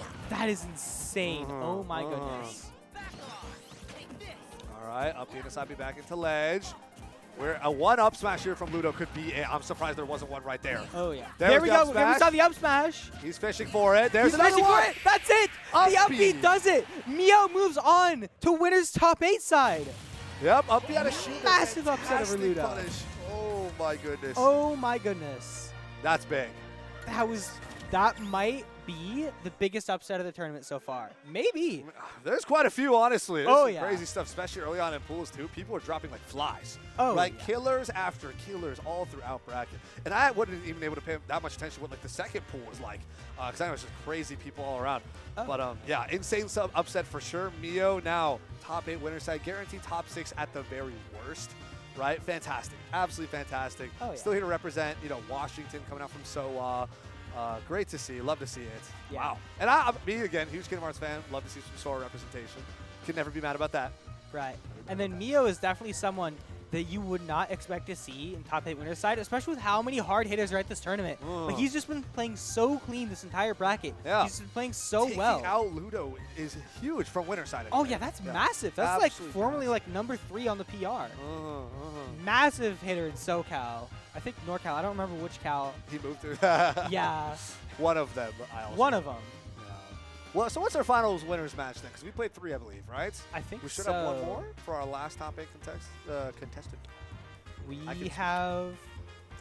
Here we go. Jonas versus Here we go. Yeah, Justice. I'm seeing Mr. Justice pulling up. Oh my gosh, and let's take a look at the rest of bracket. Mm. Sheep over Nitro? Yo! Sheep is just the SoCal Slayer. Hello? Oh my goodness. And over Zeb? Hello? She playing out of their mind. Oh my goodness. Isabel Genius. Oh my gosh. FTP over Raftbox, game 5 is insane. Invictus over Colonel. That's a good PR win for Invictus as well. And then down to Nexus. Sparkle over Nexus, though. Ooh, yeah. So PNW is prevailing right now. PNW prevails. Are we going to have any non-PNW in top 8? Right, no. Sparkle makes top 8 loser side. FTP has to, I think, play Ludo for top 8. JDV Charlie D is going on right now on side stream.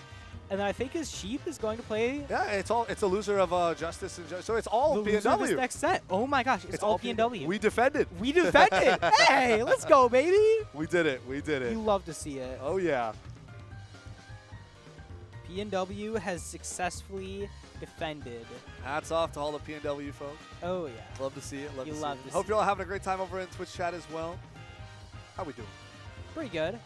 Chat's asking, has Sheep taken sets off Justice or Jonas? I think there was a Smash of Pieces where Sheep took a game off A game? Justice. I think so, yeah.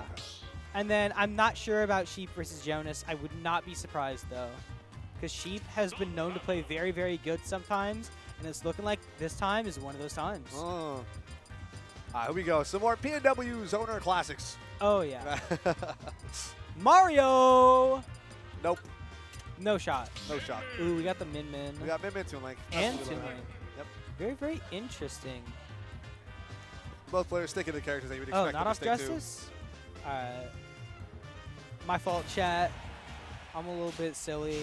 But it looks like Sheep has beaten Jonas before, Oh, so yeah. it's very, very interesting. to. Something huge there. So we can see a path, right?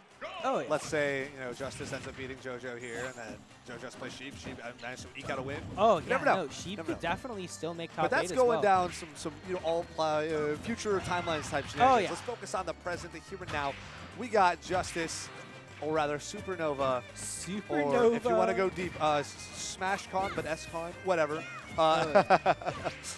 Coming out from Winthrop, we see the Winthrop logo as well here.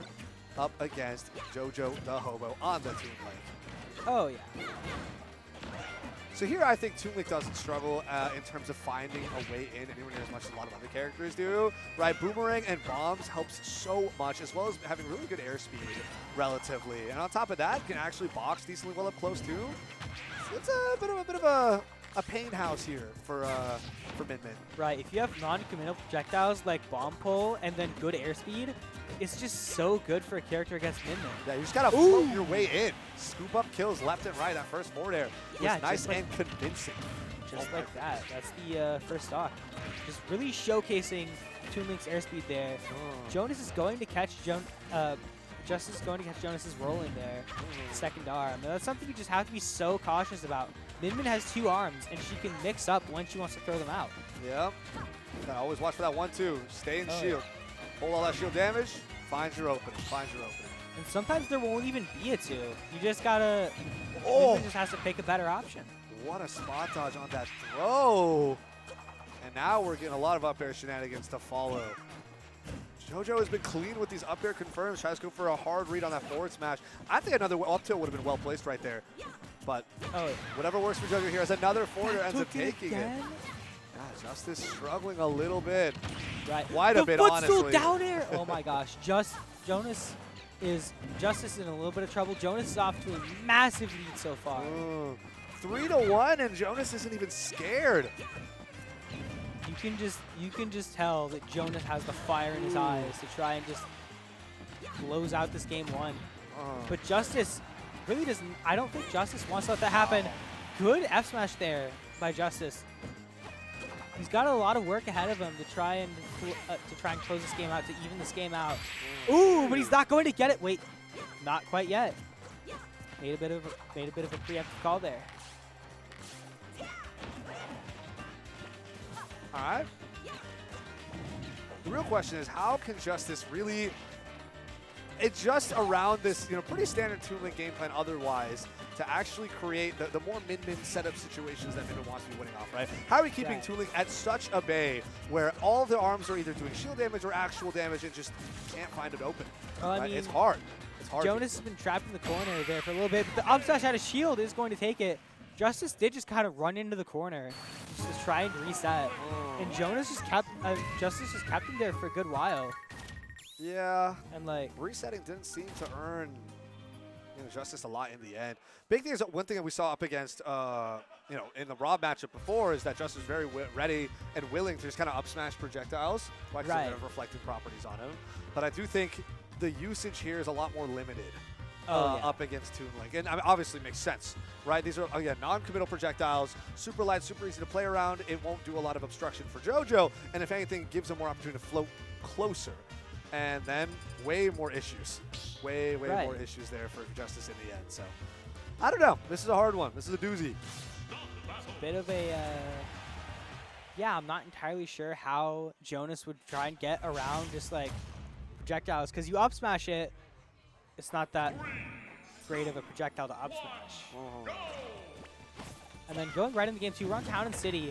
I do know that we haven't seen much Town and City during our commentary block. I think this might be the first instance. Maybe so. All right. Got our standard Toon Link confirmed. Okay, no whip punish on that dash attack there. Instead, Jonas opts to reset, just running away with the bomb, with the boomerang. Trying to keep Justice in the corner right now, having to deal with all this Toon Link ledge trapping. Can't press any buttons. Again, dash attack's going to whiff here. Chakram will clip. All right, we're even on percent this time around. Dragon Nair. All right. I see the pivot grab. You see the Dragon Laser. Ooh. Uppy there. Very, very interesting option, Looks but nice. it did really work out for him. And we got some Nairs. Yeah, we're seeing a lot more just stuff working out for Justice here in this game too. Now we saw that whiffed up smash as well, but now Justice seems to be aware this is an option and tool I should be using. Let's get it out there.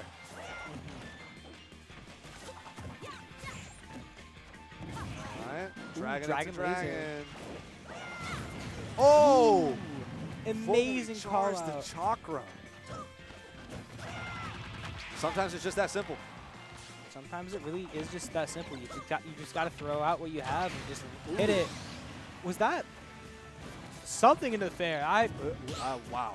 Wow. Speechless. Insane call out. That there, was really guys. fast. That was just all too fast, man. Uh-huh. It's just all just going so fast. We normally don't see Jonas play. Yeah, now we're this looking more at like the fast, Justice win condo. Now we're playing it like further out mid range. Oh, and yeah. just a lot of the arms are connecting. Now Jonas has been stuck here 50, 70, and counting percent. This is the kind of game that Justice wants to be playing. I think the stage kind of pick did end up making a lot of difference. Because Right. now the maneuverability is working really well in Justice's favor, actually. Yeah, like Justice absolutely wants to play mid-range here. That's where he exceeds the most. I'm not sure if that's a Min thing or a player thing. But he's just so amazing in the mid. Definitely a mid-min thing, but also hopefully a player thing as well. Yeah, I would assume it would be also be a player thing as well. I've seen Jonas play other Justice play other characters as well. His mid-range is just some of the best I've ever seen. Oh my goodness. Are you dead? Yep. Oh my god, insane up B string. Insane combo to the up B string from JoJoDaHoBo. How many back airs was that? Or Too like many. forward? Like, Way too many. But he hits those. Yeah, I was like, okay, this is kind of clean. I didn't realize that up B was going to finish it off and then actually end up taking the stock too. I'm sure that's what 127, percent worth of rage does. But man, crazy. Look And at all the then shield Minion's damage shield too. is just so low. Any lead that Justice had spent so long building up, any momentum at all, completely evaporated. Right. Right, JoJo just like huffed all of it up and blew it right back at Justice. And now look at this disadvantage, right? Look at this deficit. Oh yeah. Like Justice just has to just try and do what he was doing in the beginning. Can't let. Ooh. Oh, that's it. Off the top. Yeah. Town It's down. that simple. Bomb up there. Get it done. Get it taken care of. Yeah, Jonas just locked in there. Took that game 2 right out of Justice's hands. It was even, and then it wasn't even anymore. Yep. That insane tooling string just changed the world there. All right, These two- Smashville's the next counter pick here from Justice. Ooh, yeah. These two have also played so much over the past week or so. I think Jonas was talking to me earlier about the game plan mindset, the game plan strat. His game plan here, insanely good. He knows exactly what to do, when to do it, how to do it. He just and got it's all working out locked for him down. so well. Yeah. This guy knows exactly how to game plan. Up there, trying to get some more back airs flowing. Not quite here. The Nair into Boomerang almost drags Justice right back into even more of the pain train here from Toon Link. Oh my gosh. I've seen not just Jonas, but so many Toon Link, Young Link, and Link players just get so much off of Boomerang. It's gotten to the point where it's like a lot of Toon Link players I know and Young Link players I know are like, if nobody got me, Boomerang got me 100%. Oh yeah, absolutely. So much mileage you can get off that. Similar to why, Belmont's got something like Holy Cross, right? Oh yeah. You gotta make it work. All the Boomerang angles are insane. We got Megawatt coming out to play. Trying to fish for some upbeat Megawatt Nair kills, maybe? Let's see it. Not much for Justice there. Jonas with a really low recovery. That's one thing I've noticed. Like, it's a little tough for Min to edge guard super, like, low recoveries. Not super telegraphed. Right, because you just have to kind of prey on really good chakra timing. Right. Which is pretty hard. It is something that Min can definitely do, but it's a little tough. Good parry there. I like the by Megawatt Justice. pressure here. All right, here's our throw. Down throw. Where are we headed next, though? How's the Megawatt doing work for us? Oh, no, we're going back to the chalk room. Careful. Careful. If you're Justice here, you have to be so careful. You have to keep Jonas in your mid-range. Nice. And he did it there, and that's not going to take the stock quite yet, though. So surprised that Megawatt forward tilt did not end up taking the stock. Back throw here. Nope. Still not going to do it. Still 3 stocks apiece. 130 to 150%. That up B. Final hit does not connect. Oh, it was a whiff tether grab there. We have a Dragon Fair. Uh-oh. Trying to tether cancel right there. Uh-oh. Oh, the bomb goes off. Oh, Nice. the Dragon Laser takes the lead for Justice. Finally. A stock was taken. That took like 2 minutes. That took way too long, and we see another one. Bomb up air there for Jonas to just tie this up. Complete reversal, yeah. Low percent second stock here. But JoJo only 1 game away now. Moving again. Top 8 winner side while dropping Justice to losers. Let's see it. Right, and then Justice really does not want to get sent to losers here. He has to win 3 straight. And we're seeing him pick up his gameplay a little bit here. We're seeing him with a slight deficit, but still very, very much doable for Justice. 100%. So we got a roll on stage. There's our bomb. Down air, I think doesn't connect there, but at least still relatively safe. Up tilt to scoop. We have our up air follow-ups as well. What's coming next? Got a bombs, watch out. Ooh, bomb confirms. Bomb fair not going to do it quite yet for JoJoDaHoBo. Are you dead? Oh my gosh. Nope, but we are seeing a lot of the arrow snipes. Got to be careful. There's Oh, the yeah. laser, not enough. Oh my goodness. Jonas barely going to make it out of that, and he hits bomb fair to take the lead, to take a 1-stock lead. Uh-oh, looking a little scary for Justice here. I thought we were about to see the Yuppie come out. That could have been it. Not quite. The bomb regrab. Oh my goodness. Oh my goodness. The bomb's just having fun on top of your shield. There's just Oh regrab after my regrab. gosh. Jonas just has such great regrabs and item play. He might be one of the best to do it in the state, if not the entire PNW. He's just so good with it. There's a lot of good contenders too. It's crazy to think about. Yeah. All these items. Oh, the unfortunate SD from Justice. Oh, 3-0 for JoJoDaHoBo. Clean. Very clean from JoJo right there. Very, very solid gameplay. And that's, from again, both players. our final winner side top 8 contestant Right. finalized. Oh, yeah. Right? We got Mio. We got Ryan. Ryan. We got JoJoDaHoBo. JoJo. And we got, oh my gosh.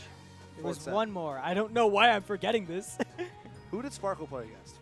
Sparkle played Embo. Oh There my we go. gosh. That's what it was. I was just like, why am I blanking? Why am I blanking? Yeah. That's what it was. How can we forget? How can we forget Right. about JDV Embo Z? Yeah, right. JDV Embo, like Ludo over Mio swap. Like, okay, whoa. Crazy, right? Yeah. And then we still got JoJo up top at the end. So it's like, Oh, yeah, a lot of this stuff is working out as intended. But hey, we got some nice, fun little mix-ups in there too. Yeah. Can't complain. We're here for the storyline. Uh-huh. Okay, sounds All right, good. So, signing off? yeah, All right. we are here at 5:36 p.m. Pacific time right here at main sequence, just wrapping up top 24. We're going to have top 8 coming right your guys' way on this very channel in about 25-ish minutes, right? There's 6 p.m. Pacific. So you guys don't need to go anywhere too far. You know, run to the bathroom, grab a snack, you know, chill out, do whatever you need to do. But at 6 p.m. Pacific, you guys better be right back here. So we're closing out top 8 of main sequence. So many of our contestants have already been finalized. It's going to be a blast. So I don't want to see you guys anywhere else. I've been Combo. This has been Subleaf. You got any social anything you want to plug at the end? Not really. It's been good to commentate here. It's been good to just see so many good matches just back to back to back. It's been good commentating with you too. You're a really, really good commentator. Thank you. I appreciate Very enjoyable it. commentator. Yeah, I had a fantastic time as well, Subleaf. Thank you for joining me. For but sure. we're going to wrap it up here. See you guys soon. Welcome back, everybody, to top 8 of main sequence. It has been a fantastic day all the way through. We've whittled it down to just 8 people left. I'm Lentini, joined by my man Combo once again. How you doing? I'm doing great, man. Super excited. Just coming off an incredible top 24. So many killers. We're seeing Ludo drop to loser side with an insane upset of Mio over Ludo. That was That's nuts. the main set. I was just like, man, Sora over Mario? Really? Like Mio showing up from SOA, showing up with all that TRC representation. I'm like, I got to see this man cook in winner side top 8. Dude's incredible. So I'm super excited. But of course, we got many other killer big names. We got JDV, Ryan, I believe. Yeah, Ryan. Yeah. We got Ryan coming up. Yeah, JoJo. JDV's over on loser side up against Justice, Sparkle, and Ludo. So despite all the invaders that we've had at this event from all over, right? We got players from Mexico, Virginia, California, wherever, right? All of top 8, all PNW. Seeing JDV Justice as a loser's 8th match is insane. Justice, of course, taking it to get into losers over Sheep. Yes. Tight set, tight set. On winner's side, top 16, it was Justice up against JoJo. And that was, I mean, according to, what was it? Oh, my goodness. Subleaf. They played like 4 times this past week already. They're on like so many head-to-head sets. And so, man, I can't imagine having to play yet again at like the big stacked event that everyone was trying to come out to. But man, yeah, this is our top 8. Like you said, Losers 8, JDV Justice is insane. But the fact that PNW was able to kind of remain stable over all of the invaders from all over, sacrifices were to be made, you know? Yeah, they had to be made. And Sheep made some of those sacrifices. Talk about a run. I was talking to her in the hallways like, I guess I'm just goated. Like, yeah, gifted. Literally just gifted. Literally gifted behavior. But here we are on small battlefield. Ryan on the Snake up against JoJoDaHoBo with the Toon Link. Let's get it going. This is a tale as old as time. The Bombo combos will be out in full force today. These two play each other constantly. I see them all the time at Smash to Pieces. Y'all see them. You know what to expect here, but it's about those intricacies. That's right. At this point, of how many games and how many sets these guys have played, it's all about the micro management, micro decision making, that it's just every little movement, everything counts here. Of course, they're going to have their bigger game plans already kind of figured out. And right now, it seems like Ryan's is working out a decent bit more. It's just about that grenade placement. It's all about keeping this Toon Link off you and not having to deal with the Toon Link bombs either. Yeah, Ryan is definitely feeling himself right now. He did so well against JDV. His set record, I was talking to him after his set, is something like, I don't know, like 6-18 or something like that. But specifically, the last several times that they've played, JDV has beaten him pretty handily. Right. So he feels really good some strong about redemption. some of the adaptations he made. We talked about what those adaptations were. I won't spill the beans because it's too soon for that. Yeah, it's too soon. I'm sure JDV already knows, but just in case. We got the rest of top 8 to discuss that. But we're going to have this Nair to catch the jump from ledge. And only 105% here on Ryan against Snake being a heavier character. Now he's just going to be flying all around, using that up B, armoring through a bunch of stuff, and war of attrition, right? Up till up air, though! Fantastic scoop pickup right there from JoJo to take that next off. That was a great example of how precise you have to play at this level of the game. Ryan grabbed the wrong way once. Maybe expected the cross-up, maybe had a snapback moment, whatever the case. That was all it took for JoJo to then get the defensive read, get the up air confirm, and we just saw, again, another great defensive read from JoJo. Yeah, we've been seeing JoJo slide around and just make hard call-outs on these up tilts just to get everything started, right? Whether it be a combo starter at early and low mid percents, or kill confirms with up tilt up air towards the higher percentages. JoJo's been fairly consistent at getting the right hits, and honestly, up tilt's not super committal either, so relatively safe way to get things going.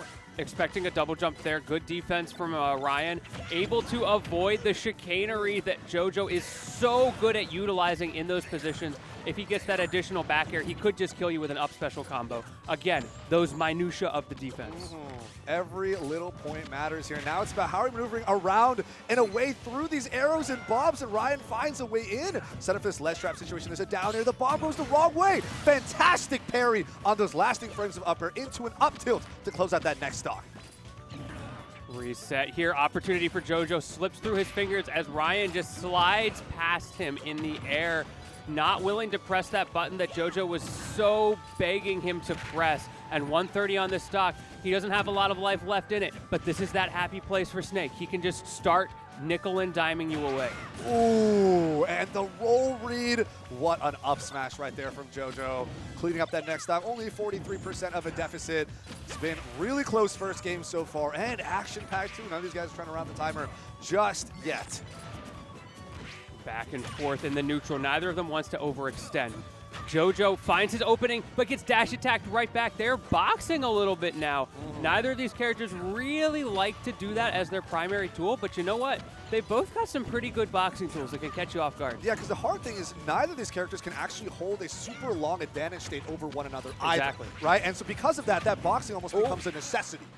Late up air, another late up air, saying anything you can do, I can do with one more foot. Dash attack, gonna catch him into the air again, but the juggles are not working for either player, though, as I say that. Opportunity for JoJo in the corner. Yeah, these scramble situations have been insane. These guys racked up both from 60 to 100+%. What an up smash charge on that roll read, and JoJo clearly takes that first game. Great stuff to JoJo. Finishing strong in that game number 1. But Ryan had a lot of answers throughout that game, and of course we are in a best of 5. This whole top 8, the whole top 24 was best of 5, so there is time for him to adapt. This is just the beginning. I love that shirt from JoJo. Definitely a Toon Link enjoyer. Here we are. We're hopping right back into small battlefield. No worries. We got Area of the Soul running. Good old. I feel like the Twitter discourse has affected some of the stage choices today. Usually, this game is PS2 simulator, right? Right, But right. there's been a lot of discussion lately because of that universal Unified. rule set thing Yeah. that came out Right. where PS2 was a counterpick, and some people were saying, well, you know what? PS2 may be balanced, but it's also big. Right. And that could mean that it's maybe not the best thing for an interesting competitive It environment. may not be the most neutral stage you can start Right. with. So now we're going to try experimenting as kind of small battlefield might be the setting this new standard. So now we're starting to see the small battlefield a little bit more. Who's to say if that's going to be a passing fad or if that's actually going to happen, if we're going to have that unified rule set absorbed a little bit more, or if PNW is continuing to do just whatever SW says. I mean, yeah, we've definitely made our stand against the rest of the community multiple times on our own, stage rules and whatnot. So honestly, I wouldn't mind if we continue to do the same, but that's up for the big TOs to find out when the big events happen around. So don't park on the grass. We'll take a look. That's a good question. That's the real test. If we use the SW set or if we use the unified set for Don't Park. JoJo's been keeping Ryan out super consistent all this time around, scooping opportunities left and right for big damage, and of course, drop the platform, use that fair, clean up that first stock. For how not weighty that forward air feels, it kills so often. Yeah, it's insane. Crazy. You don't expect it, and sometimes that can kind of catch you off guard because you DI works. You get hit by it, and it doesn't feel like such a big deal. They're using it as like a combo tool. Yeah. Right? A low mid percent. You're like, okay, cool. It's like a nice combo forward air. Why is it killing me? Why is it doing this? Already Dropping that 56%. C4. This gives Ryan full control of that part of the stage. Like you see, JoJo was afraid to land on that platform, and he has to be. Goes for a Zair. Interesting extension attempt there. Not wanting to risk it on an up special, which I think was the right call. Yeah, because that's the right call. Especially since he's up right now, he doesn't need to take unnecessary risks. Definitely not. It wouldn't have killed Snake. It would just put you in a weird spot. But it's still, triple back air, nothing to scoff at. And yeah, at 141% though, Thule still got great airspeed, great maneuverability, so trying to find your way around these grenades, not as bad as it could be with other characters. And of course, having your own bombs and boomerangs and arrows to match is great too. Oh my goodness! Somehow this little kid is still alive. Yeah, hanging on for dear life. 171. Max range on this Toon Link. Not a character who gets a whole lot off of it, but hey, we talked about those back airs. Who knows? Who knows? Or the back throw. I mean, yeah, any random willy-nilly aerial at this point will definitely do it. Oh. So will that. Yeah, 4-1-2 will absolutely click it. But honestly, yeah, 126% here on Snake, bit more percent, and those random willy-nilly aerials start becoming a huge threat again. Yeah, this is a place, though, where Ryan, if he can space well, if he can play that war of attrition, may have an opportunity to come back. Already 57, 145, 150 on Ryan. He's getting to the point where the percents don't matter nearly as much. He just has to make sure that there's no big hits. Waiting out here, we got bomb online. Grenade proc is actually going to proc both of them. Ooh. But what a punish there on that up smash. Again, scoop up. And only 80% here on JoJo. Not too far behind where Ryan can't clean this up. But this is where I think JoJo's got a good opportunity to just keep chipping away. More bombs, more boomerangs, and more of a disadvantage for Ryan to climb through. Oh, trying to get something saucy there. And he gets the confirm anyway. C4 back online in the corner. He's been alternating what platform that goes on, but the game plan has been pretty much the same throughout. Just reducing JoJo's movement options, especially when he's trying to recover from ledge. That's right. Now JoJo's trying to find another opportunity to get in, rack up a lot more. Ryan up more playing this mid-range spacing game, trying to use grenades more, and actually not afraid of losing out on these damage trades. Not entirely sure why. The spacing from JoJo. He's changed the play style a little bit. I think he's realizing that trying to get in against Ryan is not working out for him. He doesn't want to. See, even there, he's scared to contest. Ooh. He just air dodges on his landing. We did see a couple of hits clip and confirm here, but these guys are being really patient. Just waiting for the great opportunities there. That arrow reset could have been huge. We had multiple bombs coming out here as well, but again, it's right back to throwing out those grenades. We have the up tilt scoop, but no follow-up. There it is. But he's still alive. 130. Now we're in the situation where if he gets another down tilt or up tilt up air, it will definitely kill, but he doesn't even need it. Going deep off stage is JoJo, taking game number 2, now up 2-0 over Ryan. That weightless forward air just kind of gracefully deletes you. And that's 2-0 up here for JoJo. Now let's see if we're going to finally swap off small battlefield. No way Ryan wants to run this back again. Okay, there we go. Okay. Yeah, I was not seeing it. There's no way. I really like this stage for him because he has that control of the center platform. Again, it's the C4. He was having some pretty good success with that C4 usage on the one platform on the previous stage, but there's 2 of them. It gives JoJo a lot more to work with, and now he can completely shut that down. And with that, he gets center stage control when he has that C4 there, because every time you try to contest, you have to respect it. Yep. That's just a lot more space that you can't just there freely you drift go. around. Yep. There it is, and now it's a lot of the gameplay is going to have to shift around. How are we maneuvering around that so I'm not just getting blown up for fun? Oh no, trying to get a roll read there with a down smash doesn't quite line it up super well and ends up getting punished with a forward smash in response. What an uppie here from JoJo. Still no punish until he runs into the sea. Yeah, drop the package on him real quick. And now JoJo at 100%, looking so much better for Ryan. There it is, trying to approach the nair, gets back through for your troubles. Nikita's out to play. What an air dodge, and now Ryan is also out, trying to get that down air for the edge guard. got a But footstool. JoJo's spacing out with that nair, yeah. Helps with maneuverability. Here we are at Okay, ledge. okay, that's the problem though. As soon as you get that one opening as JoJo, his extensions are a lot scarier. He may kill later, but his combo game is a threat, and if he can get those confirm options, those down tilts, those up tilts, or get that crazy up smash, that's safe. Oh my goodness. There were so many things tried right there in that situation, whether it be Ryan trying to throw down the 2-lick bomb and get a follow-up, misses the follow-up, tries to catch Ryan with a forward smash, misses the forward smash, then JoJo tries to punish the forward smash, misses the punish. I think the punish was just too slow. There is it's too no slow. way that that forward was that smash safe. is very, it's kind of deceptive in terms of its recovery time, whether it be on shield or even on whip. Kind of gives me that Roy Flare Blade neutral B vibes, you know? So many bombs on the screen. Oh, speaking of no. which, get Did he clipped. Pop himself. Oh my goodness. All right, it's all right. Ryan just needs one grab, one forward tilt, one up tilt. Uh-oh, but now it's JoJo's turn. Oh, it goes the other way though. Oh! He wanted the suicide kill so badly. I respect it. Honestly, if you have the resource there, knowing that the next interaction you're going to die anyway, it's not the worst call in the world. Yeah, the risk reward was quite good there, knowing that, like you said, he's going to get hit, he's going to blow up. So he's able to take that risk. It doesn't work out that time, but it's really not that bad. All right, trying to challenge the bot there with an up air. C4 is going to pop. We have Boomerang on its way back, and is there potential to catch a jump? But Ryan stays patient, stays grounded. We'll do some wave bouncing here off these grenades. Stay away. Try to find that opening. Back air is not going to connect here. JoJo fishing for this up tilt to get something started. Instead, gets popped by multiple grenades into a back air, and now we are even. Yes, we are only 1% between these two. Ryan now in the lead off of one more hit, but we are going back and forth. Manages to get out of that scary situation without getting hit by that grenade afterwards. Good stuff to JoJo with his timing. Catches the 2-link bomb, tries to throw it behind, still ends up getting blown up by it anyway, but thankfully JoJo was not there to confirm, at least thankfully for Ryan, as Ryan is able to stay alive. That's an early up, and we have the bomb proc here. We're chilling. And we're back, and we're going to immediately rise up and throw it. Oh. Ryan knew that because that bomb was about to blow, have to press something right now, because you know JoJo wants to press something too. Fantastic interaction that ended up working out for Ryan right there. Great awareness. The number of projectiles, the number of explosions throughout this set, and we're on such a small stage as well. It's so hard to avoid them all. What a forward tilt here. Oh, he's going to make it back. He's going to make it back. Attack. Fantastic tech too. Oh, and he could not. Oh. Sweet spot the ledge. 42% off of a half charge forward smash. That is crazy.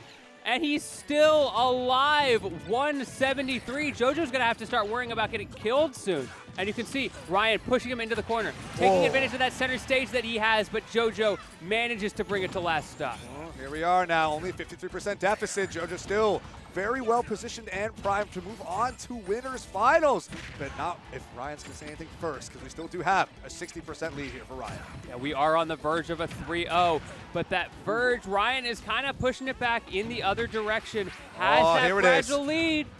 Okay, the lasting frames there of back air help neutralize the situation just a little bit, but man, JoJo's racking up the damage. Almost got a roll read right there on the Smashville platform, potentially fishing for that up tilt up air. Ooh. Can he get out of the corner? He tries to fake him out with the bomb. Those mix-up options that he has with the Z-drop, but it wasn't quite enough. However, the second time around, he does get it. Reversal of fates. Can he do the same to Ryan now? We had that vertical bomb to cover the jump there, but we have grenades to get JoJo right off him. Ryan fishing for that forward tilt 1. We have an air dodge after. It's a bit late. JoJo's still able to land that forward air afterwards. How are we going to close this out? Oh, the scoop, but it's not enough. No! And he overcooks it. And Ryan barely scrapes his way into game number 4. No. What a way to go out. Even before that, like the one spot dodge saved JoJo's life. He would have been over that 160 threshold, which means guaranteed up tilt off the grab. After almost checking with that forward tilt as well, so scary. What a situation to be put in right there. And still, JoJo was cognizant enough to turn things around, almost land that up B, but of course gets armored through with the snake up B. It was just about sticking the landing. Yeah, indeed. Didn't work out then, but that's why we got game 4 coming in here, folks. Main sequence, top 8, winner side, Ryan versus JoJoDaHoBo. I hope you're all having a fantastic time, because I know that we are. Absolutely. And we get to go back to Old Faithful. PS2, the ultimate counter pick stage, apparently. And already the C4 catch from Ryan. Here it is, trying to get some early advantage state push here. That's the double back here after getting the double forward air, 72%. Dash attack as well. It's just these little, again, death by 1,000 cuts, man. These tiny little Toon Link swipes are just so much more than you think. Yes, they are. As well. Ooh, careful with that landing. Ryan has a lot of mixed-up options. He can B-reverse his momentum very well, and he's clearly comfortable with it. You can see how much he does that in the neutral. But JoJo also quite privy to all those options. Snake, a common character. That's a very common defensive strategy, so he knows how to maneuver around it. Yeah, JoJo now not even afraid. Just like, I'm down to pull up and get it kind of close to your grenade proc range. As I've got bombs of my own, I got grenades, not grenades, boomerangs, and arrows of my own as well. So I'm not worried. That was a little weird. Somehow he just kind of slipped past the ledge. Yeah, he just Maybe he held down at the wrong time. Who knows? He was definitely scared of JoJo charging up a smash attack. Yeah, the up smash was being charged, but interesting. Oh well, we still got the rest of this game to play out. And there's a 4-1-2. We're even up. Maybe it was just the homie stock from the last game. You know, he felt that. He's like, oh, dang. The delayed homie stock.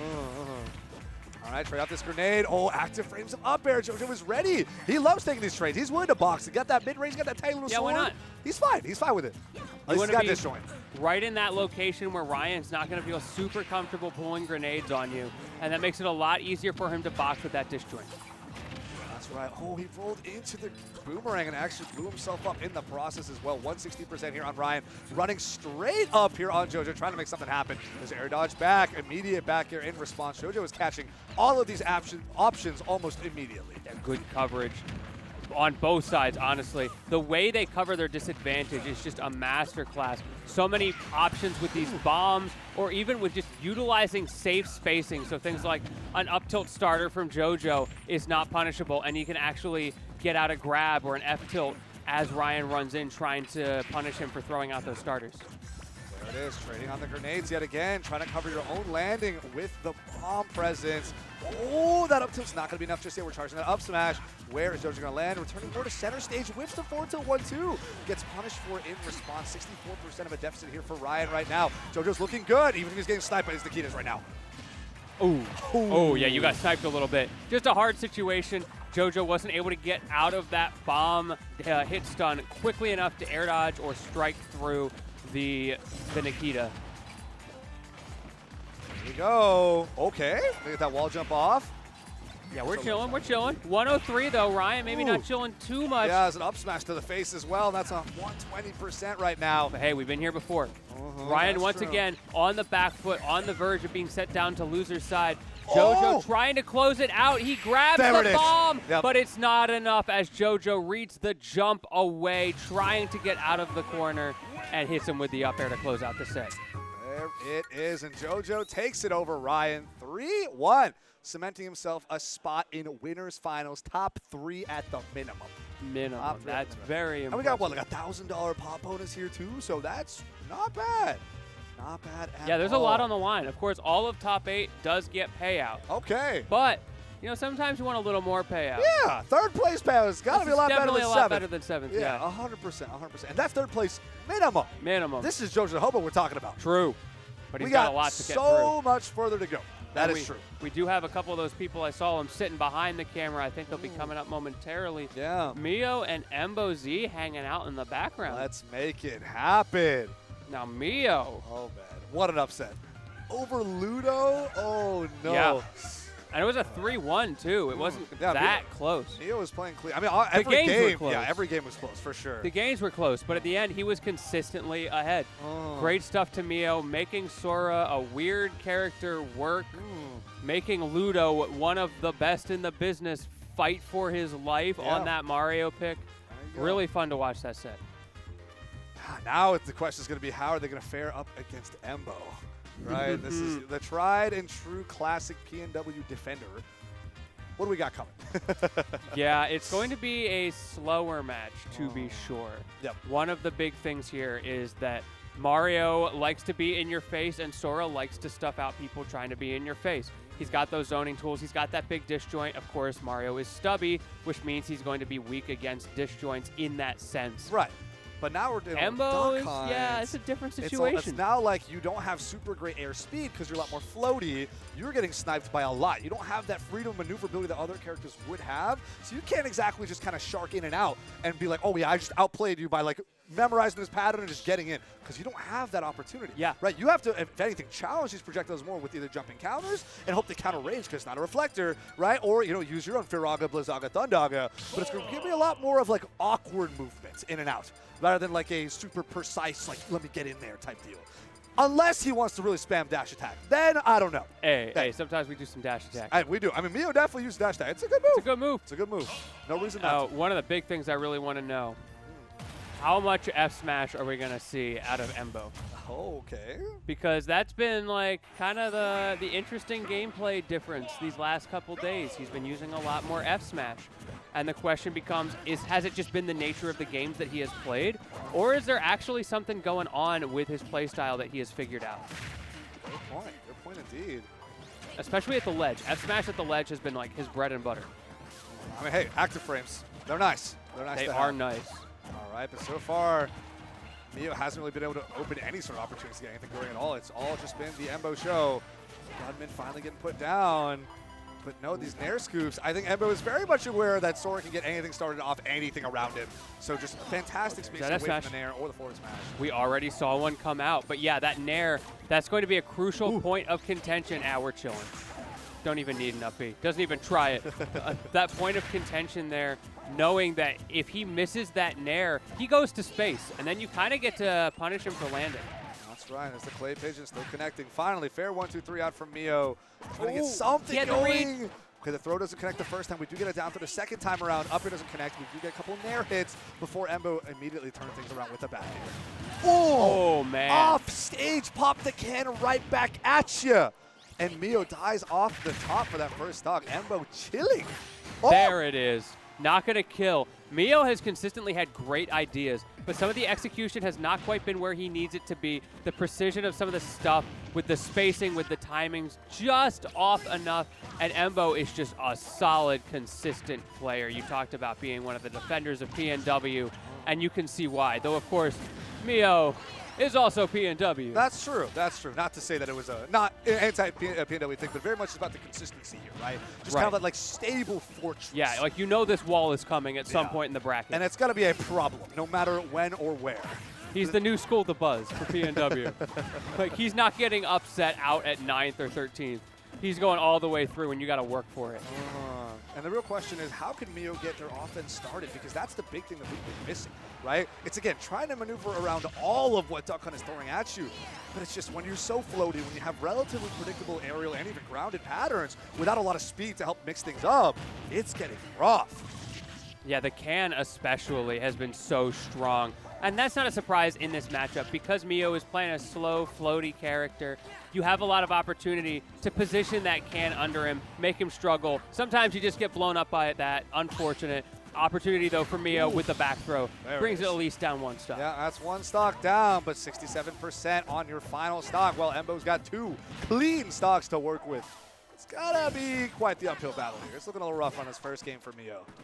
I don't know how well Mio knows this matchup. I know he has like played Embo, but if you've only played him a couple times in tournament, that's really not enough to learn this dog matchup. It's so weird, and it's so counterintuitive and antithetical to the things that you're used to. Again, that F smash coming out. Oh, Mio looking for F smash read of his own, but finally the Sora offense did come into play this stock, and we are seeing 92% of damage through just a couple of winning interactions. So this is now where Mio's starting to wake up. Might be too little too late for this one game, but I do hope that this momentum can continue in the future. Some of that coverage from Embo off stage, hitting his own can with the up air to get a very specific angle that sets it up so that if he goes above it, he gets hit by the gunman. Ooh. Those little things that Embo just has down, and unfortunate for Mio, does lose his stock there, manages to bring it back to the JV2. But you know what? You were talking about it, the signs of life. Yeah, I saw it. He brought it back to the JV2. I saw it. We just need more of that. More of that. Because that first stock, that was a struggle, man. It was. Mio was not able to get any hits in at all. I do have to say the song choice was really good, though. March to Deliverance from... Yeah, I'm beginning to suspect there might be on Small Battlefield. I think somebody on this setup screwed with the likelihoods of some of the songs. Because we've gotten, just while I've been on stream, we've gotten the Persona 5 Shapeshifter, that song, multiple times on this stage. Really? I know people weren't picking it? I think it just happened naturally. I see, I think there's some chicanery going on with the picks. I like that, chicanery. All right, we're stuck here on ledge. Yeah, try to use the access frames from up tilt, but the regular get up just a little bit too early. Embo was able to make a pass. Gunman's out. We got center stage under control, not letting Sora land at all. This is a pain and a struggle for Sora, especially, again, floaty, not a lot of airspeed. Ends up getting sniped way more than he would like. Ooh, and he goes for that Valor form as well. I wonder if that's a statement piece of any kind. Of course, he doesn't get a second Keyblade, but he does have a second game. Unfortunately, though, already on his second stock. Yeah. So let's see if he can find a way back into this. Oh, that's tough. That's a tough one. Okay, we're going to trade over here with the can explosion on the right side of the screen, but it doesn't seem like Embo's phased at all. Just, again, not letting Mio land. No breathing room for Mio whatsoever. This is where that floatiness and slowness of the character really starts to become a huge pain point. And it makes it a little bit scarier for Mio to be willing to go for those short hop nairs, those short hop fairs, because if he gets it wrong and he goes to space, you can see just how well Embo is punishing you. Yep. So it creates some hesitance even when it might be the right option. Oh my goodness, the drift off the reverse up B just to avoid the duck hunt down air. But still, Embo was able to fall up afterwards, and yes, Mio cannot land. We're finally here. There, 1, 2, 3, that's something. No. That's tough, though. Back aired for your troubles. And Mio down, another stock. And he hasn't been able to be in those comfortable places where you can get more than that Nair 1, 2, 3. Because theoretically, if you have all your timings right, you can convert stuff like that into a full combo. You do the drag downs. See, he just tried to do it. That was a kill confirmed. Yeah, that would have been a kill confirmed. It didn't end up connecting. Embo was able to shield in time. We're going to see a back throw here. Don't want to stale it out. Got to be a little careful knowing it's not going to kill, but it's still good for the stage positioning. Also careful when you're going off stage. Those side Bs can get parried, not punished. Yeah, Embo dealing with him off stage very well. It's hard to deal with that off stage thunder because when you're in the air, those are much closer to each other, so you can't just hope that you can RNG your way through it. Ooh, there we go. That'll confirm. Yep, Nair 1, 2 into up air. Solid. And that is critical. I saw this from Mio earlier as well. He was dropping some confirms, but he managed to find them later on. Woo! He didn't just give up on them. Yeah, that's right. We almost saw something crazy right there as the follow-up of the can. I don't think Mio was ready for it. And of course, Sora has a little bit slower moves, so you have to be a lot more methodical on placing where that upper would have gone. Oh, no. Still, just again, off like 3 interactions, 74% here. We're seeing pretty similar to what we saw at the beginning of the first game, where now Mio gets pushed to last stock. He's able to play a lot more, but his clay pigeon setups into the upper could have been a death sentence for Mio. Barely making it out, challenging the gunman, and now we're resetting center stage. Yeah, I think his DI saved him there. He managed to get into a position where Embo could not get a true combo into the up air. You know that's what he's going for there. That's always what he goes for. But 147, he's going to need to do a little bit more if he wants any shot at winning this. The can is a good start. That's right. There you go. Back air, untechable, blown up. And again, Mio down to last stock. Now, in theory, like there is a touch of death. It could happen. Mio has the tools to get back into this. It's just exceedingly hard against a player of Embo's caliber in such a weird matchup that you might not be comfortable with. When you're also one touch away from death. Yeah. It's terrifying. But hey, the Thunder's been doing work right now. Clay Pigeon actually does too much damage, rather too much percent, with a knockback is far enough where he can't easily follow up on Clay Pigeon anymore. So that could be huge in terms of almost nullifying a kill confirm, but they're going to trade on the can, and that's going to be it. Mio's down 2-0. Mio saying run it back. I think that's honestly a good choice. He was looking really good those last 2 stocks. It was the same thing again. Embo has been really solid in the early games. Mio has been really solid in the late game. It's just that Embo has built up too much of a lead by the time he figures it out. Okay, this time we are choosing the Persona music on purpose. Yes, it was on purpose. Maybe this is his Switch or something. There we go. Okay. Okay. Was that Master Form? Yeah. Yeah, we switching up the forms. He usually Wisdom, then we saw the Valor. Valor. Now we have the Final, not form. Master. Yeah, That's it, Master is final yellow. form. Yeah, Master is yellow. Yeah, you're right. It's been a while since I played the game. Yeah, it has also been a bit for me. Oh, it's on Steam yeah, now? they just added all on Steam. Oh, it's over. Bro, I can't I'll see you there. I don't even have time to play the Elden Ring DLC. This is going to be rough. So over. Was it like Final Mix 2.8? That one? So yeah, it's 1.5 plus 2.5, and then 2.8, and then 3. Bro, It's huge. that's nuts. Speaking of nuts, Mio still struggling to make it back. Embo almost cleaning up that stock right there, but thankfully the zigzaggedness of the side B for Sora still keeping Mio alive, charging that up smash. It's good damage, even if it's not going to take the stock. Yeah, but this is crucial. He may not be taking stocks early right now, but he is keeping up with Embo in the early game, right? This is the place where he was thriving before. If Mio can find a way to do well here and then do that classic adaptation that he's been so good at, it could be his game. That's right. All right, freezing out here. There's our can. Nope, throw right back. Okay, Dragon Ball Z. Both of them staying alive. That Blizzaga, the shield pressure online, but he doesn't even get a chance to use it. Great can placement from Embo, once again covering those landings so well. Oh no, a whiff grab immediately getting punished there with an up air. What we got? A forward throw. Can doesn't connect this time around. Makes it past the Faraga. Double fair. Air dodge back to stage. Here's the can for shield pressure. Nice. Wait for the gunman to apply more shield pressure before committing to the throw. I love it. I love it. Man, that can just approaching him menacingly. Embo, actually the aggressor right now, despite being solidly up. He's just finding these openings. I love that from Mio. He has the time. He can go so deep. That's right. He's got the mobility too. If that's one thing Sora can do, it'd be that. All the hits from that up tilt are not connecting, minus the final hit, but Embo did not get scooped up into any of them. Great spacing there on the Nair. 1, 2, 3. Get that gunman out of here. Ooh, this is getting scary. Opportunity for Embo does not go for the double Clay Pigeon. Instead, just takes some simple damage. Maybe because he was having some trouble getting those confirms earlier, he'd rather just send him off stage, go for these juggles instead because they've been working so well. There's our forward tilt. Mio is not too far behind compared to where we've seen Mio in this position the past 2 games. Right, 60% deficit here, but we're basically approaching kill percent considering all the rage that Mio has on deck right now. The counter was baited. Only punched with down throw, but the dash attack will clean it up. Still, Mio not too far behind.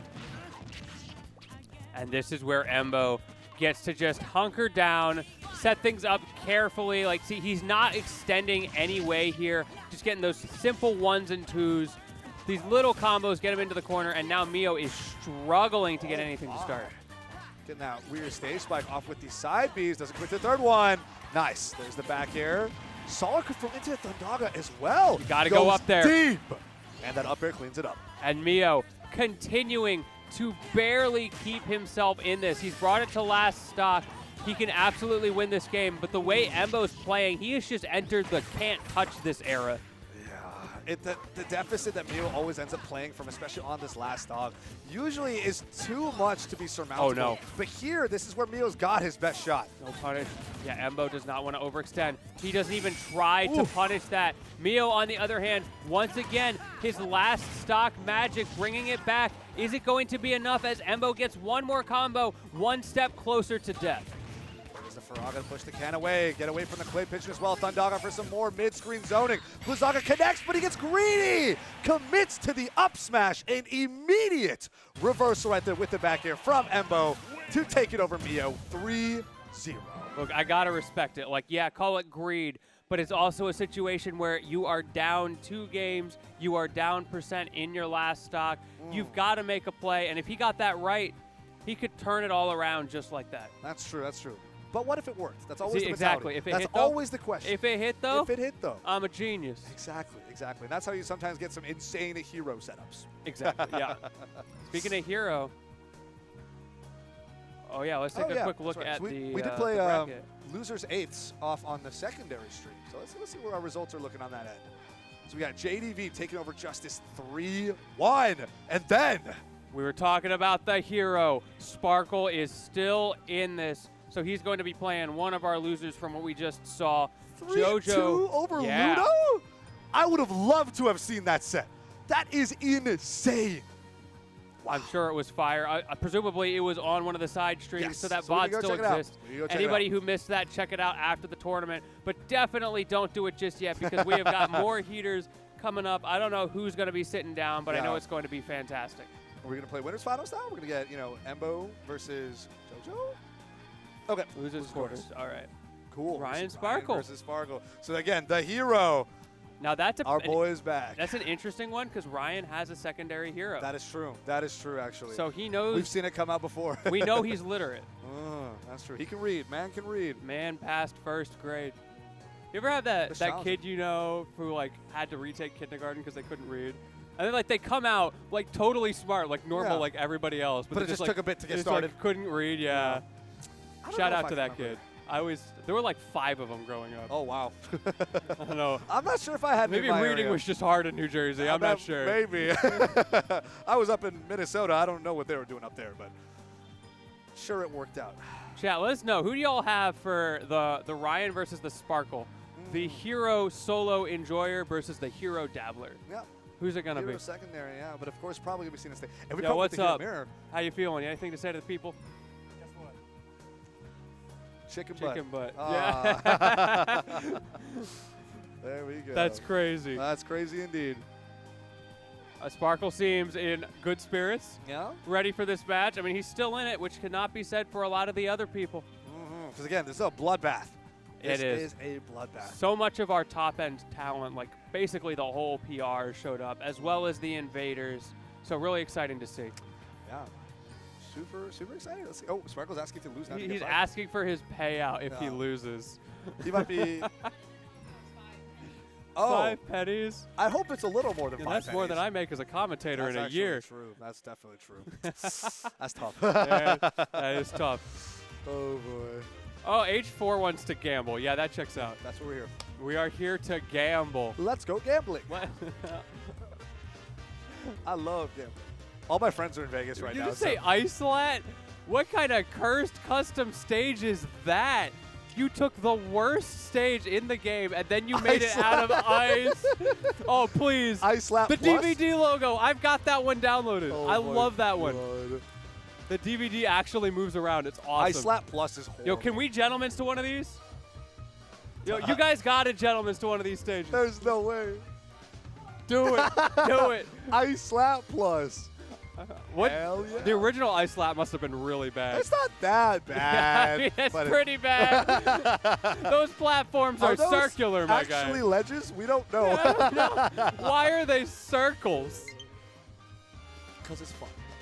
Also, yeah, these aren't even proper Lilac anyway. They're like They're so they're like terrible. Uh, elevated, they go down, and then they continue straight. As they hover over PS2. Of course. Of course. All right. Oh. Wait, what is Sparkle and Ryan are entering an intellectual challenge? for Oh. coins? Okay. Oh, They're I putting see. money on the line. They're putting the money on the table This too. is They where gotta, Sparkle may get man, his these top 5 players have pennies. so much money. Oh, there we go. 5 pennies? That's 5 pennies. That's 5 crazy. pennies. Nice. Where do these guys get this kind of money? That's what I'm saying. The sponsorships must go crazy. Honest. Okay, now Sparkle can get the 5 cents that they're asking for, 5 pennies, if they manage to conquer Ryan here. We shall see. Man, people only ever ask me for my 2 cents. Oh, They know I don't have money like that. It's tough in this economy, It's man. tough. This economy, This yeah. economy is rough. Look, those mortgages got hands. Oh, they definitely got hands. Their head's so big, I have not looked at them yet. All right, getting into game number 1. We are seeing the snake. No surprise there. I Yeah, feel no like there's no reason to go hero Yeah, here. the hero mirror would be hilarious, but not exactly what we're here for. That we would truly be gambling. Yeah. Now we get Quilly on the TriCast as Yeah, well. oh to yeah. talk about. That's crazy. We got 3 hero players, 2.5 hero players in attendance.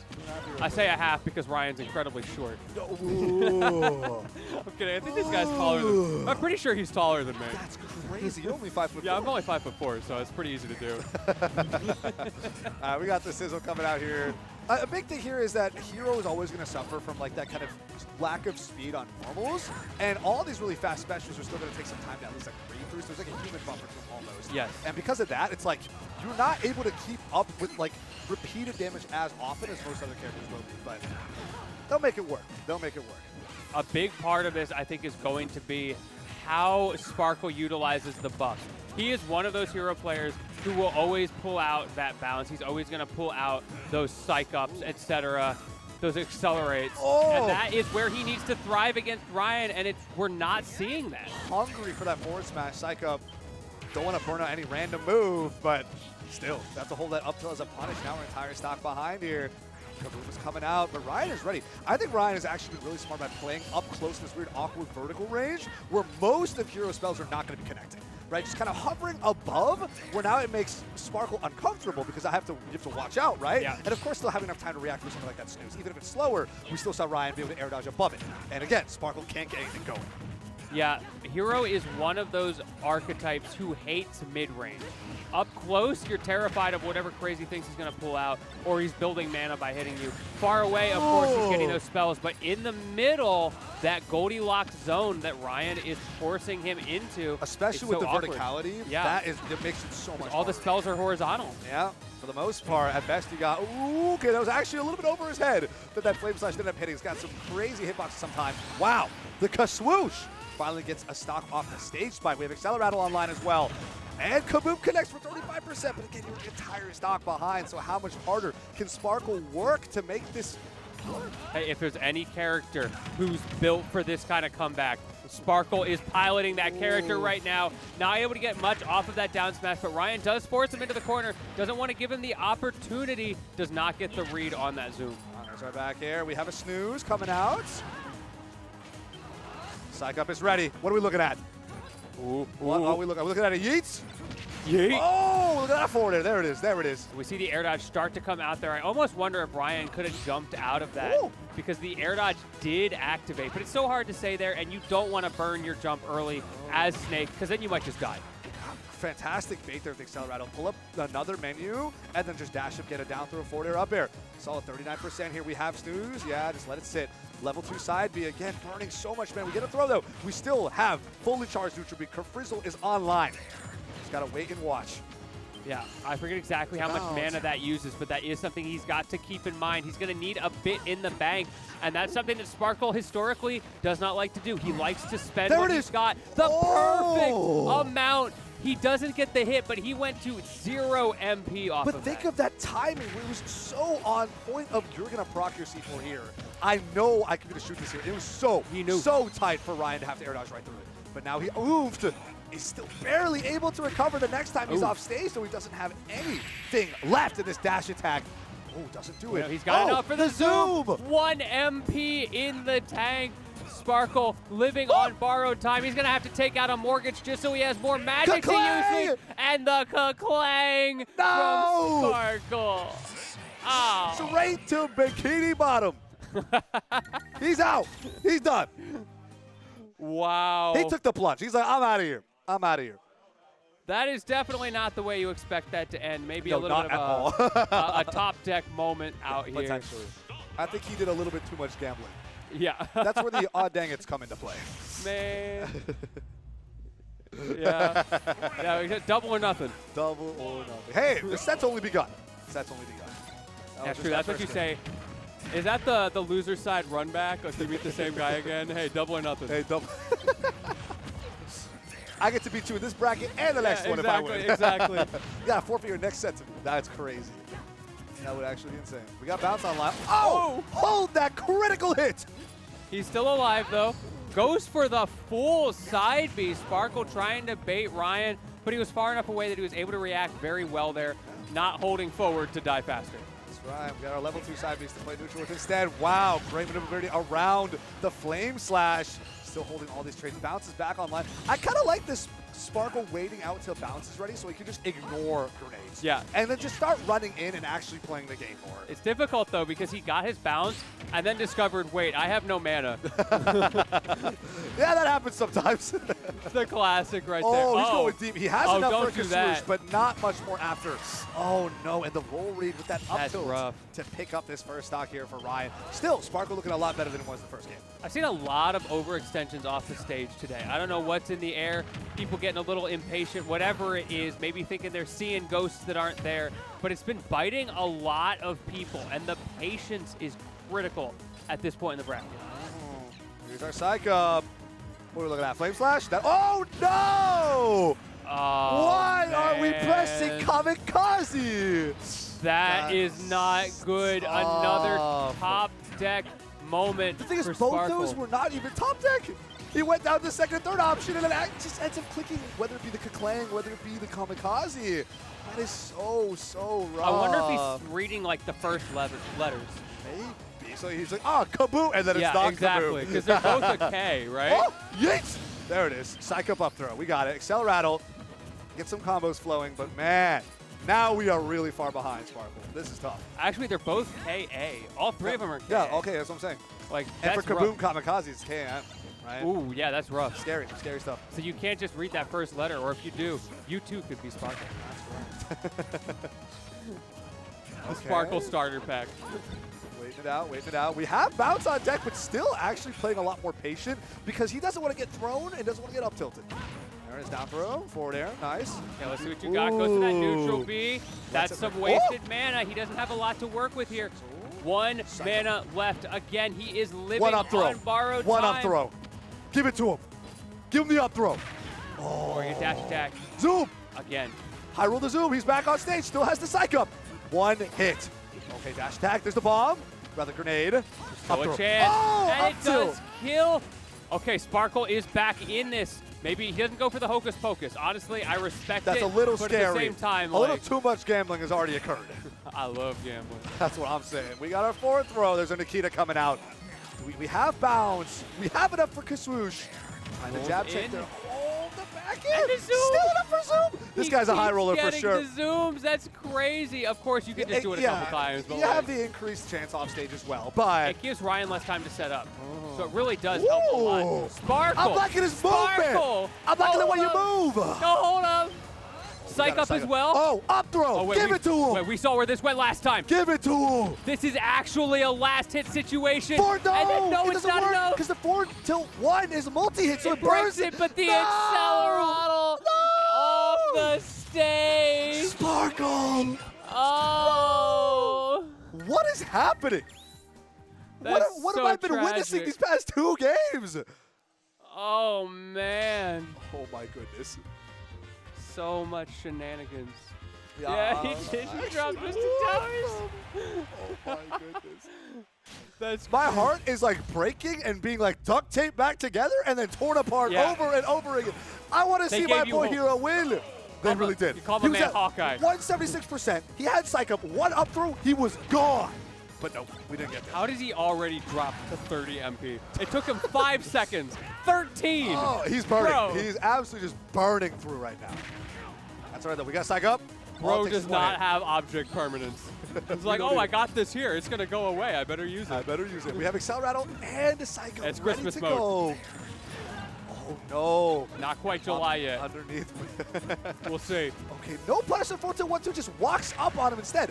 No grab, nothing. There's the C4. Oh, my goodness. Crazy ledge setup right there. Roll in, gotta hold that up to him. We got bounce online, Yeah, we though. do have the bounce. The Kaboom again coming out, and the bounce helping him out there as well. Opportunity for Sparkle, but he does not want to be another in a long line of people trying to come back on Ryan on last stop. Yeah, it's already been rough enough as is. Okay, 4-2-1, just gonna be a check here. No tick throw shenanigans this time around. Sizzle for the snipe, but no, we are back at 1 MP. We got the character, rather the costume swap from 11 to 4, so we'll take it. Could be something here. Yeah, he's rolling back the clock a little bit, you know? Those old man literacy reactions maybe a little slow in the last game. Ooh, still trying to make it back. We've accelerated on proc. It's going to make it easier. We got the whoosh. Don't have to burn so There much it is. mana. Oh, he's alive! I love the movement. The border doesn't connect. The Nair does. Still has to burn mana to make it back. Accelerado's still online. No, it's not. But we got a sizzle snipe. Still not enough to take it. 181% on Ryan. Speaking of not enough, once again, not enough mana for Sparkle. This keeps happening. He has to slow down. He has to take his moments carefully. It's a risk reward, and right now it's been mostly the risk not paying off. The jump into up tilt from Ryan in his head. He knew. He absolutely knew. Perfect read right there. Down tilt to just get you off my face. Fantastic parrying a forward tilt 1-2 as well. Trying to catch the jump trajectory with the Nair, but instead we're getting a level 2 side B to close out the stock here finally for Sparkle, keeping it almost even, except stop behind. And if he can get that psych up, that accelerate, combine things together, just maybe there's still a Christmas miracle to be had for Sparkle. But it's going to be so hard as Ryan continues to put on the pressure. Does not get the read that time on the down throw. The Flame Slash connects the Caprice for the air dodge back, but no, the grenade pop into the back air. And Ryan cleans it up. Moving forward here to losers semis, I believe. Wow. And That last game was well played, though. At least they were both playing the game. I got to give it that much. First 2 games, shenanigans. Third Yeah. game, that was it was real. just a solid game. Yeah, Ryan, by the end, you could tell, especially with the way he was tech chasing, the way he was maneuvering around those terrifying Sparkle hero options. He knew what was going on. He Yeah. had the download, and it was, like you said, just that honest gameplay, Yeah. if such a thing can be said about Solid Snake. And it was again, solid right, gameplay. Right, it was definitely solid. That's what I was saying, right? It was solid, it's consistent, the game plan was working. And again, right, Ryan has a decent amount of hero experience, understands like that uncomfortable range, right, where hero wants to be, where hero doesn't want to be. And of course, now adaptations for Sparkle, having to rely on certain buffs, right? We gotta get Bounce online, we gotta get Psych Up online, we gotta get Accelerate online. Now suddenly, I've become the wild card that I was always supposed to be. And that is how we started to see Sparkle make some real plays, some real moves. But just a little too late. And Ryan was able to kind of weather the storm a decent bit. And as a result, Ryan was able to clutch up, pull through.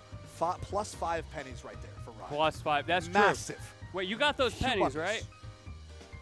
Ryan, did you get those pennies, or did he run away with them? You Yeah, got the plus pennies? 5. Good, good. Plus 5. Wait, why do you feel bad about it?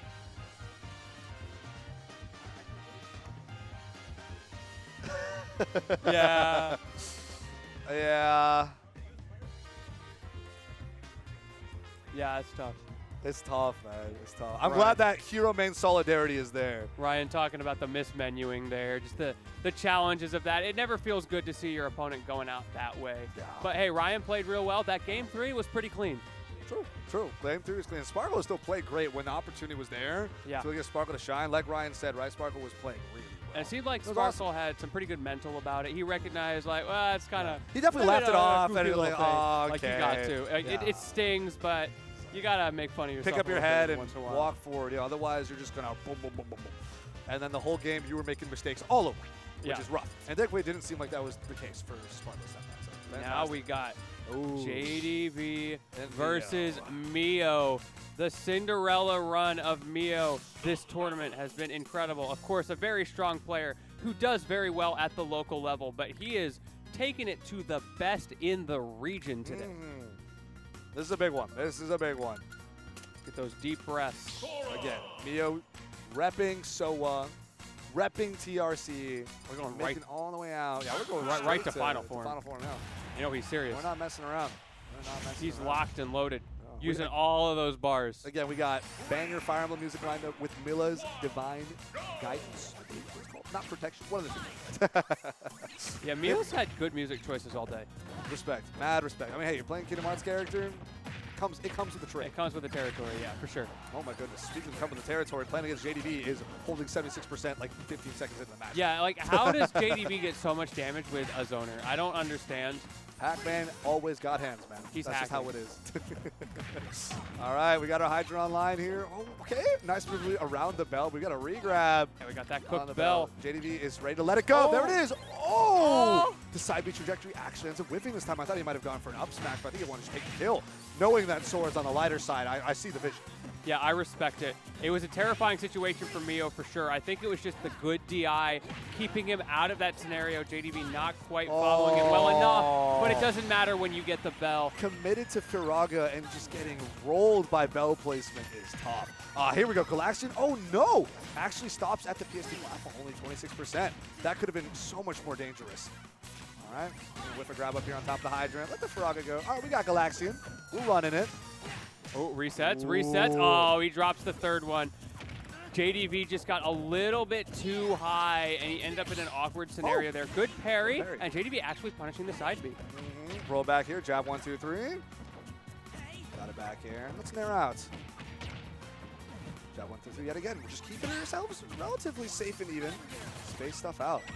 All right, Galaxian's out here to play yet again. Hydrant for some more spatial coverage. The entire stock behind here from Mio. Mio is playing very careful, very scared, and that's not going to get you your opening that you need up against Pac-Man right now. It's so hard to get in with Sora in this matchup because of those fruits. JDV knows how to play to his advantage, making it hard for him to just float in and out safely with that disjoint. Because you don't have that acceleration, that's just going to cover all of your approach options if you're not careful. That's right. We have a back throw here, trying to get something started on Mio's end. But again, not super high maneuverability. You end up getting clipped by a lot, and you just can't breathe. That floatiness is really, really hurting. Okay. Ooh. How are we? There you go. Yeah, set that up. How does Mio get in? Oh, the jab went to whiff, but no! Couldn't get the throw in response. Yeah, he could have dash grabbed there, but that is deceptively hard to do. We saw even Ludo was messing that up earlier. Oh, nice. Get the double jump up here. Yeah. Finally cleaning up a single stock. But Mio's got a lot more of a mountain to climb here. Okay. Honestly, the final couple shards from Blizzaga have been clipping so many people. All across the tournament. Something insane that I've been seeing from Mio. Beautiful coverage from JDV against the Phantoms as Mio just kind of hangs out under the stage, does not want to deal with those terrifying ledge trap setups. But JDV does it in such a way that even if Mio doesn't come, he still has time to set up again and got a little bit of extra credit on that ledge trap. Okay, going deep. The fair 1, 2, 3 is going to connect, but of course, Pac-Man's definitely going to make that. I love that crazy flex where Mio throws out 2 Firagas and JDV just parries both of them. It was a come at me, and then Mio just runs up. Yeah, he came at him. He really did. He really did. And he has been looking much more alive in this last stock. Once again, the last stock Mio difference. If he played the whole game like this, he'd be the best player in the world.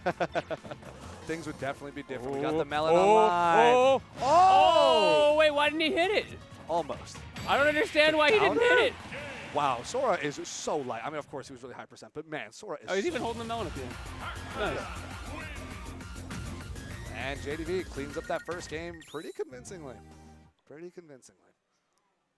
See a little thumb movement there from JDV. I hope it's okay. Looks like he was stretching it out a little bit. Gotta watch the strain. It's scary stuff. What we have to see. This is what really matters here. Yeah, honestly. Going for the additional music. That's a dangerous place. Ooh, okay. I like the Dream Team representation. Okay. There's a decent bit of that. Yeah, it does. Song does go hard. Let's see if that's enough. We're going to base form Sora as well. KH1, not even wow. The OG. He's just trying to go back in time to meet Pac-Man where he's at. Exactly, exactly. Although there's still solid 20 years or so. Yeah, hey, don't worry about it. If anything, he should go back to the Timeless River costume. Then that's true. Then he's it. Respect your elders, kid. For real, for real. All right, we got some fire presence here on the fire hydrant. Okay, Dash Tech trying to get underneath the apple, but ends up trading instead. Strawberry's also going to drop. We have an air in. Again, the dash throw doesn't connect. Slightly upward angled side beam. Oh, no, the Still reversal. Safe. Wait, are we okay here? No. Oh! JDV a little too deep. Got a little overexcited with that overextension, trying to reverse on Mio. But you forget, you're up against Sora. He can go anywhere, and then he can do it again. Yeah, look at these regrabs on Galaxian as well. So much shield pressure, so much potential damage. But yeah, this could be big here for Mio to try and turn things around. Oh no, clipped by Galaxian again when the Blizzaga was going out. Whiff throw, jab 1, 2, 3 punish. Trying to get him with the jump, but Mio not giving it to him. He just waited that out. That's something that JDV maybe is a little telegraphed on, as he does do it a lot. Woo! There's the resets. Let's go, Mio. Nice. Opts to burn it there as he gets a little bit into the corner, but he is coming alive. Here we go. Now we got our Nair 1-2 loops. Keep it moving. Now we got 108%. No! He dash attacked into the bell. I think he wanted to catch it. What a call out as well. Thundaga back online. We see Mio trying to find that aerial spacing. There it is. Okay. He wants to be in the air when he uses that because it hits more consistently. It is tighter, but it also does less damage and less knockback. So True. got to watch out for the trade-offs there. Oh, we're looking for that back throw? Not quite. Fantastic nairs away from JDV. Just get off me option. Don't want to deal with this. Tries to counter the Galaxian. I saw the startup frames anyway. Guess it just didn't end up working out. All right, run up there. Again, fishing for that back throw. I see it. JDV sees it too. Everyone sees it. That is terrifying to look at. Here's Thunder. That's not safe. Because that first hit is all you get when you're that close. JDV not able to get too much off of it. They're back to boxing. Here we and go. Finally that back throw, but it is not enough to kill. Close. It was simply close. We got a Thundaga. Oh, he's waiting. Oh, tries to get the Thundaga No underneath the fear. stage. No fear. No, wasn't able to sweet spot the ledge. Got punished for it. Okay, we're chilling. We come back. We're going to stall this out a little bit. Yep. Goes The all bell. the way to the other side. This character's recovery is insane. And yet JDV was still ready for it with the bell right online. Thankfully, we did see Mio challenger with the up air. Now we're right back to even. Well- Whiffs the up tilt. Crazy punish with that forward smash. We were even for but a moment as JDV gets himself into the driver's seat. This is that situation you want to be in, but Mio finds an uppie. A little bit of a risk, but a lot of reward. Yep, the rising spiral. Finally, 14% deficit. Nothing that Sora can't make up, especially if we get those Nair loops right back in the game. But that's going to require you to find your opening, which again, we've been seeing Mio consistently struggle with throughout this set. Oh, we're fine. We're all right. Look, It's he's Sora. got that weird long end lag on his floaty air dodge, but it doesn't matter because he's just got such a crazy recovery. Oh my goodness. Yep. Yep. Oh, Fire okay. up the Hydra. Get that bell going full screen at Mach speed. Here we go. How are we Right, gets landing? the landing, yeah. All right. It's hard for Sora to land. He's so floaty. Doesn't have a lot of mix-ups on that front. Even if he does have a lot of mix-ups in the neutral, kind of an interesting dichotomy for him. Yeah, the landing mix-ups are all very committal for him, and it gets very scary. Very fast. Struggling now to get back into this. Maybe we'll start to see those down airs as that mix-up on the landing. No. That is one option. Alternatively, the fire department is here. Yep, the Fire Hydrant gets it done. And that's a solid 2-0 for JDV despite the initial SD at the beginning of the second game. No worries. No worries we're on chilling. JDV's front. Yeah, he's chilling. Now we're going to hop over to game 3. What's our counter pick going to be? Let's take a look. Honestly, I say run it back. Oh, I see the vision there. The first two stocks look really good. And considering how the first game went, I think this is a more comfortable pick for him. Yeah, we're indeed run it back, and now we're getting even more Persona music, mass destruction. But we're going to continue to struggle with the fact that it's very hard for Sora to land here. Yeah, that we will. That we will. We got the Kingdom Hearts 3D costume coming out here instead, which is funny enough the game where all of his voice lines come from. Ooh, Yeah, no okay, new voice the lines are deep recorded. Floor. Yeah, I remember because I played that game so much that every voice line is like. It's like ingrained Yeah, in I'm your like, head, oh yeah. my goodness. Great game. Yeah, that was fun. A lot of fun. Here we go. Dash tag later. Hits are going to connect here. Rising up air. Trading blows with that forward air off stage. Got the trampoline still online. Keep giving JDV some space. Back throw. Get right back off stage, Mio says. Fair one the to reset, three. and it doesn't kill. Oh, he deserved that kill for how well he stalled that all out. Oh my goodness. JDV, you got to stop going for these reversals. It's not worth it against Sora. And yeah, JDV, no fear. There's the Blizzaga going Goes setting to space. straight up with the Hydrant. I love physics.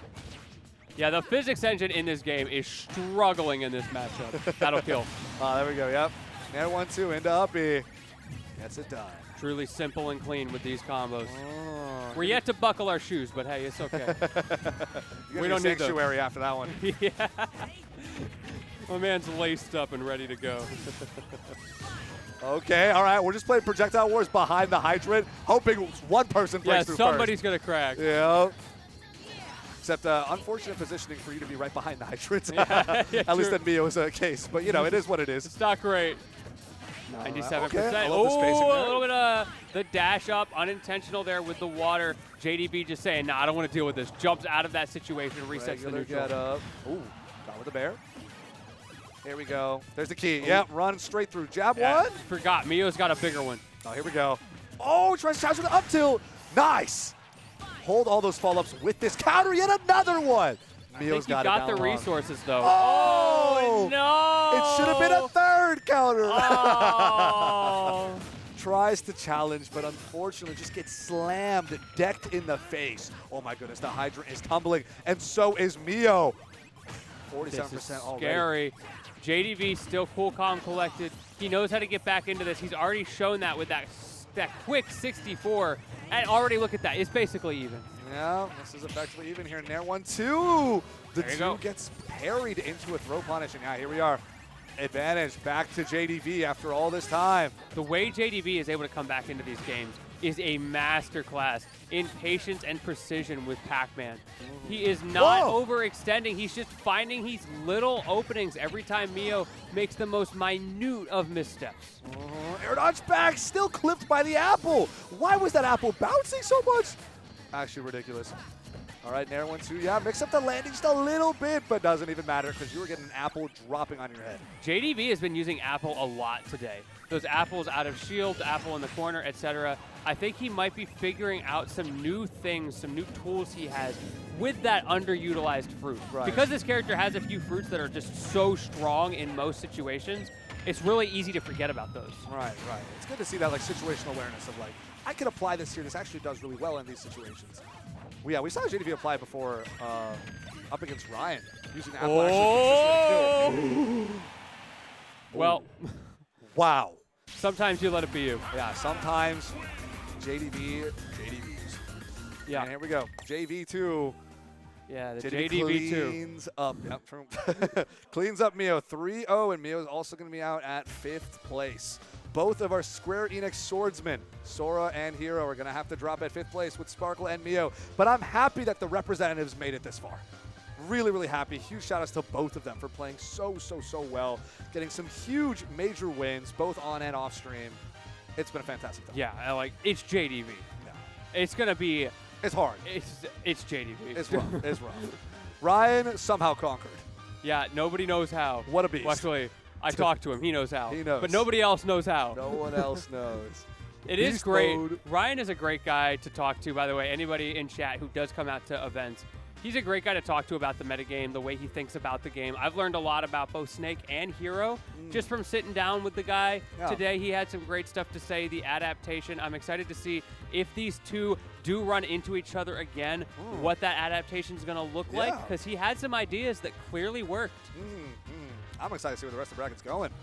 Because I do believe we have choices between winners finals and losers semis. But since that is cementing our top 4, we are, well, first let's take a look at bracket.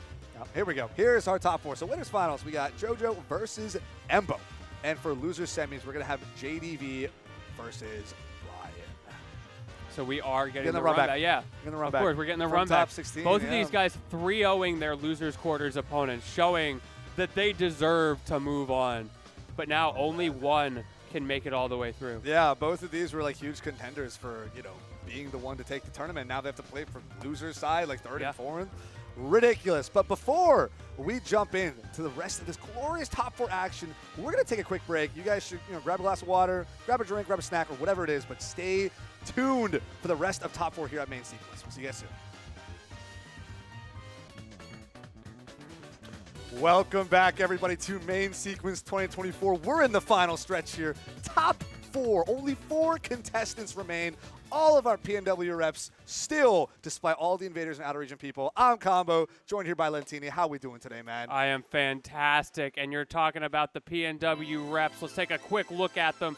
JoJoDaHoBo and Embo, a.k.a. Thembo Z on winner's side. That's who we're going to be seeing up first. And then sitting pretty down on loser semis, we got the run back. Yes, sir. From the top 8 qualifier, JDV versus Ryan. Yeah, it was looking a little rough for JDV this time, despite the set count and like more recent historic sense being strongly in JDV's favor.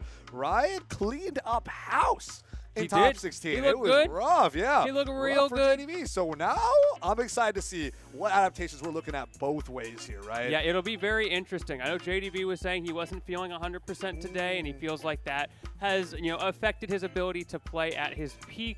But at the same time, that does not take away from the fact that Ryan found some very specific counterplay that he was utilizing and making work throughout that set.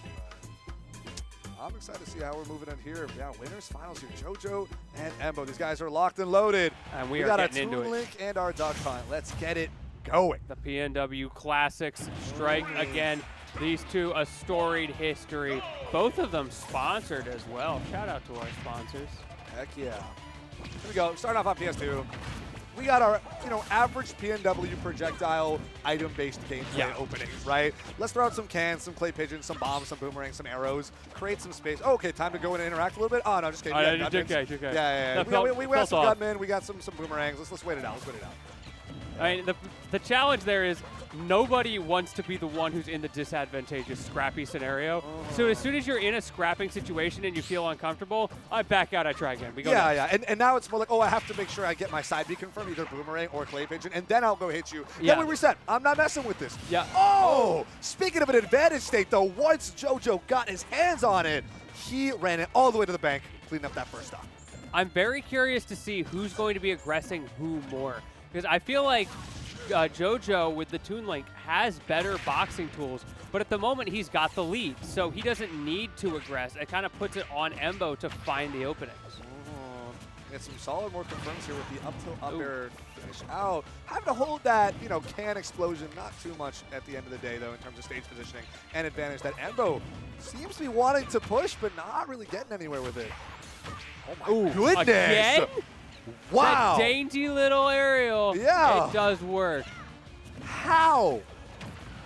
That's crazy. Maybe not the best DI from Embo. Hard to say. But He Kill might have Spark been. was still there. It's crazy, right? Embo wasn't super high. He only had 99% rage. I don't know. JoJo is cooking crazy right now here on Winners Finals. Yes, talk about a statement to get into this. The momentum that you get out of getting that first game, knowing your opponent has to climb back on your counter pick, worst case, game 5, is so much damage. The bomb confirming to Scoopy with up tilt into the up air, getting Embo to 87%. JoJo is not worried at all. Oh. Okay. Ow. Okay. And we're spacing cams it are out. also swapped. Cool. Man, the safety. You can see Embo, he's trying to find those openings, right? He needs to interact. He needs to get that stock off, but he can't afford to take risks. That up B. Now Embo return to center stage here. JoJo not worried at all about whether it be the can, whether it be the gunman. Always finds a way back to center stage. Okay, more shield pressure. You're trying to shark underneath with these up airs. Ooh, speaking of sharking, but JoJo, he's just holding shield in those situations. Like, what are you going to do? Jump up here and grab me? Nope. Like, no. You're trying to poke my shield with aerials? Nope. That's never happening. Oh, maybe if I'm feeling spicy, I'll angle my shield down. The reverse up B into dragging the can along for the ride. And what an explosion that was as JoJo cleanly takes that first game. And he gets the pig for his troubles as well. You all remember that level? If you bully the pigs too much, the giant pig comes out and comes after you. It's great. It's a callback to the old chicken thing, but it's exclusive to Wind Waker. Man, that towel. JoJo's going crazy with the towel. Yeah. Sometimes the sweat just comes out, man. You can't do much about it. It is a little warm in here. That's true. Despite, now the limited number of people we have in here, because a lot more people are watching from outside, still, it's quite warm I like in the here. fans. The fans feel nice. Yeah, they're helping out. But even then, Ryan had to, take a step out and be like, I need some Yeah, I airflow. need to. Yeah. Well, I respect if Ryan needs that after that crazy set that he had. True. Yeah, I'd be sweating for weeks after that, still thinking about it. Wake up in a cold one. That's for real. Hey, production, can we swap the cameras? Thank you. Can we go hopping into our second game here on Town and City? Okay, a little bit more advantage state push here from Embo this time around. Actually using the platforms to kind of carry some of these duck hunt combos a little bit Ooh, forward. speaking of duck hunt combos, carrying off the platforms as well as the can there. Doing a good job of getting himself that early lead, and this is crucial, right? It's the PNW Classic. You need to get that first stock so you can force your opponent to come to you. Yeah, and this time, it's Embo who gets that first stock. Yeah, Embo very convincingly taking that first stock after two huge confirms into a fantastic up B punish there with that up smash. Yeah, we hanging out. Well, I don't think JoJo's too concerned too hard, honestly. JoJo's completely fine to just let me approach with my boomerangs as long as I get around the cans, as long as I'm not worried about gunmen, and especially if clay pigeon doesn't connect, I should be fine. And honestly, JoJo's been doing all right. Again, spacing out with disjoints. No kill spark there. Still up till up air is going to connect and kill. I don't think JoJo's too worried. Yeah, he's doing a really good job of dealing with that situation. We had Embo have his opportunity. He had that first stock lead.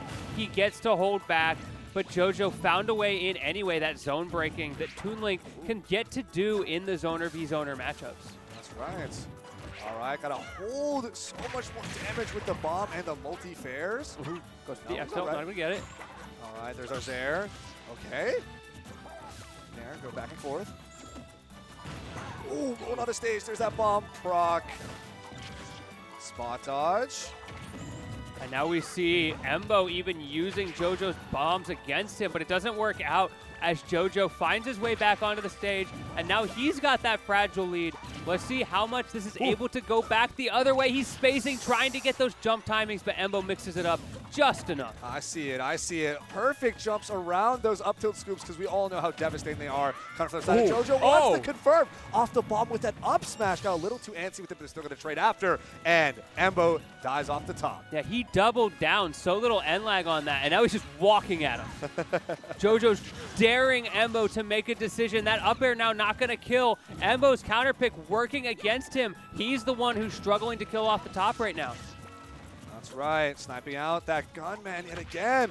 Embo still having to deal with this 136% Toon Link. Round 2, air dodge up, we're safe. Great stuff from Embo. He recognized that he did not want to do that air dodge buffer, staying alive. There it is. Throwing out some bombs here. We have our Z-tether. Trying to make it back. Now this is where JoJo is like, I can go in, but there's no real reason for me to have to. And it's kind of like the same P&W Classic. When you got the lead, you can stay away. The thing is, we've seen JoJo kind of also hold an advantage state pretty solidly when being aggressive, when going in. So again, I don't think JoJo's too bothered by the prospect of doing so. And we're still able to build up a 70% lead here on this final stock of the second game. Yeah, this is looking really good for JoJo, especially since it started so badly. It proves that it's not just a fluke of the game state, a fluke of being able to force his will on Embo. He can do that either way, and now the timings on that back air, Embo's scared of getting grabbed. There it is. Got some up air sharking. Okay, reposition some of our cans as well. Trying to get some of this damage to even out. This deficit is definitely smoothed over on the side of Embo. Now we're looking to be effectively even. Here it is. One more can proc. Okay, forward tilt away from the bomb. Trying to rise up with the boomerang. That angle's rough to the clay pigeon. Confirm it. Doesn't make it. Neither does the bomb confirm. So close and yet so far. This game is played in pixels, and he was not pixel perfect enough to find the timing. JoJo on the cusp, but Embo also with an opportunity now to come back into this. Yeah, they're both high enough percent and able to apply enough rage where both their kill confirms off their side Bs are just loose enough that it's not confirmed these kills. We saw another missed out kill confirm from the clay pigeon on the side of the can coming out, not able to kill. JoJo still alive. Oh, round 2, that'll do it. That's got to do it. That's got to do it. Wow. That was a lot of spaghetti scrambling there towards the end of that second game, but Embo's going to clean it up here. 1-1. What more can we expect for our winners finals? These guys are effectively evenly matched, and we've been seeing it time and time again. These guys have been bashing heads forever at this point, right? Yeah. And so yet again, we get to see another beautiful showing. 1-1 so Embo far. holding on for dear life at the end of that game, but you know what? He found it. And as long as you find it, it doesn't matter. Ooh. You can win by an inch or a mile. JoJo wants to go back to Town and City. Interesting. Interesting. I really feel like that opening was super rough for JoJo, and really had to work super hard to bring it all back. Because Embo, I mean, those combo confirms were insane with those Town and City platforms, but I guess JoJo's confident enough saying, run it back. Let's get it going. Yeah, this is very interesting.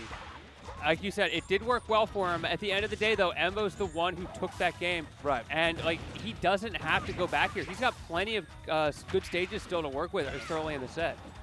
Seems that JoJo has no fear. Here we go. Okay.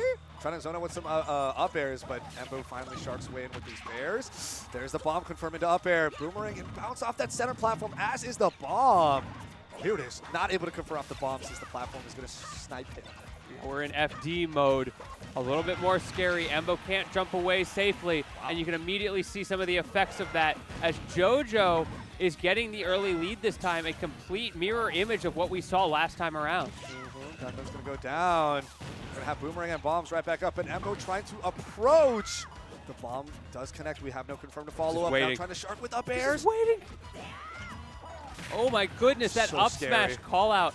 JoJo's been calling out a lot of those. I feel like over time, he has gotten more and more comfortable with when he can throw out up smash in neutral. That's right. We have our can activated here with Clay Pigeon. Going to jump over, try to cover your own landing with the bomb. Embo still gets underneath. There's a forward tilt as a punish. It's not going to be anywhere near close enough for the kill just yet. Popped by his own can and still sniped by the boomerang. Going deep for it. JoJo with the double arrow off Ooh. stage. Not able to find it. Not able to find that up air either. And Embo is clawing this back just by staying alive. There but we go. finally loses stock number 1. Yeah, back throw is going to do it here on game 3. Still back in town and city here. We did see JoJo really stabilize for majority of that first dog. But I don't think Embo is any stranger to this stage. As you said, right, took the game last game. Started off really strong last game too. I'm very curious to see who's ended up taking this one. Yeah, just answering back over and over. Nobody gets to walk away with a game at this point in the bracket. It is so neck and neck. It really is. We have a bomb prox here over on the can. Tried to get it to blow up. Still hasn't. Still hasn't. Another annoyance that JoJo ends up having to deal with. Finally moving away from. We got our nair. We got our fair. Ooh. Maybe trying to get Embo to jump out. He doesn't give it to him yet again. That's twice in a row. He slipped out of those combo starters, and they could just lead to death if he gets it wrong. Trying to run up and approach here with the bomb. Can blows up in his face. No worries. No worries indeed. Only 44%. Embo is not getting hit anymore. He's entered can't touch this mode. It's the bomb explosion too, rather the can explosion. They're going to have to trade on this, but JoJo's taking way more percent here. These trades are no longer working out in JoJo's favor. This is where Embo's really going to turn things around. We have the can set up here on ledge, as we do have Gunman. Waiting it out. The bomb, just barely, but it's not enough. Oh no, JoJo. The intimidation of that can and Embo being set up at ledge. The unforced error coming out, trying to avoid that ledge trap. Okay, gonna have to hold the explosion here. We got our Clay Pigeon up air. Tries to get another up air follow-up. This is just all the chip damage, all the extra credit that Embo really needs to be going for, because it seems like majority of the set, JoJo's been holding that position down.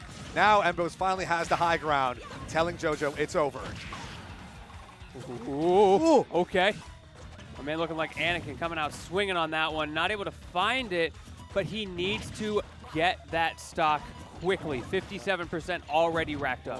And now Embo is not anywhere near close to dying in terms of stage positioning here. How is JoJo going to land this confirmed, right? We could be looking at another bomb up air, but now it seems like Embo's a lot more aware of how to play around. We got a Clay Pigeon back air. Trying to get a ledge trump, or maybe catch a jump with a nair.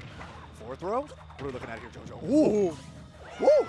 Again with those arrows off stage, they have not been hitting, but if nothing else, they're forcing Embo to play a certain way. But that stock does come off. Yep. Is it too little too late? Or can Embo find one of those cheesy Toon Link stocks? It's over. Look at that punish. Embo takes it again. 2 in a row on the same stage. Surely now. No we see a way counterpick. JoJo runs this back on the same stage. There is no shot. No shot. I hope he didn't hear me and would pick the stage just to spite me. That would be a horrible idea. He looks pretty locked in. I feel like these guys at this level, even when they've got the ears off, when they're doing something serious, they're not really listening to us. We can say whatever we want. And that JoJo guy smells bad. Oh, he didn't like that. He looked into the camera. No, he did not like that. Maybe he can hear me. I'm sorry, JoJo. You smell great. There we go. There we go. That's the correction we need. As we're hopping over to Battlefield here for our 4th game, Embo up 2-0. After the first 2 games looking such a strong performance from JoJo. Embo barely cinching out the second game. Third game was a lot stronger on Embo's side here. Can JoJo reverse this momentum back, or is this going to be Embo's clean slate up to Grand Finals winner side? We shall see. Ooh, gets past the Clay Pigeon, but no punish from JoJo. Maybe a little bit of nerves. He's already at a deficit. He had an opportunity to even it up, but he didn't commit. There we go. I like the spacing here. Just working out these nairs, making sure no one is committing to anything too hard just yet. Because again, Embo's got that lead. This is where JoJo wants to get in. Embo's like, nah, I'm going to take my hit and run. And these guys have serious commitment issues, I'll tell you that much. I think this is a PNW-wide problem. Yeah, it's true. At least the Seattle problem. At least the Seattle problem. We have some major commitment problems here in Seattle. Ooh. All right, dragged that up air. Almost gets the fall up there, but enough time to recover off the platform. Look at that back throw here just for that stage positioning. Almost 150% here on JoJo. Popped. Got to hold that as Embo's got only 72%, right? He's relatively chilling. Yeah, not so bad, especially in a matchup like this. Of course, JoJo has some Kamehameha options where he can just close it out wildly. But Embo is playing in such a way that it's very hard for him to do that. Ooh. As I say that, he does get something started, but again, it doesn't confirm, but he just will not let me finish this thought. JoJo evening it up just like that. There you go. There you go indeed. All right, roll up, getting cleaned up here. A bit more of that duck hunt edge guarding coming right back on the table. 58% off, maybe what, 2 interactions off ledge? And Can is still online. Embo's got this down to a science. There it is, catch the bomb, throw it back. They're just playing ping pong with that Can, both trying to send it the other way. JoJo taking advantage of his projectiles to hit it, to throw things off. Nice little optimization there as well. Air dodging past the Can as he approaches without losing too much momentum. There we go, back throw Can. A little bit too far to get the up air follow-up, but still really solid. Forward smash. Forward smash at the ledge. Hasn't been using it too much in this match, but it is still coming out. There we go, forward air. We're looking at here. The reverse up B, but no! Gotta hold your own stage spike. Challenging the Can. Honestly, I expected that to happen way earlier because it happened in so many different situations. Somehow JoJo managed to stay alive, but it was bound to happen eventually. Yeah, a lot of people, when they play Embo, don't even try to edge guard him when he has that Can because he's so good at covering himself with it. But this time, maybe covered a little bit too closely as JoJo gets it to explode on him. And once again, evens up the game. These guys will not let each other run away with it. Yeah, neck and neck. We got our downer, a solid 17% right off the bat into the Can explosion for 31. And these guys are effectively even now, throwing out those bombs. How are we going to trade here in center stage? Gunman is out to play, as is the Boomerang. Got the whole artillery coming out from both sides. Yeah, real. 53 to 41. This is so close. Oh, the double bomb! Almost got the Boomerang. Fair to follow up. So close right there from JoJo. But the stakes, it may be close in percents, but they are higher for JoJo. If he loses, he's out of winner's side. Embo, on the other hand, already has 2 games under his belt. He's got that counter pick advantage going into game 5 either way, but he does not want to have to get to that point. See what we're looking at here again. The Can's going to have to trade with bombs. The bombs obscure so much as well. You never know what's underneath it. When the bombs go into the Can, I'm like, is the Can still there? Is it not? Yeah, you're just blinded. Like, about I don't to know what's find out. happening. We're about to find out. Oh, the coverage. He would rather roll into the Can instead of rolling into Embo. I understand. Yeah, I understand. yeah, the fear. That Can is comically staled right now. It feels like half of his hits have been that Can this stock. Okay, another bomb proc here. Bomb is out. Trying to arrow your way back. Gunman is not going to connect. The forward tilt, down tilts are not going to connect either. Barely gets past. That is max rage. He can make something happen here, but JoJo first has to land. Can he find a way down against this wall that Embo is setting up? There's the opportunity, whips it, and he pays for it. And Embo moves on to grand finals, top 2 guaranteed. Oh my goodness. The one opportunity we saw, JoJo try to thread the needle in, and then it's like, oh, I got to back off. Air dodges back down. Immediate swift execution from Embo to move on now. Winner side grand finals. He did not give him a second to breathe just there. Bam, gun. Yeah, just gone. You're done. That was the difficulty for JoJo throughout that whole set. Embo was always on top of it every time. When it felt like he finally had space to breathe, Embo's setting up. When he finally breaks through that setup, oh, you're slightly misspaced, you're going to get killed for it. Yeah, I felt like it took some time for Embo to get to that rhythm. It did. As we saw in the first, 2 games, really. The second game was really close, but I felt like overall JoJo had a really strong advantage state because it opens with Embo playing really well in Town and City, and then it's JoJo climbing that mountain and then overpowering, and then Embo crawling his way back up to being basically a final hit situation, right? But then from the 3rd game on, Embo was locked in. JoJo was struggling to make those openings work, actually get equivalent damage out. But I would say the 4th game was looking a little closer, honestly, throughout most of it. Every time the Embo seemed like he was about to build a lead, JoJo was like, no, we're going to equalize this. We're going to make this even. At least even, right? But in the end, Embo was still able to triumph and conquer. And that's why Embo is guaranteed at least top 2 here at main sequence. But we're going to have our 3rd and 4th place, rather our 4th place and beyond contestants step up now as we got the run back of Ryan and JDV from top 16 winners side, now playing for 4th place. This is going to be really interesting. A reminder of the history. These guys have played an awful lot. Historically and even in recent history, JDV has always done very well against Ryan. However, that is not the case today. because JDV was put on loser's side by Ryan. He found some crucial adaptations. JDV also saying maybe he's not feeling the best today. Between those things, or maybe in spite of one or the other, this is the situation we've ended up in. We get the run back on loser semis. We got to see the run back here. Let us see who will move on to top 3. Who has to go up play up against JoJo. Also, got a shout out to song choice. Big Arm from Sonic Generations 3DS. Absolute banger. Absolute banger. All right, we go. We're getting started. Already got our snake ledge trapping going. We got our grenades up. We got our up smashes up. JoJo, rather, not JoJo. JDV. JoJo's not screwed anymore. JDV. They both start with a J. Yeah, my bad. My apologies. We got our Galaxian on deck. Okay, the Galaxian's caught. And we got upper string to continue it. Ryan pushing JDV up to 71%. Nice and easily. Ryan is definitely going to be playing in a way where he is trying to keep JDV from getting that hydrant down. Now, that's an obvious thing to say. No one wants Pac-Man to get that hydrant down. But Ryan is specifically targeting that as one of the things he's looking out for. Now, what's our ledge trap going to be here? We're going to worry about the hydrant. Oh, my goodness. Ryan's like, I'm getting in your face, up tilting. You're dead. And that's exactly what Ryan did. No fear of the hydrant, no fear of any of the fruits. Just kind of jumped on in, up tilt. Get it done. We also see that C4 center stage, and part of that is that hydrant we're talking about. If he's got that there, it's very hard for JDV to comfortably set them up. He has to commit or put it in the corner, and when he puts it in the corner, he's cornering himself if he stays on the other side of it. All right, there's our key. We're over to the key. Still, how are we making it past this very difficult to penetrate fortress that is Snake? With all these grenades. Forward smash the hydrant. Send it flying out of 27% already on JDV. There we go. More grenade warfare. Yeah, just throw him back. Yeah. Hot potato. Ryan not cooking all these grenades. Expect to see Ryan approaching with cooked grenades fairly often so that JDV can't do exactly that. He wants to figure out ways to carry his momentum so he can run in while cooking grenades, create that pressure that JDV has fewer counters to. That C4 proc as well when JDV's trying to challenge Ryan's landing. Man, this war of attrition is a struggle. We have our bell out. Oh my goodness, we have a dash attack catch there from Ryan instead. And also JDV has to hold an up smash in the process. There we go. Slowing it down.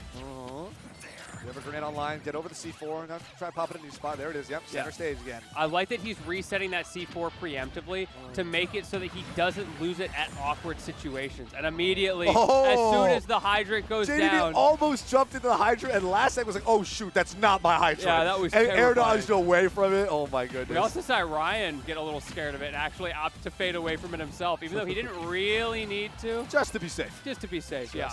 Oh, apple snipe. So again, right in their top 16 winner side match, a majority of JDV's kills on Ryan were all apples. It's crazy. But 122% deficit right now. One throw, it's over for JDV. And we know Ryan's fishing for it, but also doesn't mind sitting back and just letting chip away. But would rather like to move on to this next stock quickly, and that's we got that up till instead. Yes, we do. And JDV on his last stock of this first game, he's in a situation he doesn't find himself in often, on the back foot against a player he has played so many times, but Ryan today is the one who has those critical adaptations, those microscopic changes that we don't even notice half the time that he has found to give himself an advantage. There it is, up tilt, get that hiding away. What an incredible angle on top of that. All right, here we go, Galaxian, big damage. Yeah, the up tilt hydrant angle is awful. No one wants to deal Ooh. with it. Spot doesn't follow the up smash. He's like, oh, I know what's going on here. Immediate forward tilt just to get off me. JDV searching for answers. Can he maybe get that bell confirmed? Oh. No, he cannot, as the C4 closes out game number one. Trash. Ryan on the board. That's tough. That's tough there for JDV. Yeah, again, Ryan looking clean on that first game. Will this be a repeat of what we saw in top 16? Wow, Ryan. Ryan's looking good today. Let's keep it moving. Let's keep it moving. All right, that was fast. Yeah, not a lot of... I don't think there's a lot of soul searching that these guys really need. Like, they know what's going on between them. They've played so many times. It's more a matter of, can I execute in this game of rock, paper, scissors that we're creating for ourselves in how we're approaching these neutral interactions? Same song, same stage, same everything. Yeah, very cerebral players. All right, Trying Nair to catch some get up options here. Down air away from the ledge. Nice, we got that wave bounce, got the reversal. Ooh. Oh, JDV forward to 1-2 just- is not going to connect. JDV's not been given a lot of time by Ryan to get those melons. Part of the spacing at which he's playing, trying to approach with those grenades, is making it hard for JDV to do that. And again, because he's got those cooked grenades that he's approaching with, it's hard for JDV to just stuff him out with forward airs, which in Ryan's word are the ultimate anti-approach moves. Okay, we got our key out. Got something at least.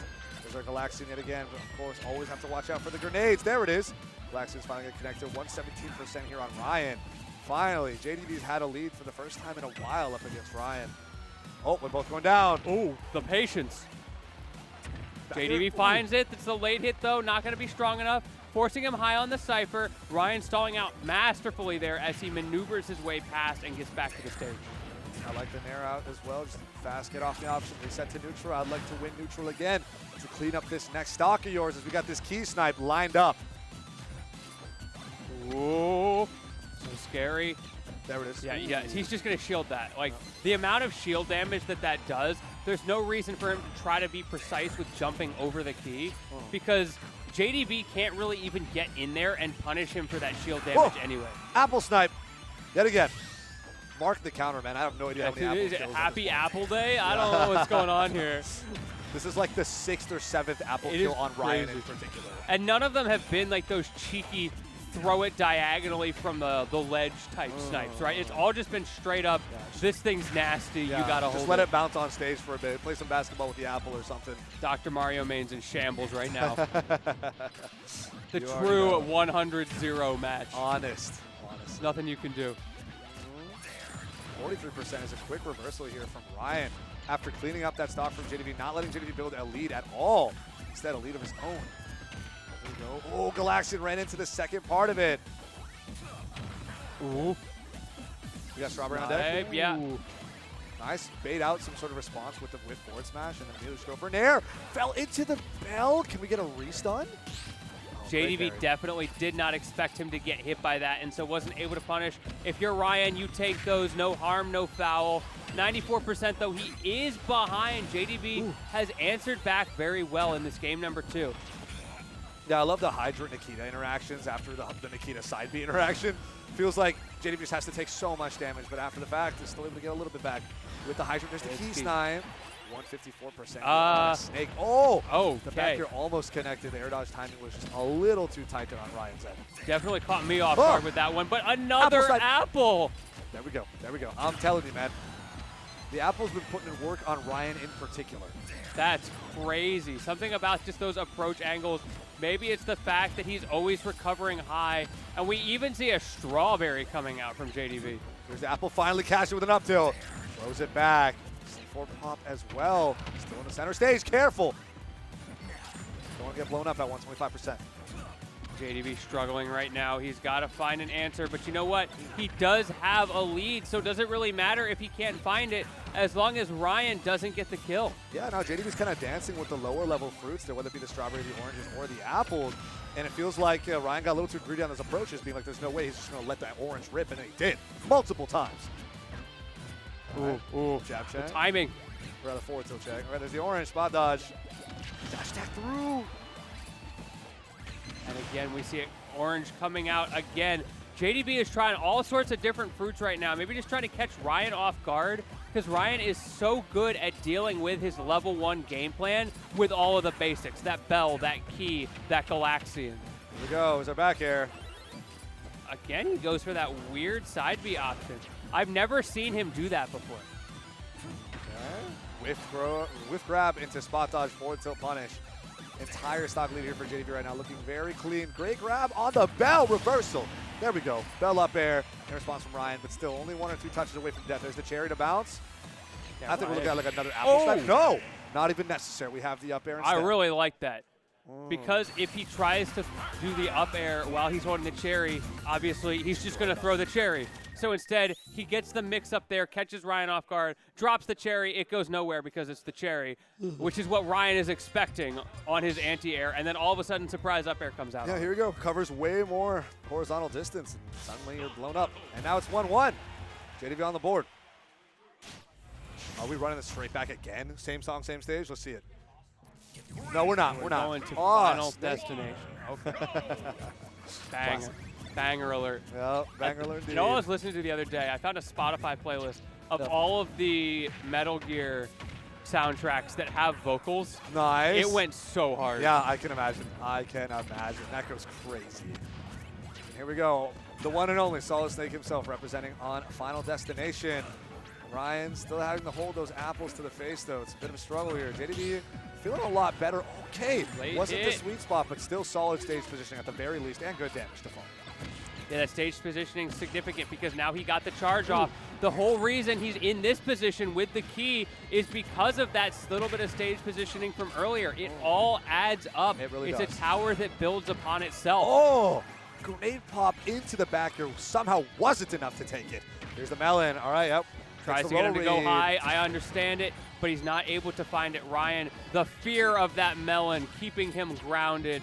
Able to get back to the stage, but you're living on borrowed time once Here's again. Apple. Okay, baits a roll forward through the apple. Punishes with the nair. 163%. Apple snipe. These There you go. apple snipes are actually crazy. They are crazy. I don't know how he's been doing this, and I don't know how he's been doing it to Ryan in particular, even across the last set, but somehow JDV gets it going on. Are Possible we that Ryan sure- might be Dr. Mario Yeah, I was gonna underneath. say, like, are you sure this isn't two Dr. Marios in like a Solid Snake costume or something?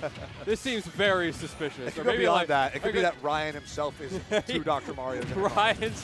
Ryan's got to be at least 3 Dr. Marios. That dude's Okay. short. Oh, whoa.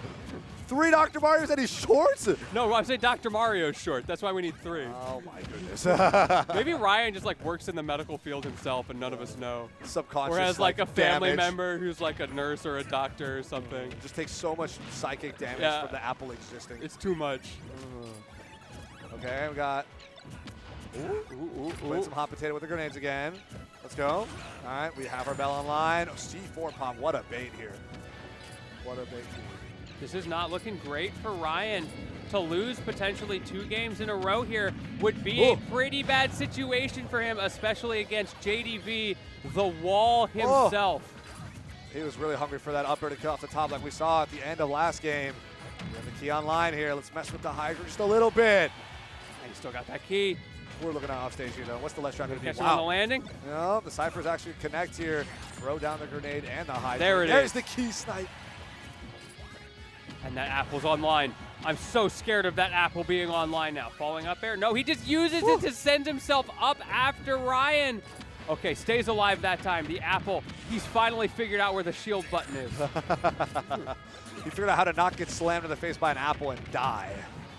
Okay, we got some multiple Nair strings coming in now. Racking up percent here on JDV. We're looking at like a pretty close to kill range here, considering all the rage that we have online here for Snake right now. And Ryan tried to bait out the roll in. Now it's JDV's turn to just not do anything in those situations. Recognizing I've got an advantage here, I'm just gonna chill. And the little lazy F tilt, setting that hydrant at the perfect angle at the perfect time. JDV with the optimization. Genuinely surprised that just happened to be in the right place at the right time. This is getting down to the wire for Ryan. Here we go, approaching with that down air. Try to get the Nikita snipe on the side B again. Just armor. A lot of damage though. Yeah, getting to armor through that makes it so much harder for Ryan to deal with the offstage. Okay, forward air, Forward tech again. chases. Man on JDV, shield. he's turned it Whoa. on. We get a backdoor punish too. Yeah, perfectly punishing and catching all habits that Ryan has to offer. Here we go. We got Bell on deck. Great That- parry, still popped by grenade. There's the And orange. the orange. Another one. We're gonna see an DJ apple. call it out here. Ooh, Forza. We're gonna see the apple. We're gonna see the apple. Hey, apple. Oh. Nope, nope, nope. You It's just not happening. unlocked a core memory. Yeah, yeah. Oh, that was. Oh. Oh! That's a Forza. That's all I need to be. Hey, Apple. Hey. Hey, Apple. Hey, Apple. That's what Ryan hears every time in his head when he gets hit. Just, hey, Apple. That's a classic. It's a classic. I've ever seen one. That's all right. Now we got JDV up 2-1. Ryan immediately is like, take me to Battlefield right now. Yeah, he did not have to think about Right that now. at all. He knows exactly what went wrong, why he's where he is. He is dialed in. Look at that face. Bro is locked in. He's ready. He's ready. He's like, get me out. Oh, you're right. There's the Persona. There we go. I don't know how it's There's set some here on Battlefield. chicanery, I'm telling y'all. Oh. Whoever owns this Switch loves Persona music. All I'm saying is, should have been Shin Megami Tensei music instead. Wow. Wow, I know it's release week, but come on. There we go. Okay, we're looking for some grenades. Trying to get past on this Galaxian. Ooh, I like that little up air from JDV, just the bit of movement, get Ryan to swing thinking he has end lag when that up air, as a matter of fact, I'm pretty sure Ultimate Frame Data has -5 frames of end lag. That's what it looks like. Something like that. Roughly that. You suck frames away from your opponent's next move. Sounds good to me. It's a vampiric move. That'd be a crazy concept. That would be an insane mechanic, yeah. It's like a Rivals of Aether concept right there. Ooh, okay, catch your recovery then with the Nair. And we got the orange coming out. Ooh, interesting. No verticality on that orange whatsoever, orange. but Snake was still right above you. We got a grenade. Pop it down. Not quite threading the needle between the platforms. Instead, stuck on the top platform. Ooh, threaten the needle with that hydrant, though. Gives JDV finally the opportunity to set up. 91%, though. Ryan has a fragile lead. That's always been the name of the game. Those fragile leads, and you need to convert them. You're not getting more than that. Dash attack doesn't get punished. The forward tilt 1 check. No grab to follow up on that either. I'm always so curious about what Snakes want to do after they check shield the forward tilt 1. Seems like Ryan tends to play on the safer side, though. Back air. Throwing out that strawberry up against the side B. To Nikita. It's crazy how those can interact. Yeah, it's that strawberry on a summer evening. Ooh. As JDV getting pelted into the corner Oh! yet again, and that time it is going to be enough. Yeah, the as armor timing isn't going to line up right yeah, there. So I think it was the turnaround on the Nikita was what threw it off. Oh, great stuff. Great stuff there from Ryan. Not clearing that first dog. JDB not too far behind, though. One read. Nair, not quite, but something else. Ooh. He There did we it go. up there that time. Yep, that's it.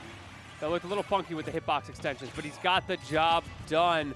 Evening it up once again. Like I said, those fragile leads are all you're going to get. JDV will find a way to claw it back. Ryan needs to keep on the pressure, not let JDV get his game plan started. There we go. Space out with the hydrants. Okay, we got some Galaxian going. We got a Galaxian catch here for Ryan. Oh! Oh my goodness. Almost had that forward air to confirm off the Galaxian. Would have been absolutely massive. We're alive, and now you take cherries. these check chases. The cherry as well. JDV truly using every single fruit in this match. I love how the fruit upgrades to a Galaxian. Yeah, it's great to see true. that. The fact that we call the Galaxian a fruit is wild. It is definitely. And then a key. That's my favorite. Yeah, fruit. the key. I'm munching keys on the daily. The Liberty Bell is too true. Some Kingdom Hearts nonsense out You here. already know. You already know. Yeah, You ever see him eat? oh, we got a bell. Roll get up. Yep. Pivot grab back throw. The classic. JDV's so consistent with those. Bell yet And now again. the bell. Ooh, pop on that grenade activation though. 148. JDV, the wall of PNW. And Ryan is struggling to tear it down right now. Grenades are go. It doesn't pop exactly when it hits though. A little too slow. He's just running away. It's just ship damage at this point. There's Taking- the Hydra dash attack. Gets punished with dash attack and response. There's Nikita. It's going to go down. Back air. Dropping through the platform. Finally now, JDV. One stock away from moving up the top 3. Ryan One stock away for getting is- revenge on Ryan. Can we see him? Make it JDV is happen. taking full advantage of the stage. Now that he has that lead, he's running away. He is forcing Ryan to overextend. He has no reason to interact. And there's plenty of time on the clock, so Ryan's not going to overextend chasing him down.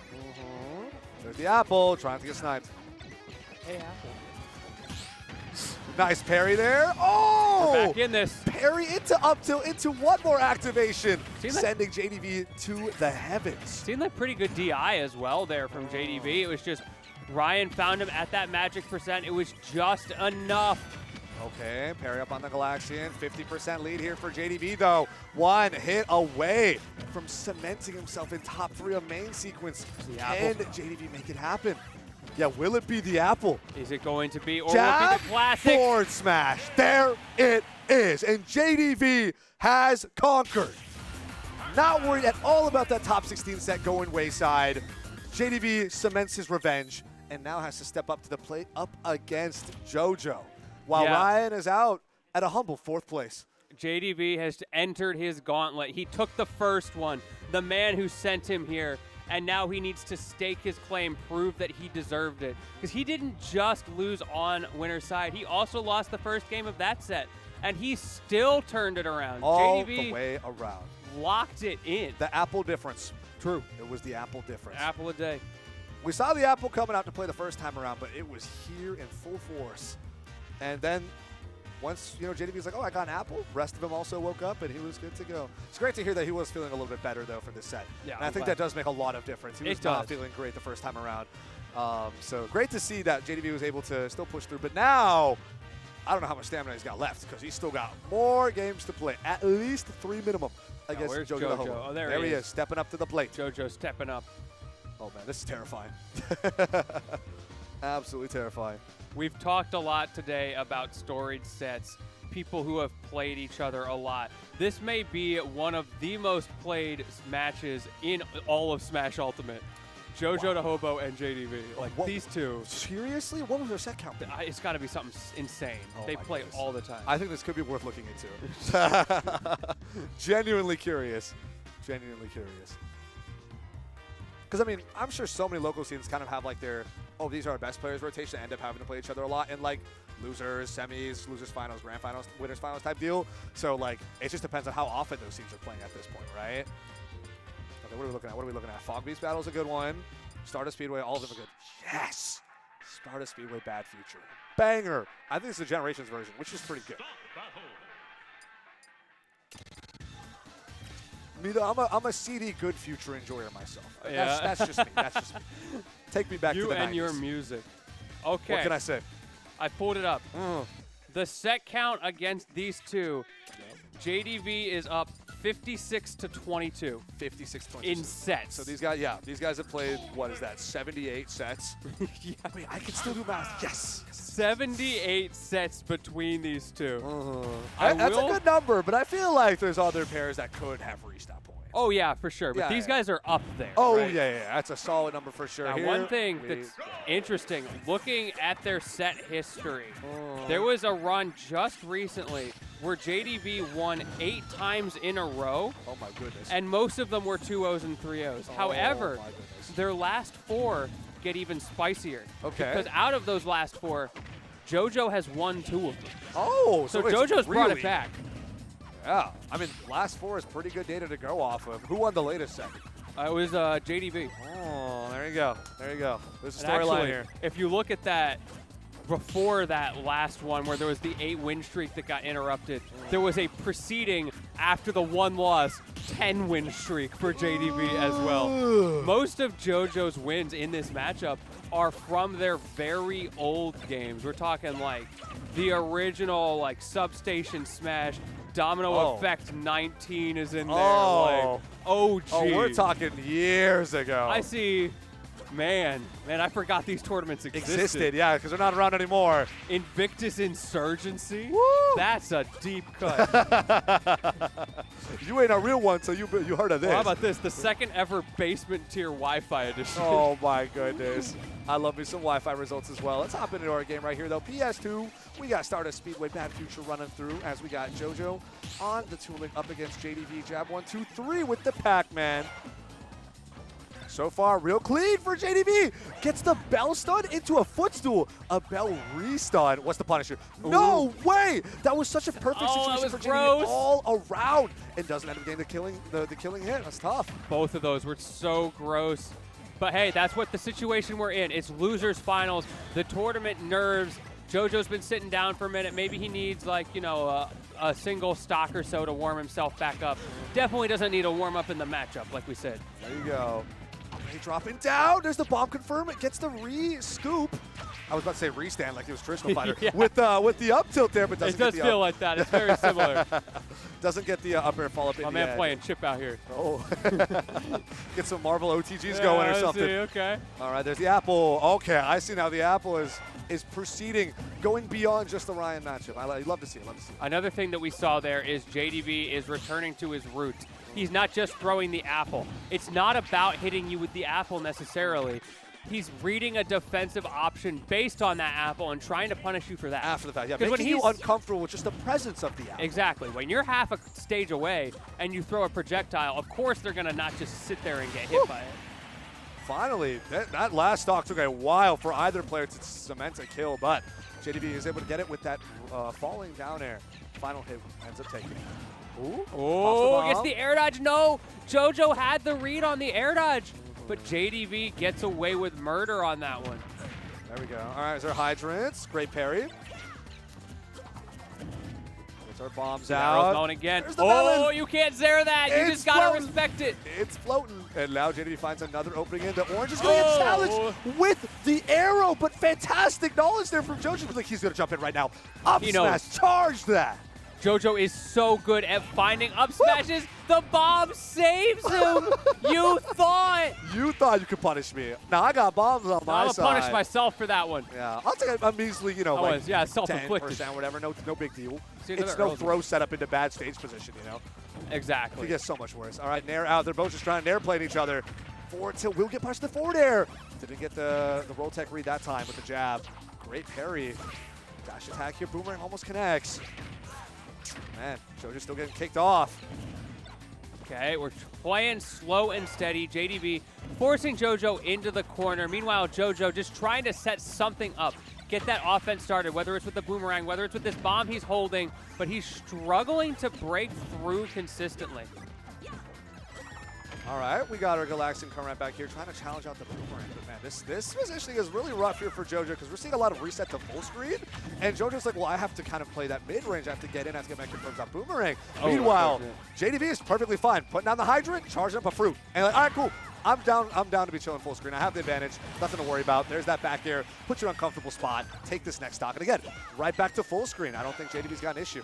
Ooh. Oh, Okay. Uppy is going to connect here. We still have our side beat. There's the Yeah. arrows. JoJo and the getting boomerang. cheeky.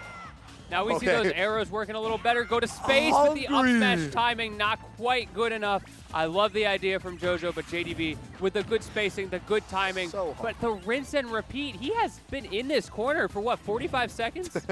And honestly, JDV doesn't even mind. He's still got 19% worth of chip damage there. All he needed was to get that hydrant set up to push JoJo away. And now we have center screen. Now we have JDV actually approaching, feeling a lot more confident, maybe feeling even a little bit cocky on how much damage output he can get right now. Because again, this is prime Galaxian 50% range. Ooh, that bomb, I'm watching out for it. Yeah, opens up the cargo bays, drops it on him, but JDV ready for it. Run up and up smash. JoJo is not afraid. Gonna throw that bomb right back. Only 28% of a difference right now. It's effectively nothing. Okay, gotta hold that hydrant. Just got up smashed back right at you. Ooh, the sharking. I'm just holding my breath, waiting for one of those to turn into something bigger. So far, we haven't seen anything too crazy, but it's just that constant pressure, that constant threat from JDV. Here's our dash attack. All right, Bell's online. What are we doing here? Fair. Ooh, there you go, Great the parry. parry. Okay. Nair out. 103%. JDV is looking to take this next kill pretty soon, but JoJo's still got a couple of damage and kill confirms left in him. Let's see it happen. Running up on this Galaxian right now. Back here doesn't get punished. We got bomb awareness. Instead, there's the boomerang. Close. No cigar, Oh, the though. spacing as well from JoJo on that Zaire.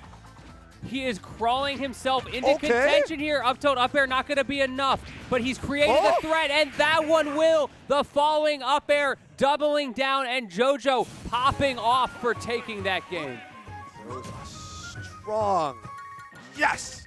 Guttural from the soul right there.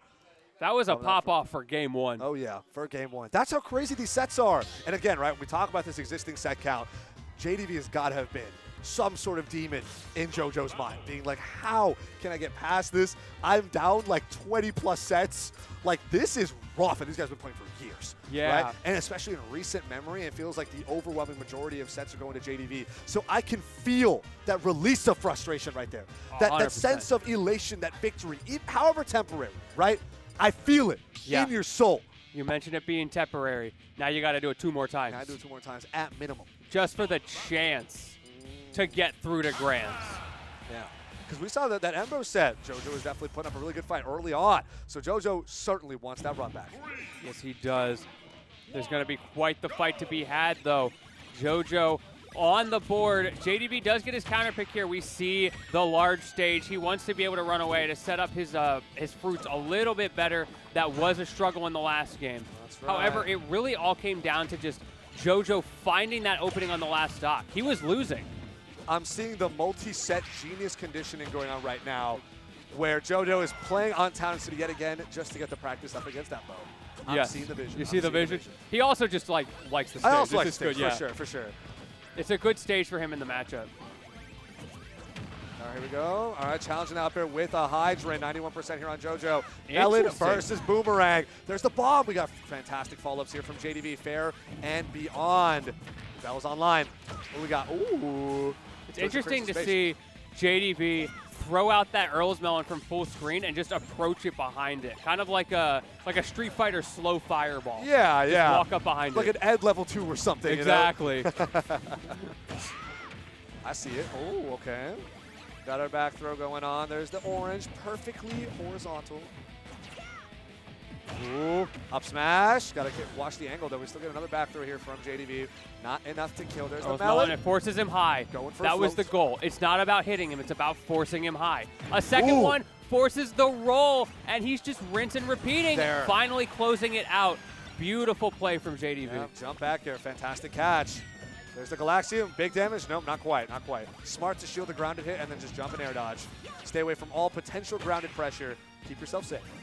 We're still alive here. That apple actually going back the other way. JoJo ready for it, knows the counterplay and the get-up attack. Shout out Skimmer for that one. JDV manages to get back on the stage. Up smash barely avoided. That definitely would have taken the stock. This back throw almost does, but not quite.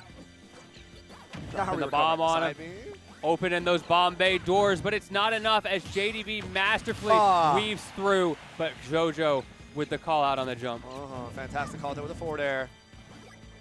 Here we go. All right, Apple is out to play. Nice and early. Still 0% here on JDV. They're playing it slow a little bit. And that apple looks so silly when JDV is, or when JoJo's holding it rather. His character model is like the size of the apple. Oh, okay. Holding out here on the Galaxian again. At least some damage on the Hydra just to get it on the field. Just to get it to be obnoxious, a nuisance. Oh, air dodge back. Dash attack. Ooh. Clipped by the up air here. Gotta be so careful. That was unfortunate for JDV. He had the right read. His own Hydra messed him up. And it actually would have helped him if it was just a few frames later because it would have helped him pull JoJo into the corner. I've seen him do that on purpose. Yep, that does happen before. It's a great Pac-Man strategy. Execution slightly off right there. Gotta respect that. Round The two. belt. JoJo running away, but he's not deterred. So many people just hold shield against that bell, but this time he ran in and just struck JDV straight in the temple. Okay, spot dodge. All right, I see the movement. Just the fear of the bell. It's the fear of God itself. But he found it. He found that opening. Again, that's twice in a row now where that bell has been defused by JoJoDaHoBo. Smash? Wow, JoJo is showing no fear. Despite the tools and everything available at JDV's disposal, no fear. Oh my goodness. Oh. Multi-bomb. Trying to beat out the Trying to- trampoline as well. We're going to get a reset on trampoline. Yeah, just mess it up, force him to reset it earlier rather than later, and now JDV has himself back into this, throws JoJo off the corner. Can you get the back air? No, he slides through. The Zaire to get away from the smash attack. We're going to see a back throw. It's not going to be enough to take it, but it's so darn close. Throwing those bombs up in the air. Oh, ready for the hydrant as well. There it is. That is matchup knowledge, knowing even off screen exactly not just what JDV was doing, but he threw that up air out blind against the hydrant and found it. Wow, what a back air. Ooh, goes both ways, I guess. As we're going to see a jump back air here from JDV to close things out on that next stock. One stock apiece here. Let's see who's going to take this next game as we're starting off on neutral. Platforms have split up here on Town and City. JDV pushing an advantage stage just a little bit. JoJo on the ledge. Being on the ledge against Pac-Man is terrifying. Both of these characters have some good tools to get out of the corner, but are also very strong against each other in the corner. And I think generally it tends to go a little bit JDV's way in the corner. He's got just so many options. All right, covering that jump in with the boomerang. Great for confirms as well. Okay, catch the bomb. Immediate landing with JDV. Just forward tilt away. I don't want this. I don't want the smoke. I don't want to deal with this. It's fine. Yeah, We're just chilling. poke you a little bit. We got Galaxian. You want to hold a lot of damage very soon. Trust. Ooh. Yeah, that spacing. Look, JoJo, he's not committing. He's waiting for his little moments. Unfortunately, overextends off the stage. That staple thing that everybody is doing today, those overextensions off stage are risky. It's a high reward, but is it worth it against JDV when you are so close in this game? They are both slowing down this final stock immensely. They're very careful, very precise about what confirms am I taking, what advantage situations do I actually want to push, what am I okay with just poking and not actually taking a whole lot of risks. And it feels like the previous stocks and even the previous game, they're a lot more willing to swing, a lot more willing to slug. Now, they're taking it really slow. Yeah, I'm not expecting this necessarily to go to time, but we might get close. Whoa! Footstool down air. JoJo reminding us of how scary he can be out of shield if you don't space that right. JDV needs to be a little bit more careful with things like the forward airs and the falling up airs that we saw. He spaced it and then just ran away. Tries to get a fair out of shield punish, but the bomb placement covers it up here just so JoJo can keep that percent lead. Fantastic spot dodge on the tether grab. The dash attack doesn't connect here, though. You know JoJo is fishing for that up smash. Yes, he is, and he finds a back air instead. The bomb confirm. And now JoJo up 2-0. This is massive. This is really massive. I know JoJo must be really feeling himself right now. But again, another big thing, JDV's still not at his best at this point in time, right? So might be a little bit an internal struggle there from JDV being like, why can't I do this? Why is this happening? Thoughts maybe just a little bit too slow, fingers just a little bit too slow. Being sick sucks. Yeah, it's hard to be in that scenario, but hey, at the end of the day, that's where you are today. You gotta play your heart out. You gotta work through it. And he's got one more opportunity to do exactly that. He'll need the reverse 3-0. But if anybody in PNW can do it, it is JDV. If anyone has taken us to game 15, it's been JDV. Exactly. Exactly. There we go. All right, a nice little fair string off stage. Oh, no, yeah, we can't really punish that dash attack. Tries to get a downer out of shield. Just get some pressure and some repositioning. Very even percent right now, quite literally. I feel like JDV is stepping back to some of his more traditional options. We're not seeing him chuck those apples as much. We're not seeing any of the sillier moves. It's the more classic Pac-Man, zone you out with a wall style of game plan. Not boomerang some arrows. Again, now JDV has the lead, is way more willing to just sit back and force, JoJo to approach. We have our Galaxian. Okay, now try to get underneath JoJo. Bit of damage confirms going right back. Looking good. In his way. Interesting use of the key there. Maybe that was just for stage positioning because JoJo's not getting hit by that. That's right. Okay. Oh, he gets the bell. He gets the bell. Still gets it. Still on the field. You just activated my trap card. This is what we were talking about. It's that reset to day one. These are the tools that make this character strong. I'm having some trouble with some of the new stuff. Let's just go back in time. Let's figure out how to do this at level 1. Back to basics. Back to basics. Never hurts. Right? It's always an option that's ready for you. There's some Baldy level basics out here. Looking solid for JDV on this jab game 3. 1-2. Doesn't even commit to the third one as he gets tether grabbed almost immediately. But now the question is, how fast can JoJo confirm this next stock? Because this lead is only continuing to build, and I think JDV has a new mindset of how to approach this set, which could be very dangerous for I think that his new mindset of how to approach this is don't. Yeah, I would agree. I'd be inclined to agree. Still, JoJo's able to eke out this next stock. The question is, how are we playing out the rest of this? That is a big question. That could go a lot of different ways. JDV looking really good, but JoJo's forcing the approach right now and immediately getting punished on top of that. We got to see something a little different if we want JoJo to take this third game. Oh, and he gets hit by the bell again, but he's not ready for it. Once again, JDV, he's finding those bells now. A crucial difference over JoJo's ability to defend against it earlier in this set. And now it's 100% of a lead here for JDV. Nothing to scoff at. We got the footstool into bomb, and we got some nair follow-ups as well. That was nice. Solid, clean, especially continuing on with the hydrant. Still more bombs to follow, but man, this nair planning has been doing wonders. That was a great stall with the hydrant. Exactly what the doctor ordered for JDV. Speaking of the doctor, are we going to see the apple? No, we're not. Quite. The bell instead, and unfortunately for JDV, it does get caught by the platform. He was just a few pixels too far forward. We could always use more cow, though. Hey, let's do it. All right, we got our boomerangs out here. Again, trying to force an approach here with either bomb or boomerang, but JDV very content with staying back. Got clipped by one bomb, not the second. We have the hydrant to recreate the space. Oh, the movement, but footstool another bomb. footstool. JoJo's been getting so many footstools now. It's terrifying. Forcing him high, but JoJo is ready with the boomerang, gets the timing right, forcing JDV into the corner. This is not where you want to be. We're both in kill range at this point, right? One up tilt up air. And honestly, any raw up air would definitely end up doing this, or an offstage forward air or back air would end up taking this next stock, but JDV followed JoJo so far deep to the point where Nair actually ended up killing. We've seen so many situations where Pac-Man Nair was like, oh, it almost killed at such high percents, but finally, Toon Link is small enough, they were close enough to the blast zone. Pac-Man Nair did take a stock. 116 though. JoJo has all the opportunity in the world to bring this back, but the way JDV is slaying Ooh. those oranges, he's already at 60%. How did that happen so quickly? The melon is online. Still, we're using our platform given by the hydrant for more up air chains. There's the bell. He's able to re-grab it. JDV is poised to win this game. Parry. Walking Still forward on shield. slowly with that bell. There it is. And ask not who the bell tolls for, because the bell tolls for thee. And JDV on the board. Not a complete 3-0 on JoJo's end.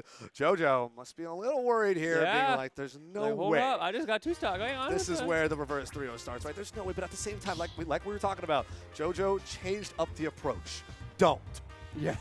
It worked. It really worked. The couple of times where it felt like JoJo, or rather JDV was like, okay, let me try and get a little bit, ends up getting poked out by a bunch of bombs, but thankfully for JDV, JoJo was not in a position to convert off those bombs, and it was still enough for a red alarm in JDV's head to be like, oh, I'm still getting bombed, I should just not do this. And then played a lot more safely and ended up taking that next game.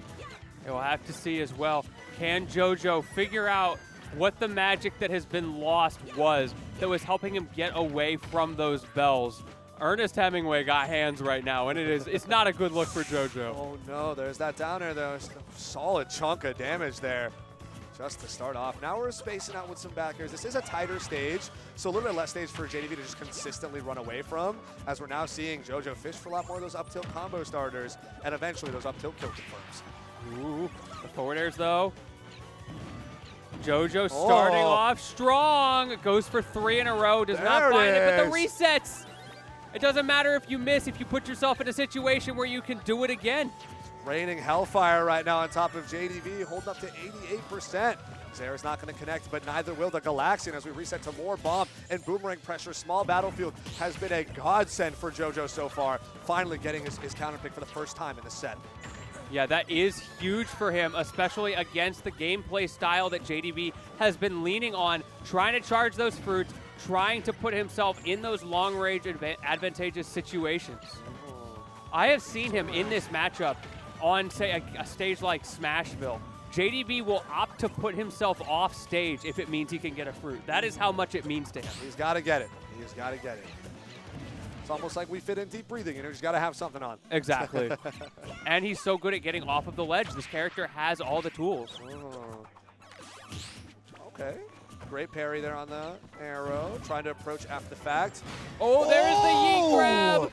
A pivot grab pushed back because of the hydrant water and then getting a fantastic back throw. That is insane positional awareness right there. We talked about it earlier. Usually that's JDV's trump card. Pac-Man will know what's going on with your own stage positioning, but your opponent using it against you, that is insane. That right there, that's the, what is it, 70, 80 something sets between these guys coming into real-time activation here. Trying to jump on through, over, and past the bomb approach, but now this is where JoJo could really start pushing a lead. Okay, Downer does not hit through platforms. JDV just kind of punching up with some up tilts. He's online. Yeah, the key. Where are we headed? Ooh. I think we're held Just in a little towers. too small. A little too short, a little too small. That key snipe is going to be quite hard to land, but we do have Bell online. Wait, that's a regrab. Bell at leg. Oh, no! Okay, we're Opts good. to use it off stage instead. We get a rising bomb. He did that because of the regrab. He wanted to make sure he had those iframes. JDV trying to punish JoJo for going for that. but he manages to get back safely, Woo! keeping this lead. He threw the Oh! orange on the wave with the tether grab. It connected, but the orange hits him out. That is insane. But yeah, Wild JDV finally able to interaction. clean up that stock. But about 50% behind right now. JoJo is relatively chill. And that Galaxian Ooh. putting in work, just waiting it out. He only needs to find his one opening, and he can even this up, but he's trying to be careful about it. Speaking of being careful, though, JoJo not interacting on the same horizontal plane. He knows how much damage that can do. All right, the spot dodge into the tether. Okay. Holding out here on the bomb usage. The whiff grab. Punished it with the fair. Nothing too crazy. You know, I think I've heard this song before. Yeah, it sounds a little familiar. It's wild. Ooh, trying to fight past this hydrant. JDV gets in. He gets his grab. There's a throw. He Up drops throw. it, though. Yeah, nothing too crazy to follow. All right, roll past. No setup there from JoJo to catch the roll. Instead, we're going to get the hydrant out of the center stage. Three grab on this Galaxian. A bit more nair pressure as well approaching JDV. The dash dance. Yeah, Nair, get off of me. JDV putting himself in a good situation here, but he's got to be careful because JoJo still has the lead. There we go. Holding this ledge pressure there. JDV stuck in the no. corner. Antsy, a little greedy with that up smash. Good shield damage, but you will get back thrown for it as JDV gets to reclaim center stage.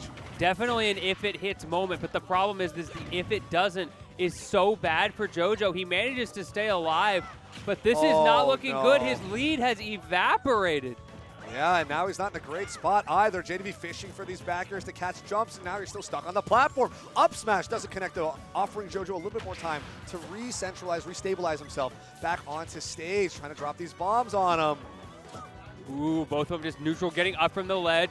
Not anything too crazy, no get-up attacks. Run up F-tilt from JDV, resetting the corner. Gives himself an opportunity to throw the Earl's Melon. Not going to be enough to kill, but it does give him the ledge. Throws it up, trying to stall out JoJo, and closes it with the back air. What a back air indeed. As now JDV pushing the lead here yet again, trading on that key interaction. That air dodge. Oh, no, we still got side B and up B though. We are fine. We are fine. And no two-frame either from JoJo. Reds it, rip. Beyblades out on display right now for JoJo. Oh. You can't spot dodge through that. That's why we call it the best, worst grab in the game.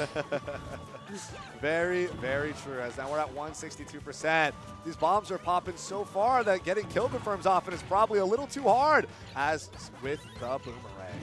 Oh, but bomb snipes themselves might end up taking the stock instead. And now 31% deficit for JoJo. It's something that can be cleaned up. No emotion from JoJo on that either. Both of them truly locked in right now. They understand the import of this game. If JDV can get that all-important Game 5, he will be in a pretty good situation for that reverse 3-0. 2 in a row does not look good for JoJo. That it doesn't. Let's see it. Nair out of shield right now. JDV is definitely stacking up the percent, possibly preying on the pressure, the stress. Yeah, the Nair get off me. Starting to rack up for JoJo. Yeah, JoJo's definitely getting antsy. The mental game is so important at this point, and that is a place where JDV is so strong. His mental is some of the best of anybody I've ever talked to in this community. I feel like this is one of the best situations JDV can get put in when your opponent starts getting really hungry for the kill. But when they're hungry, they will feast. As JoJo goes for the raw downer spike suicide option and ends up taking out JoJo, winning this next set. Wow. And That running was up like to grand finals. Everything felt so chill about that situation. We're like, yeah, they're posturing. Sure, JDV's off stage, but he's been off stage so many times in his life. Yes, But JoJo, oh man, betting it all on that down air. If he whiffs that, if the air dodge comes out, it'll be like just exactly what we saw on stream earlier in this tournament. He went for one of those down airs, doesn't get it, and he died for it. He did. And honestly, it was a bit of a hero's journey on that downer itself, right? Foreshadowing that it failed this time. Don't worry, I will be back when you least suspect it. And indeed, that down air was back when none of us expected it. Nobody goes up 57-22 against JoJo. No. That's a 56-23. You got to hold that. Oh, you got to hold that. Let's go, JoJo. Let's go. One more, +1 on that set count up against JDV. It must be huge. I know JoJo's got some relief there, but now has to run it back against Embo. And that is not easy, and will not be easy. No, it will not. Embo has just been chilling on winner's side, poised for a long time, hanging out, watching what's going on, and now he is ready for his time to shine once more. He wants the lion's share of that winner's pot. Reminder, this was 3-1 on winner's side in Embo's favor. Yep. So JoJo started strong, but Embo was able to kind of wrestle and reclaim a lot of that stage control, and suddenly JoJo was in a living hell, man. It was tough. It was rough.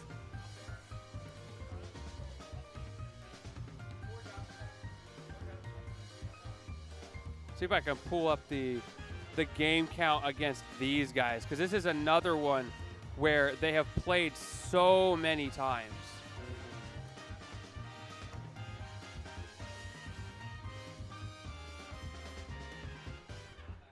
Where'd they Hold go? on. I Is looked this down the and they're gone. Yeah. Hold up, what happened here?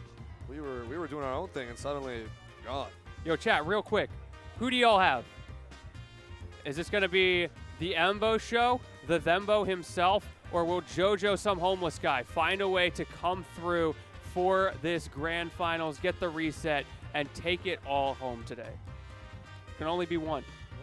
It's an unfortunate artifact of the double elim sim. We're still working through how we can make that happen, but hey, thank you all for joining us here at Main Sequence. I'm Lentini, joined by Combo. It's been a pleasure all day to cast with you and some other great people. It's an amazing tournament as well. Protostar happens every other week. If you like the venue, like some of the things you see here, a lot of these people come out to that. Check it out. And, of course, the venue itself here at GameWorks is just really nice. Yeah, super nice of them to let us, keep doing our thing here after all these years, right? Whether it be through COVID, whether it be through, regulations of how many people are allowed to have it at once, or, what's the masking and vaccination policies and all the stuff it could be like. Despite all of that, GameWorks has always been very willing to work with us and try to get something great going here, which is why we got, almost like 80 entrants at this event. Exactly. Right? Yeah, when usually ProStar is only capped at 32. So now we've got more access to more space, get to do a lot more with it over here. So yeah, huge shout outs to GameWorks, of course. Huge shout outs to Meeps, everyone, the supporting crew like Dennis and Gato, helping on TOing things, whether it be just, backup TOs, ladder TOs, whatever else. It's been fantastic time so far. So what we're looking at is our set count here between finally got it Embo pulled up and here. JoJo. At the moment, Embo is up lifetime 33-22. Okay. Or excuse me, 33-23 against JoJo. So JoJo's got 23 wins on both JDV and Embo right now. Yes. That's actually kind of wild. That's cool. That's You're really right. cool. Yeah. Now this set something tells me the prophecy will mandate that he has to have only 23, which already kind of decides our outcome, doesn't it? But maybe do Destiny we have has free something will? else. So something that's really interesting about their recent history is that Thembo is up 6-0 against JoJo in their most recent set count. Oh, man. So that's going to be a difficult one. That's hard. I guess it would be 7-0 now because of the earlier set today. That's that hasn't right. been updated from looking at this. That's brutal. Brutal indeed. All right, let's see if Free Will can win here. Come on, JoJo, you got this. It all starts with the music. Give me something good. Pokemon, all right, we got some bangers. I'm going to go out on a limb and say at some point in this set, we're going to get more Persona music. Maybe so. Well, okay, if these guys are men of taste, they will manually choose their song every time. That's true. And I believe it. I see the vision here. I want to believe in that future. I want to believe in a future without Persona music. Emma's got this really interesting color picking ritual that I've noticed he started to do. Or maybe he's always done it and I just saw it. He likes to go to his ult, and then he quickly flicks back and forth a few times between it and the Dalmatian ult. And he always does that on the first game. It's really interesting. I guess it's just a nice little... I don't know if he even knows he does it. Yeah, we just saw JoJo throw out 4 up tilts, 5 up tilts, being like, yeah, some of these will hit. Yeah, that's And then crazy. after air dodge, more of them will hit. And, that's how we got 21% added up here on Embo almost immediately. Of course, starting off here on PS2. Classic. The classic, right? You gotta. Okay, gotta hold that back here. Wow. All right, approach with Ooh. that boomerang. And a fair follow-up, another fair here. We're going deep for this boomerang. Swap that can away. This is looking pretty good for JoJo. Free Will may have a chance yet. 87% already on Embo. 109 is starting to rack up, but he's got a long road ahead of him. But again, we've seen a set start like this before, where JoJo's feeling real good up against Embo at the beginning. Back throw almost ends up taking it. I wonder what GBF stands for. It makes me think of Grand Blue Fantasy, which isn't probably accurate. I but feel like JoJo doesn't play Grand Blue. yeah, that's what I'm thinking too. I don't know.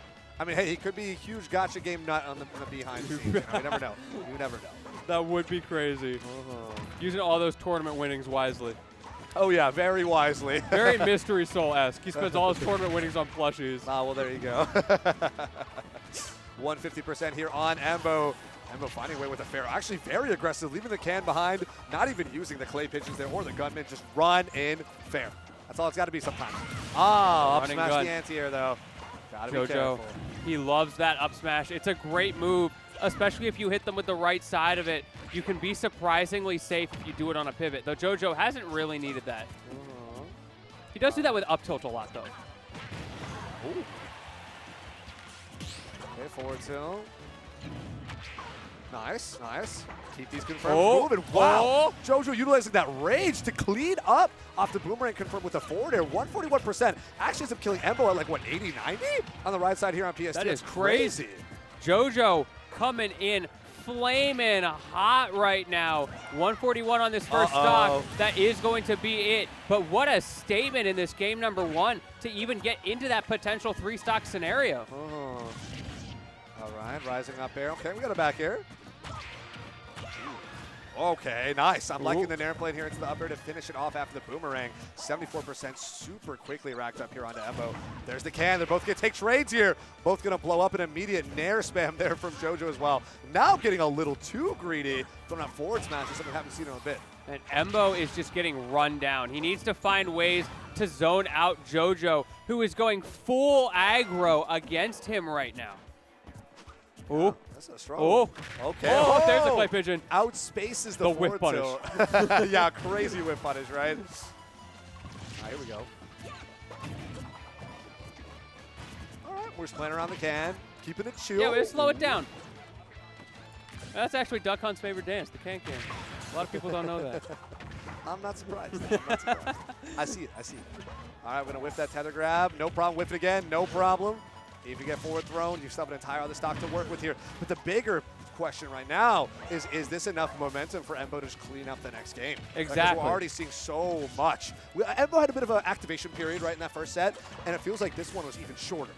Yeah, he has, what is it, slow start? Is that the Pokemon? Yeah, the Regigigas first 5 turns, you're like, your stats are halved on attack and speed or whatever. Yep. Well, let's hope it doesn't take 5 for Embo. He looks like he's come back into this pretty well. Yeah. It's still unlikely that he's going to take this game, but it was, that might, no. No. It's the back throw. It's going to be the kill throw, and then it's not in the I was hoping for like some crazy DI mix-up, but he does not get it. Okay, makes it in, passed over the can and the snipes. Oh, what's the get up going to be? Oh, the no. roll came later. He did have the right idea, just the timing. Yeah, it was just the timing. There's an air. Oh, no, wait a minute. Well, hold up. I'm telling you. There's Yo, the wait a gunman as minute. Well, Wait a minute. I believe. Embo. Uh-oh. Here it is. No, the wrong way. He had it. Get the nice. Yes. This guy's giggling a little bit. Oh, that was very clearly that was contrived from JoJo. Embo momentum right there. Wow. Up until that final option select was just a little bit misspaced. All he had to do, it's Duck Hunt F smash. Just like take 2 steps back. Yeah, just step back. If they step back, it would have been insane. That is crazy. We're close though. But JoJo, he's going to be shaking in his boots a little bit after how that went down. That was not good for him. And I was like, I just barely pulled through on that. Just barely. Here we are, grand finals of main sequence. Running back our winners finals, JoJoDaHoBo up against Embo. Game 1 going to JoJo, just barely. Embo already waking up. Here we are. Embo's counter pick back to Town and City. What's these 2 ship names? I'm thinking like JoJo the Thembo. Well, how do we get to ship names? I'm just like, is this some hop on Street Fighter Luke and Jamie kissing type deal? Like, oh, hop on Town and City, and I don't know, man. What about JoJoDaHoBo? That's not bad. I feel like there's a lot of potential here. I don't know if I see the same potential. I may not be picking up what you're putting down, but that might just be me. Speaking of picking things up, we're just going to see that first stock picked up here from JoJoDaHoBo. I was about to say JDV. I'm getting these J's mixed up, man. There's a My lot bad. of J's, a lot of days. It's getting rough. It's getting rough out here. Commentators do be struggling. All right, we got our get-up option. Okay. Run up to the gunman. Got to hold that. Ooh. I love that coverage. Yet another one. We are clay pigeon to the multi hits. The bomb's going to drop. Okay. Oh, Puts me oh, down air. oh. Into up air. Complete reversal of momentum here. Yeah, what happened to all of that Embo momentum? Oh. Clearly, okay, there we go. We're Insane back to timing this. mix up right there. Almost got grabbed by the tether, but just delayed a little bit and gets a fantastic punish to clean up that stock. 105% behind, though, is kind of rough. We'll see, though. Still 2 stocks apiece. Still a lot of time here for Embo to run it back. Oh, my Okay. goodness. Okay. That is no longer the case as he gets up smashed to oblivion. And now his entire stock behind. You see that up tilt, the pivot up tilt I was talking about earlier, JoJo using. Thembo knows he can't punish that. He has to just kind of let it happen once that situation arises. Does a good job of playing the defense. But he's been maybe stuck a little bit too on defense. Once again, we're in that case where JoJo's just been running him down. Really has been the case there. We got our up throw. What's our mix-up going to be afterwards? Just let him air dodge back. Reset here down to center stage. Chill out. It's all good. Drop some bombs on him. You know how it is. There's a boomerang. Doesn't get the fair follow-up there. Position is still a little bit off. Okay, we got a can fair. Even up these percents there despite the stock difference. Okay, boomerang. Okay. Fair. I see the vision. Zaire almost got the boomerang to clip after the stage spike back air. And JoJo There was no cleans tech. up that game. There was no tech. No tech. I kind of wonder if maybe Embo was a little bit honed in on fear of a down air. I actually genuinely have no idea. That was very weird. Or it could just be like bad timing. Sometimes you drop those. I think that was just, he was just not ready for it, not looking for it. Suddenly blown up. And now Embo is down 2 games. It's a little different than our first winner set. Yeah, this is very different. JoJo, after it looked like he was starting to lose some steam in the first game, managed to not just bring it back again and double down, but was able to do it such a dominant fashion with a 2-stock. Oh, there's our parry. Guys, get a fair afterwards. Gotta watch for the spacing. Both these characters are pretty short.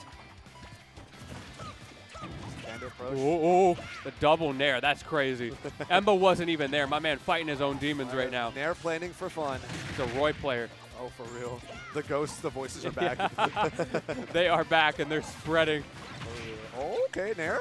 There we go. Drag down. What's the reset going to be, though? Clay Pigeon still the active hitbox remains. Gunman is out. As is the can. How is JoJo going to find his way in here? Now keeping distance using the bomb and then boomerang to just reset. Return to the corner. Oh. Fair. Hold up. Now we're a little bit in the Embo advantage state zone. This is where it gets scary. Great grab as he rolls past the clay pigeon. That is something that JoJo is apt to do. But Nair, get off me. Reset. It's my turn with the advantage state. Here we go. There's the tether got back. Shot by the gunman. Up close, cold-blooded killer. There we go. Forward throw here from Embo. There's the, okay, perfect That angle. angle's disgusting. Yeah, He perfect loves that on angle. that. It is absolutely gross. Oh, okay, make it back. What's the Trump situation going to be? That's got to be punished. No! Really?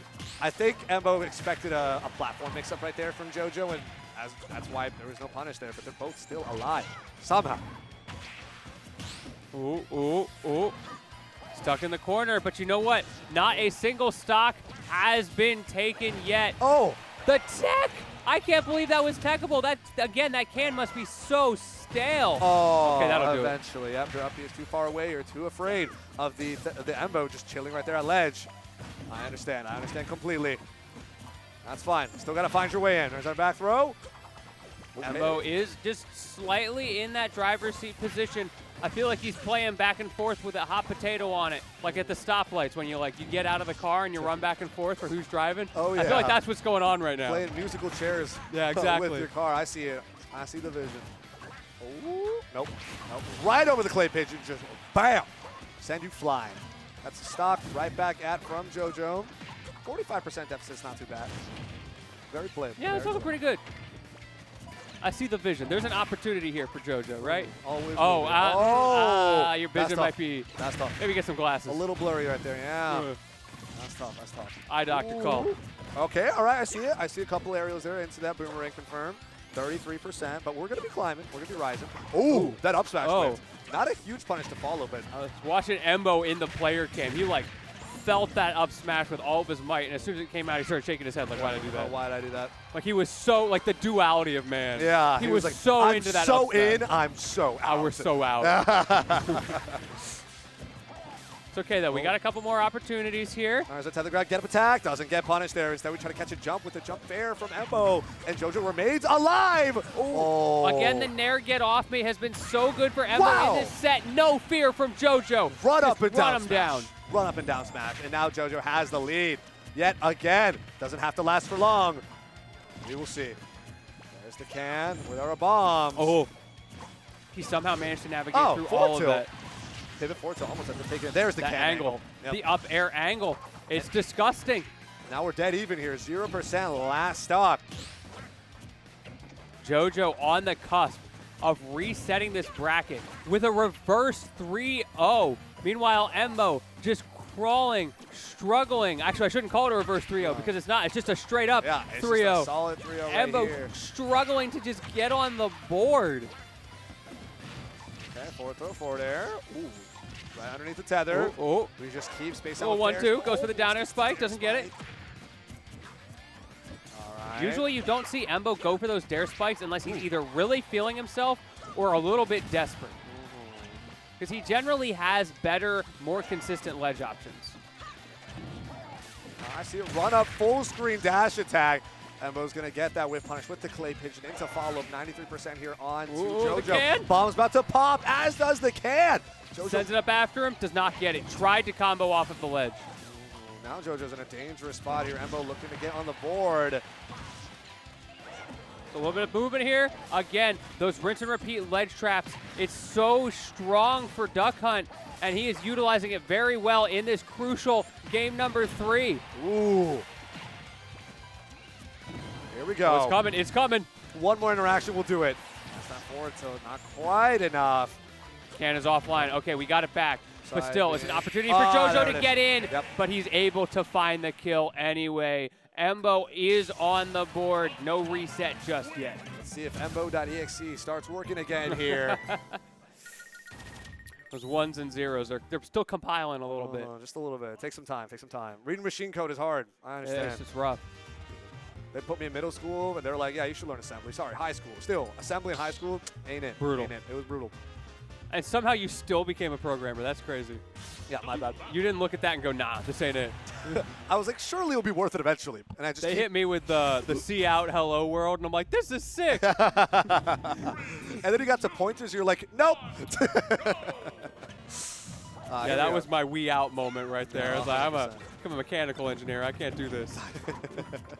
I don't blame you one bit. But we're here on Final Destination for Game 4 of Grand Finals here. Still on winner side, pre-reset. Potentially could happen here. JoJo just needs one more game to make the reset happen. Otherwise, Embo needs to take the next 2 to close out this tournament in his favor.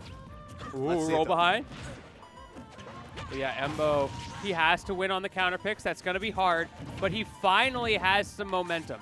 Though as I say that, I'm reminded of that first game when we thought he for sure had momentum. Yeah. And look at what happened. We were seeing at the end of that first game, but then I guess you got iced out real quick and just to Yeah. transition to a different stage and everything. But That's all it takes. Oh. Or just JoJo was holding a little too far forward, and then he realized, wait a minute, I need to take a deep breath, reset, we go back.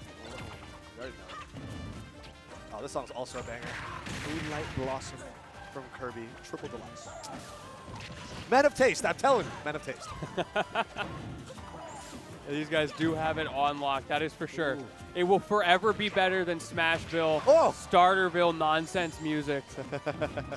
But you love KK Slider. And let's Oh! go KK Slider. It is Saturday night, he's out to play. You already know. You Then already we know. get one game of Smashville. Oh, wow. JoJo repeatedly going deep and just trying to scoop up off the reverse uppy to land the kill confirm. Finally gets it. And we're in another one of these situations. This is going to be the rest of this set number 1. It's all going to be about JoJo trying to claw in this opportunity for the reset. Everything here, it's mix-ups he doesn't want to burn. He needs to try to wait this out, stall on those options for as long as possible because he's in for the 2-set long haul. There we go. Trying to get that boomerang back. 61% right now on JoJo. How is Embo going to close it out finally? Scramble situation there with that dash attack. I do want to correct myself. It's actually Moonstruck Blossom, not Moonlit. My bad. I was thinking of Moonlit Wilderness from Tekken. My fault. What's crazy is that you figured that out all on your own over the last stock. Yeah, I was like there was thinking no about it. production in your ears. You're just like, wait a minute. Yep. It happens to me sometimes. It happens. The musical genius of this man. 91% on Embo. This is scary. Looking really good for JoJo here. Again, the counter pick in JoJo's favor. Ooh. Okay, there we go. Wait. Clay pigeon Does fair. not double down. I thought he was going with a double down down air. I have seen that before. He can scam away stocks in no time. But several times today, he has not been confident in those double clay pigeon combos. Okay, trying to get scoop up something even greater with the bomb confirmed, but it wasn't quite enough. Position's a little bit off. I think Embo is slowly bringing this one back. Oh, what a spot dodge. Up to upper, not going to confirm because he's too high percent. Okay. Oh, downer on the that's clay interesting. pigeon. Back throw. I've never seen that interaction go that way. I just assumed that the down air could break through it. But JoJo, not deterred, he finds his opening once again on the cusp. Embo not too far behind, actually. That up smash bringing JoJo up to 113%. Can is out to play. There's the gunman snipe as well. One more hard read or great punish on a smash attack could be it for this stock. JoJo hunting for that reset, gathering up stocks one after another. But can he close out this all-important final stock of Grand Final set number 1? Or can Embo find this kill and then get himself back in before he starts to get out of hand? Yeah, Embo's getting chipped away by those dash attacks time after time. There's a nair. All right, challenge back to Boomerang. Finally, Clay Pigeon gameplay is happening, but it's not good enough to confirm because now JoJo's at 155.4%. What can we do except use the can? Ooh, all right, gunman into bomb. Almost took the stock, but not quite. Dancing around with those cans, resets, grabs another one, putting on so much pressure. Jab's not going to do it. Good DI from JoJo, but still, the knockback is growing. Oh, and there's the can angle perfectly. Oh, that's a start off with an upbeat. No, the fourth dash attack didn't even end up connecting, so we got 10% here for Embo. 90% of a deficit. Yeah, this is a wall to climb for sure. Oh my goodness, look at the shield pressure. Yeah, the pressure, because you expect him after he grabs that bomb, oh, he's going to land and he's going to do something, but no. He just keeps throwing out hitboxes. JoJo's so good at that, the footstool. He can't come back. That's enough for JoJo to get the reset on Embo. 3-1, a reversal from what we saw in Winners Finals, where it's 3-1 Embo's favor. This time, 3-1 JoJo's favor. We are resetting to the second set of Grand Finals, folks. Here we go. JoJo, the footstool king. That's crazy. This is a $280 money match. Oh my goodness. That's how it is, man. $280 on the line. I'm sure they don't have that exactly calculated in their heads, but they know that there's a lot. Here we go. Let's run it.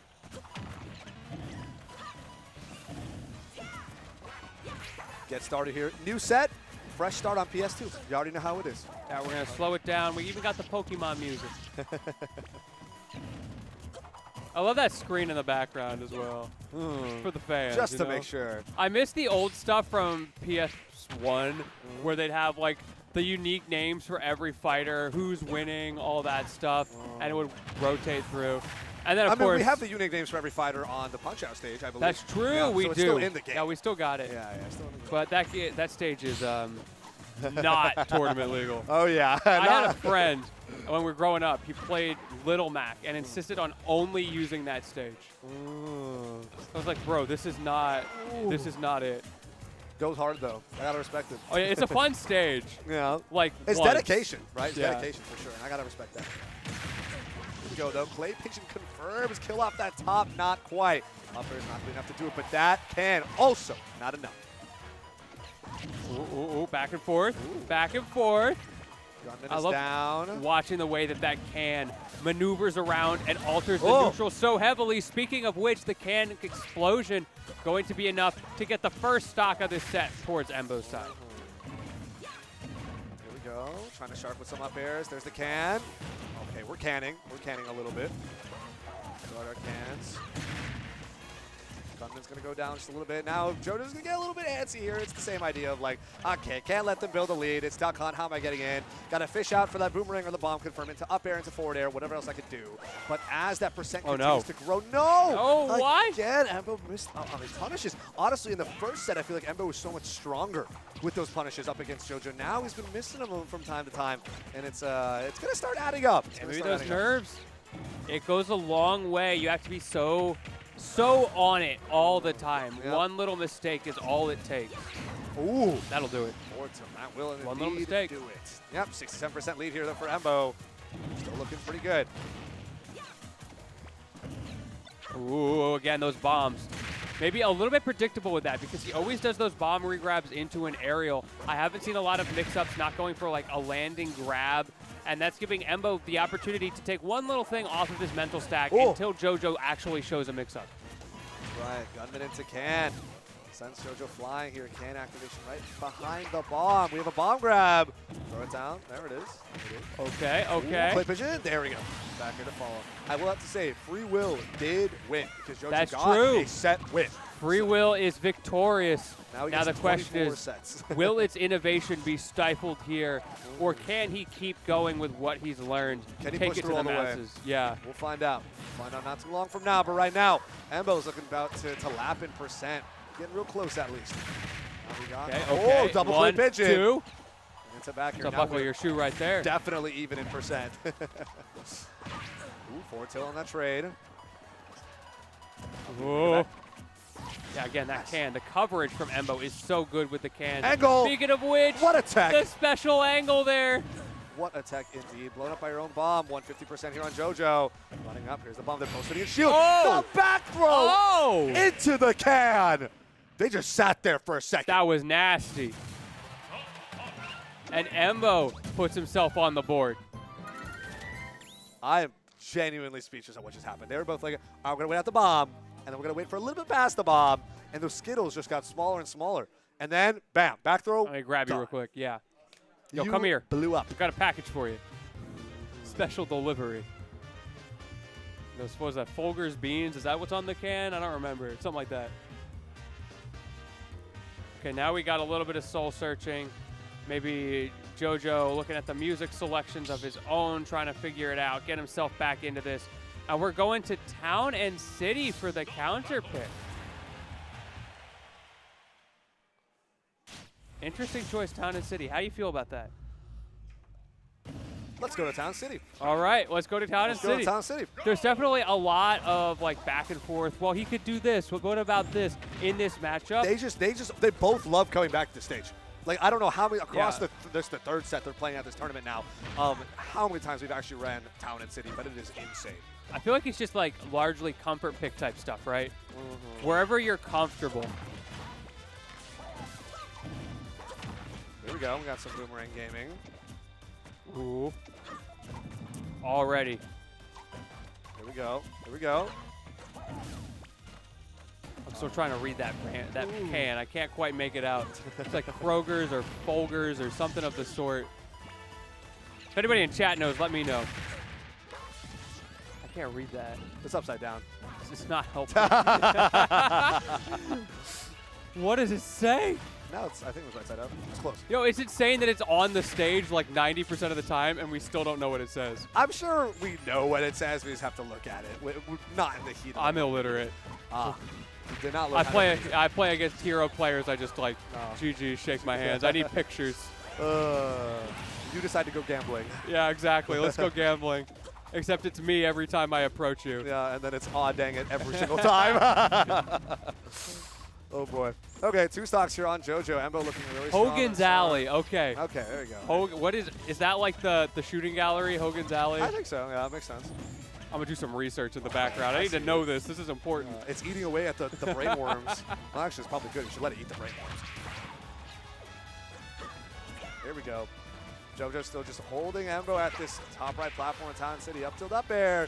Not enough to take it just yet, but we're getting close. We're getting close. Finds way back down with a bear. Seems like, yeah, like I said, Embo.exe seems like he's activated at this point, Yeah. right? The second game is also looking super strong for Embo. And again, it's a Town City diff. I don't know. Let's say, JoJo drops this game. Will JoJo want to come back to Town City again? I don't know.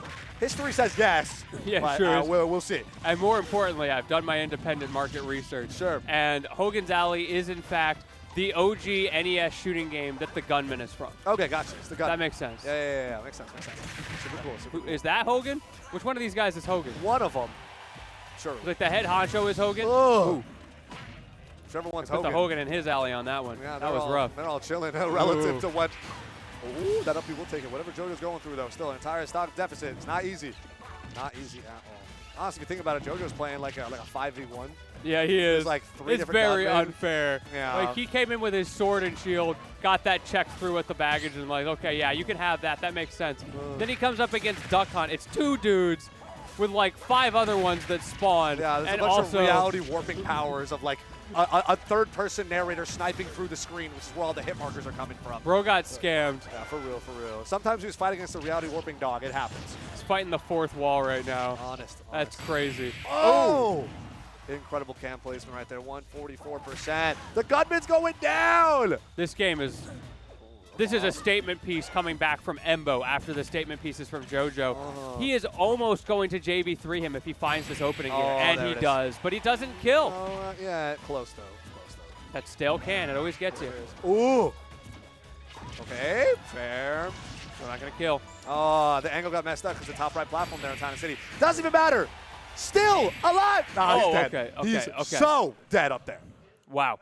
There we go. 2 up. 8.1% on his second stock. Embo.exe has not just activated.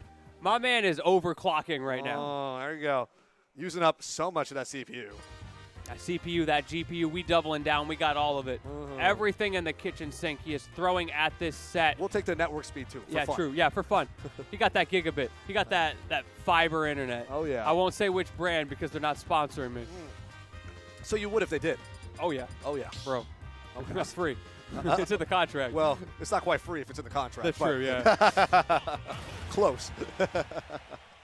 I had a fiber internet place try to convince me to install fiber the other day, and I was like, bro, you don't even install fiber at my house. Like, what are you doing? Yeah, you don't support me. If you, did, don't- I'd think about Yeah, it. exactly. Yeah. It was like the craziest thing. That's unfortunate. There we go. We're starting off Gladiolence Battle Theme, Sun and Moon. It's a remix. I think the original's better, but still the remix is good. But here we are. One Stadium 2. So we're not going back Town City this time for Game 3. JoJo did not decide, like, okay, maybe this is not a great idea. And instead, here we are for what may be the last game of this entire tournament. Yeah, you're out of opportunities to try things to go to comfort picks. You have to look at what should be my optimal choice. What is my last stand that I can rely on? And in this case, it seems like it might be PS2. Here it is. Got to keep it classic and simple. And speaking of which, looks like it's been doing numbers for JoJo right now as the triple up air gets it done. It's so easy to look at that and be like, well, why didn't he just like air dodge past it? Well, the problem is it's a mix-up game, right? Because Embo is not expecting JoJo to go for that same thing 3 times in a row. He's expecting JoJo to bait out the air dodge, which again comes back around to why it works, because JoJo knows he's expecting him to do that, so he doesn't. Yep. It's the classic rock, paper, scissors like you thought about before, although there's a lot more than just 3 options. But man, Embo is now turning things around with these double backers, almost laying the triple. Get the dare back down after the up B too. All right, fair to approach. Okay, looking for the back air. There's that can proc. Embo looking to take this next stock off JoJo. There we go, 4th row. What's the ledge trap going to be? Oh, the can forcing him low. Once again, he's controlling different spaces with that can because it lets him know where JoJo's going to recover preemptively so he can set up his ledge traps. Oh, here we go. Back throw. Still not enough to kill. Not even close. Got the tether. Surprising JoJo's able to live this long, but not he's too much. Well, it's adding up now. In terms of the lead. Oh, yeah. Oh, it's adding up. Oh, yeah. It's Oh, death. he's gone straight from addition to multiplication with that one. Oh, my goodness. Like I said, run it all the way to the bank. Finally, an up smash will take it off the top, but this is an entire stock lead here for JoJo. That rage definitely helped out. Definitely helped out. It is coming down to the wire in this grand finals. At the moment, JoJo has that stock lead. He's top down 2 stocks to 1, but Embo's got 2 games to none right now. I'm pretty sure you'd rather be in Embo's situation, but still, you want to cut off this momentum switch here. We saw what happened in the first set. JoJo still has the ability to bring this back. 100%, 100%. All the way through. But now the real question is, can Embo bring this back within just this game and actually cement the tournament? It's still very possible. Ooh. There's our can. First one. All right, Boomerang to check. Wow, The great jump. maneuverability over that clay pitch. JoJo showing his prowess in this matchup. He has played it so many times like we Whoa. established earlier. I love the footstool idea there. Not able to get the follow-up. And with that, Embo takes full advantage. He is on last stock right now. Now, this could be tournament stop if Embo can run this to the bank and get rid of JoJo's final stand. But we'll see. We shall see. It is gonna be a little 76% tough. Lead is strong here on JoJo's end. Like JoJo, it may have got even stocks, but he's got a huge percent advantage. Of course, it can come back. We've seen it come back before with these 2 very players on the screen right now. Right. But will this be that opportunity, or are we going to game number 4? Okay, we got a back Uh-oh. throw. Uh-oh. There's can, double up air. That's already 50%. We're halfway there. Halfway there, Embo. Looking for that 66% and counting. No, we get a back air reversal here from JoJo. JoJo's like, nah, you gotta give me 1 in this new set at least. All 3 sets we're playing have to at least take 1 game both sides. We got 2 3-1s. We might get a 3rd. Gets that can out of the way. That's twice in a row where he has prioritized the can over Embo, and it's worked out really well. Again, the can is gone. The Trump back air as well. It's not gonna be enough. Trying to kill. recover behind it. Oh, he's going And high. a third, 4th time. There it is. 4 interactions in a row. JoJo went straight for that can, took it out, shut down Embo's defense with that, and was able to convert every single one. That's the game. So now, if Destiny, is what it is, then we're looking at another 3-1, where Embo ends up taking it. But we may have free will. We're about to find out. Is there free will, chat? Type 1 for free will. And people will now start typing 1, not out of free will, but because you asked them. Exactly, And it's not free will. exactly. Is it really free will, Sophia? Think about it. Think about We're going to Battlefield. All right. Here we go. Here we go. No- Okay, Battlefield may potentially end up being our last game if Embo can clutch this one out. It is Embo's counter pick after all. That's why the 3-1 is so useful. Yeah. You drop a game just to guarantee your counter pick, Exactly, it's a strategy. And you cash out. It's like when you die to get stage control. It's the same thing. Blast just one zone level canceling. Blast zone up. canceling. It's my favorite tech in the game. Blast zone canceling. That's good. Ooh, all right, scoop up there and whiff punish that clay pigeon. I see you. Okay. Sharking with these up airs. Now this is where the Duck Hunt gameplay is working on this Battlefield stage. Yeah, this is looking pretty good for JoJo. Again, it is Embo's counter pick. He has all of the strengths he wants here. He can run away if he gets that lead. The problem is he has to get the lead first, and JoJo is not letting him do that.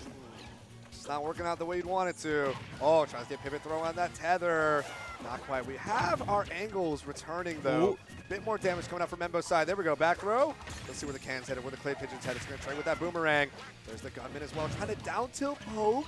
Gets the bomb activation. At least the damage is looking real close. Yeah, kind of a weird scenario the way it cut the knockback. Didn't really work out for him, and now the gunman almost getting that kill with the bad DI, but it wasn't enough.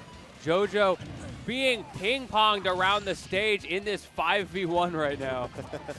It's a tough life, man. Two-Link did not sign up for this. Back throw. Oh, no. couldn't find it. Angle wasn't there, but also great DI there from JoJo just to go a little above it.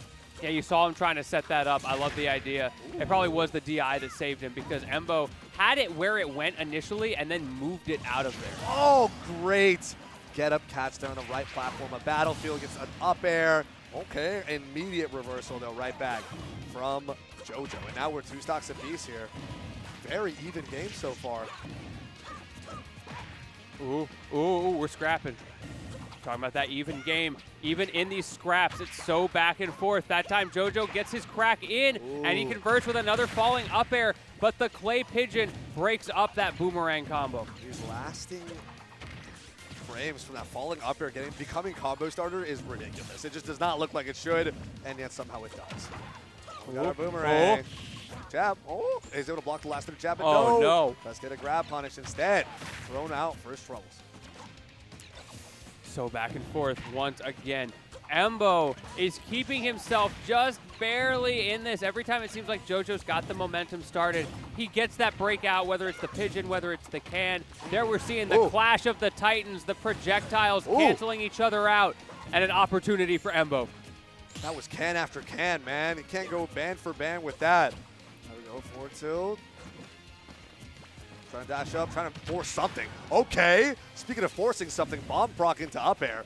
Now Embo's got to be really afraid. This is that kill range. This is that kill percent. That can's in a bad spot. Yeah, he just gets rid of it. I agree with that. Run it back, run it back. Yeah, run it back. Round 2, baby. Ooh, the can's gone again. Up smash. That keeps happening.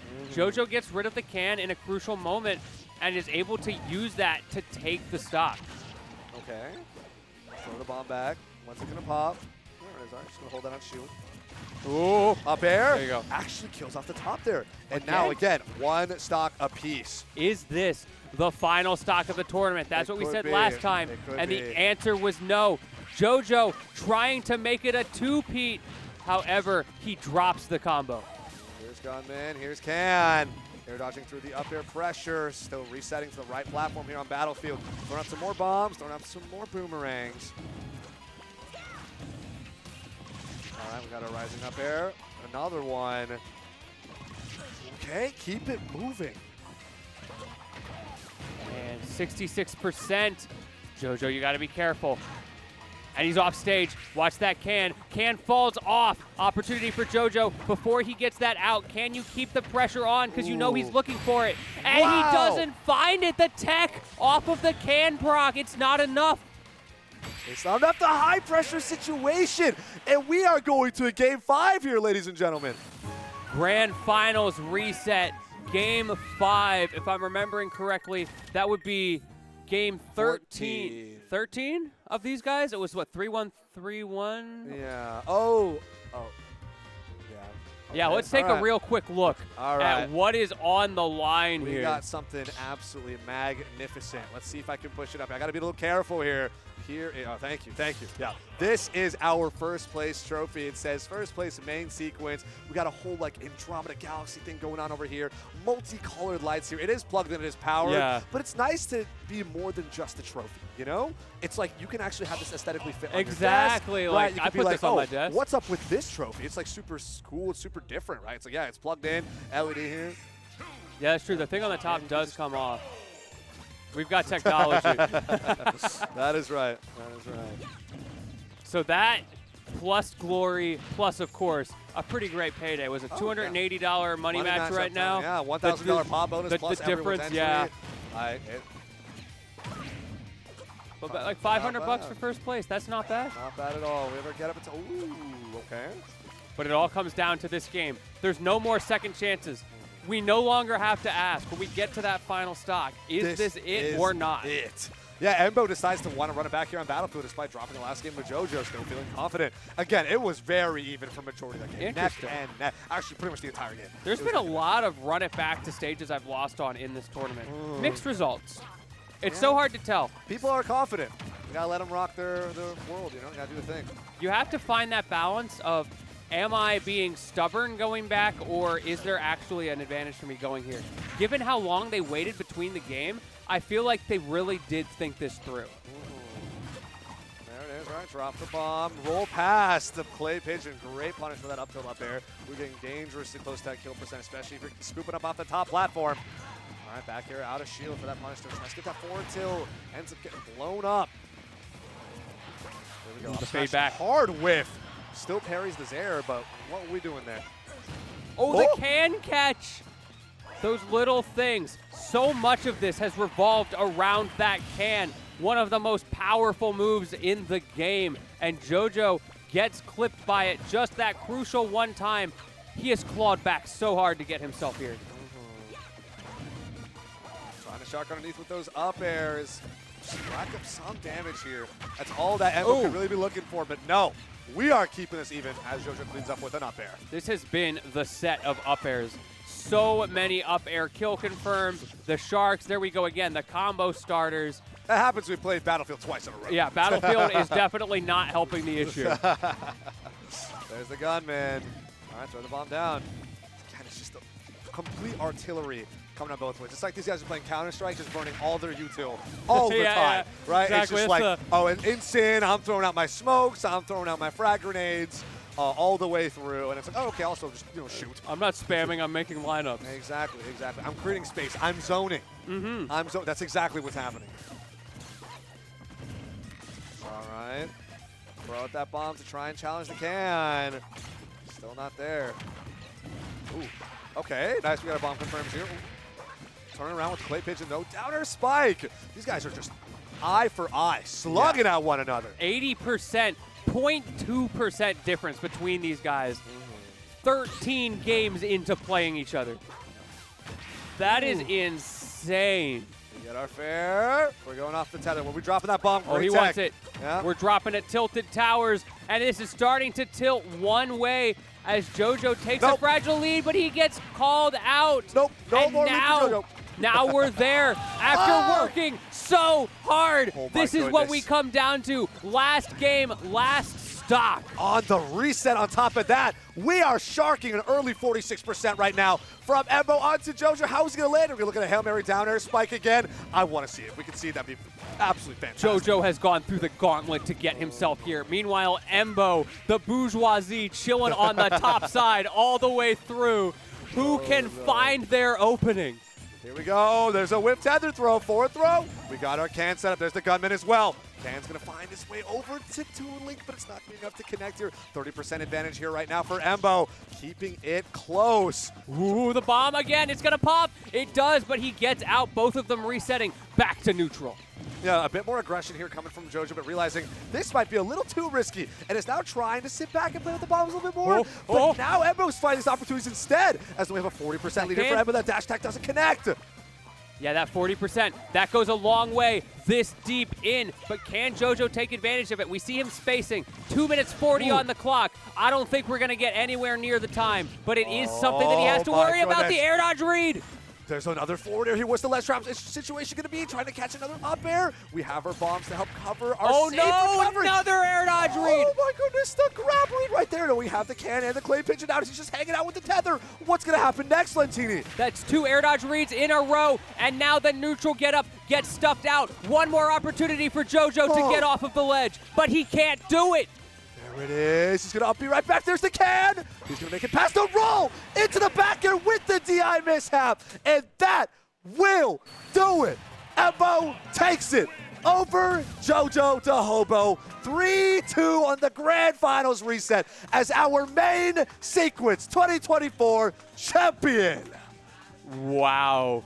Brought it back so far, worked so hard, but at the end of the day, Embo Z was just a little bit better. That last stock was so well played there from Embo. Cleaned up house all the way through. Not afraid of Toon Link's options, not afraid to play aggressively, not afraid to sit back and let you do what you want to do. But every single moment seemed to play in Embo's favor. And we saw the reads. That's how we got the result that we did. Yeah, Those air dodge reads started coming out just over and over. JoJo was scared. JoJo was afraid. And Embo really struck fear in. Oh yeah, let's see if boy. we can do a player interview here. Can we? Okay. You got Want me to do it? All right, I'll do it. Yeah, I'm not good with interviews. At least All right, if I'm sounds not good. prepared, I'm not good with interviews. You got All it. right, you want to sign off for the people Yeah, then? there it is. It's been an absolute pleasure. Thank you all so much for sticking with us and watching our conclusion here to Main Seekers 2024. I've been Combo. You can find my Twitter at ComboFGC right there. Nice and simple, easy tag. So if you guys want to drop a follow, you guys ever want to talk to me about literally anything, my DM should be open. Always happy to chat. But Lentini, it's been an absolute pleasure. We had a Yes, fantastic it has. time. It always is. Thank you so much for joining me, and good luck on the interview. I'll see you guys later. All right, let's get Embo over here. Where'd he go? Did we lose him? No, he's talking to Archer. All right. Man, what a great tournament. And there is the victor himself, Embo Z. Dude, first of all, congratulations. Thank you. That's the first time I've ever popped off. Yeah, Ever. I saw it. I'm not joking. Oh my god. That was such a gauntlet. Yeah. Yeah, I had to fight a lot. I had to fight Sparkle. I don't like fighting Hero, but thank God I was able to clutch that out. And then Jonas, lately, like, kind of had his number. He's been putting me on the ropes. Like, Yeah, I was looking at your set history. I think you've won like the last 6 or something like that. Something like that. You've I done mean, pretty well. there was a Wednesday or a local on Wednesday where he double eliminated me in grands. Really? Like, and I was in winner's side, so I was like, That's crazy. Well, Smash Data doesn't even have that on there. That's insane. No, yeah, I don't know about Man, that. Smash Data's fallen off. Man. But yeah, you made it through. What do you feel like were the biggest things that gave you the advantage at the end there when things were so back and forth? I don't know. I honestly don't know. Like, it's still just the vibes. Yeah, the energy, the vibes. I think just like that's like, you know, how I said it was the first time I've ever popped off. That was also kind of the first time I ever like gamer leaned. Because I could feel myself like, God, I want this more than anything else like I've ever had. So. And you got it. I don't know if you realized that last match was a $280 money match. I did not. I Okay, did good. not I thought know JoJo was that. behind me for a second. Okay. We're okay. Oh, yeah, I got my Thug Finals Oh, with there we Nexus. go. The Thank Thug you. Finals. You also have, we showed it on stream a minute ago, the lovely first place trophy. Be careful with that top piece as it does come off. Oh yeah, Thank this you is for plugged that. in. Look at Yeah, that. look at that first place trophy. That is all yours. The set piece for your room or wherever you decide to put it. Ooh, there's a little. Oh, yeah. Boom. Oh, that's so nice. It's got the Look at the main sequence symbol. Nice. That's I so love cool. that. The branding of this tournament in general has been really good. Oh, for sure. I know Meeps showed me this when I walked in and checked in. She was like, "This is what you're fighting for." So, low key, this was the reason why I was so locked in. I'm not gonna lie. Shout out Meeps as well, putting for on a sure. fantastic tournament. No, yeah. Also, hosting Protostars every Friday. Yes. Very good tournament. I come as much as I can. Just have to show my appreciation to Meeps. Yeah, you've been grinding. Yeah, I go to UW, and so I just light rail down here every Friday, and it's chill. Yeah. Nice, nice. And you mentioned you also had to play Sparkle today, and you don't like that matchup. What is it that makes that matchup so difficult for you? Bounce. It's mainly That's just fair. bounce, Yeah, that's a good answer. It's Fair like, enough. I have to change my neutral, and like most characters, I can just kind of throw projectiles, but against bounce, I just have to scrap. And I think I'm pretty good at scrapping, but Yeah, you find a way. Like your can usage is iconic. thank you. I don't know how you do it. Dude, it's a lot of years. That's A lot all of I'll practice. say. I love watching the back throw into can setups. Oh yeah, dude. It's funny. My dad, he sometimes watches the streams, and he said that was his favorite thing as well. Like before I left to come here, he was like, "Yeah, I saw like whenever you're on stream, whenever you throw them into the can, Yeah, that's so awesome." it's so hype. It never gets old. Anything else that really stood out to you today? Things you had to figure out, work through, the challenges, the victories? Honestly, I feel like it was kind of smooth sailing until that Nice. grand finals. That's a good sign. Because, like I said, because also on that Wednesday tournament where Jonas double eliminated me when I was in Winterside Grands, is that I also beat him in winners before that. So it was kind of like, it was replaying in my mind. So it was Oh, man. like, yeah, so it's like just the, I guess, mental hurdle. Yeah, now I see why guess. you wanted it so badly. You don't want that run back. And, of course, you know, the money's always nice on top. Of The course. accolades. So a little cherry on top. Hunting for that PR #1 again, maybe. Bring it back. Please. I'm looking to dominate, Yeah, frankly. Today was a pretty good statement piece. Well, once more time, congratulations, sir. Thank It was a you. pleasure watching you. Any Thank you. socials you want to plug, things you want to talk about, stuff coming up? Honestly, you can find my Twitter at like embo_z. But I want to shout out of Pocket. It's Okay. a Vancouver tournament happening next week on Sunday, June 29th. It's gonna be a bunch of players like Onan's going. Yeah. Neo, the Corin. Of course, Big D Ouch. Of course. JDV Jonas. Like most people here The are big going. names will be there. Yeah, and of course I'll be there. So. All right, you know. got to double down, win again. Exactly. Well, anyway, thank you again for commentating, for everything you've done. Oh, I appreciate it. And yeah, thank you again. You make my job easy by having such flashy plays. It's great.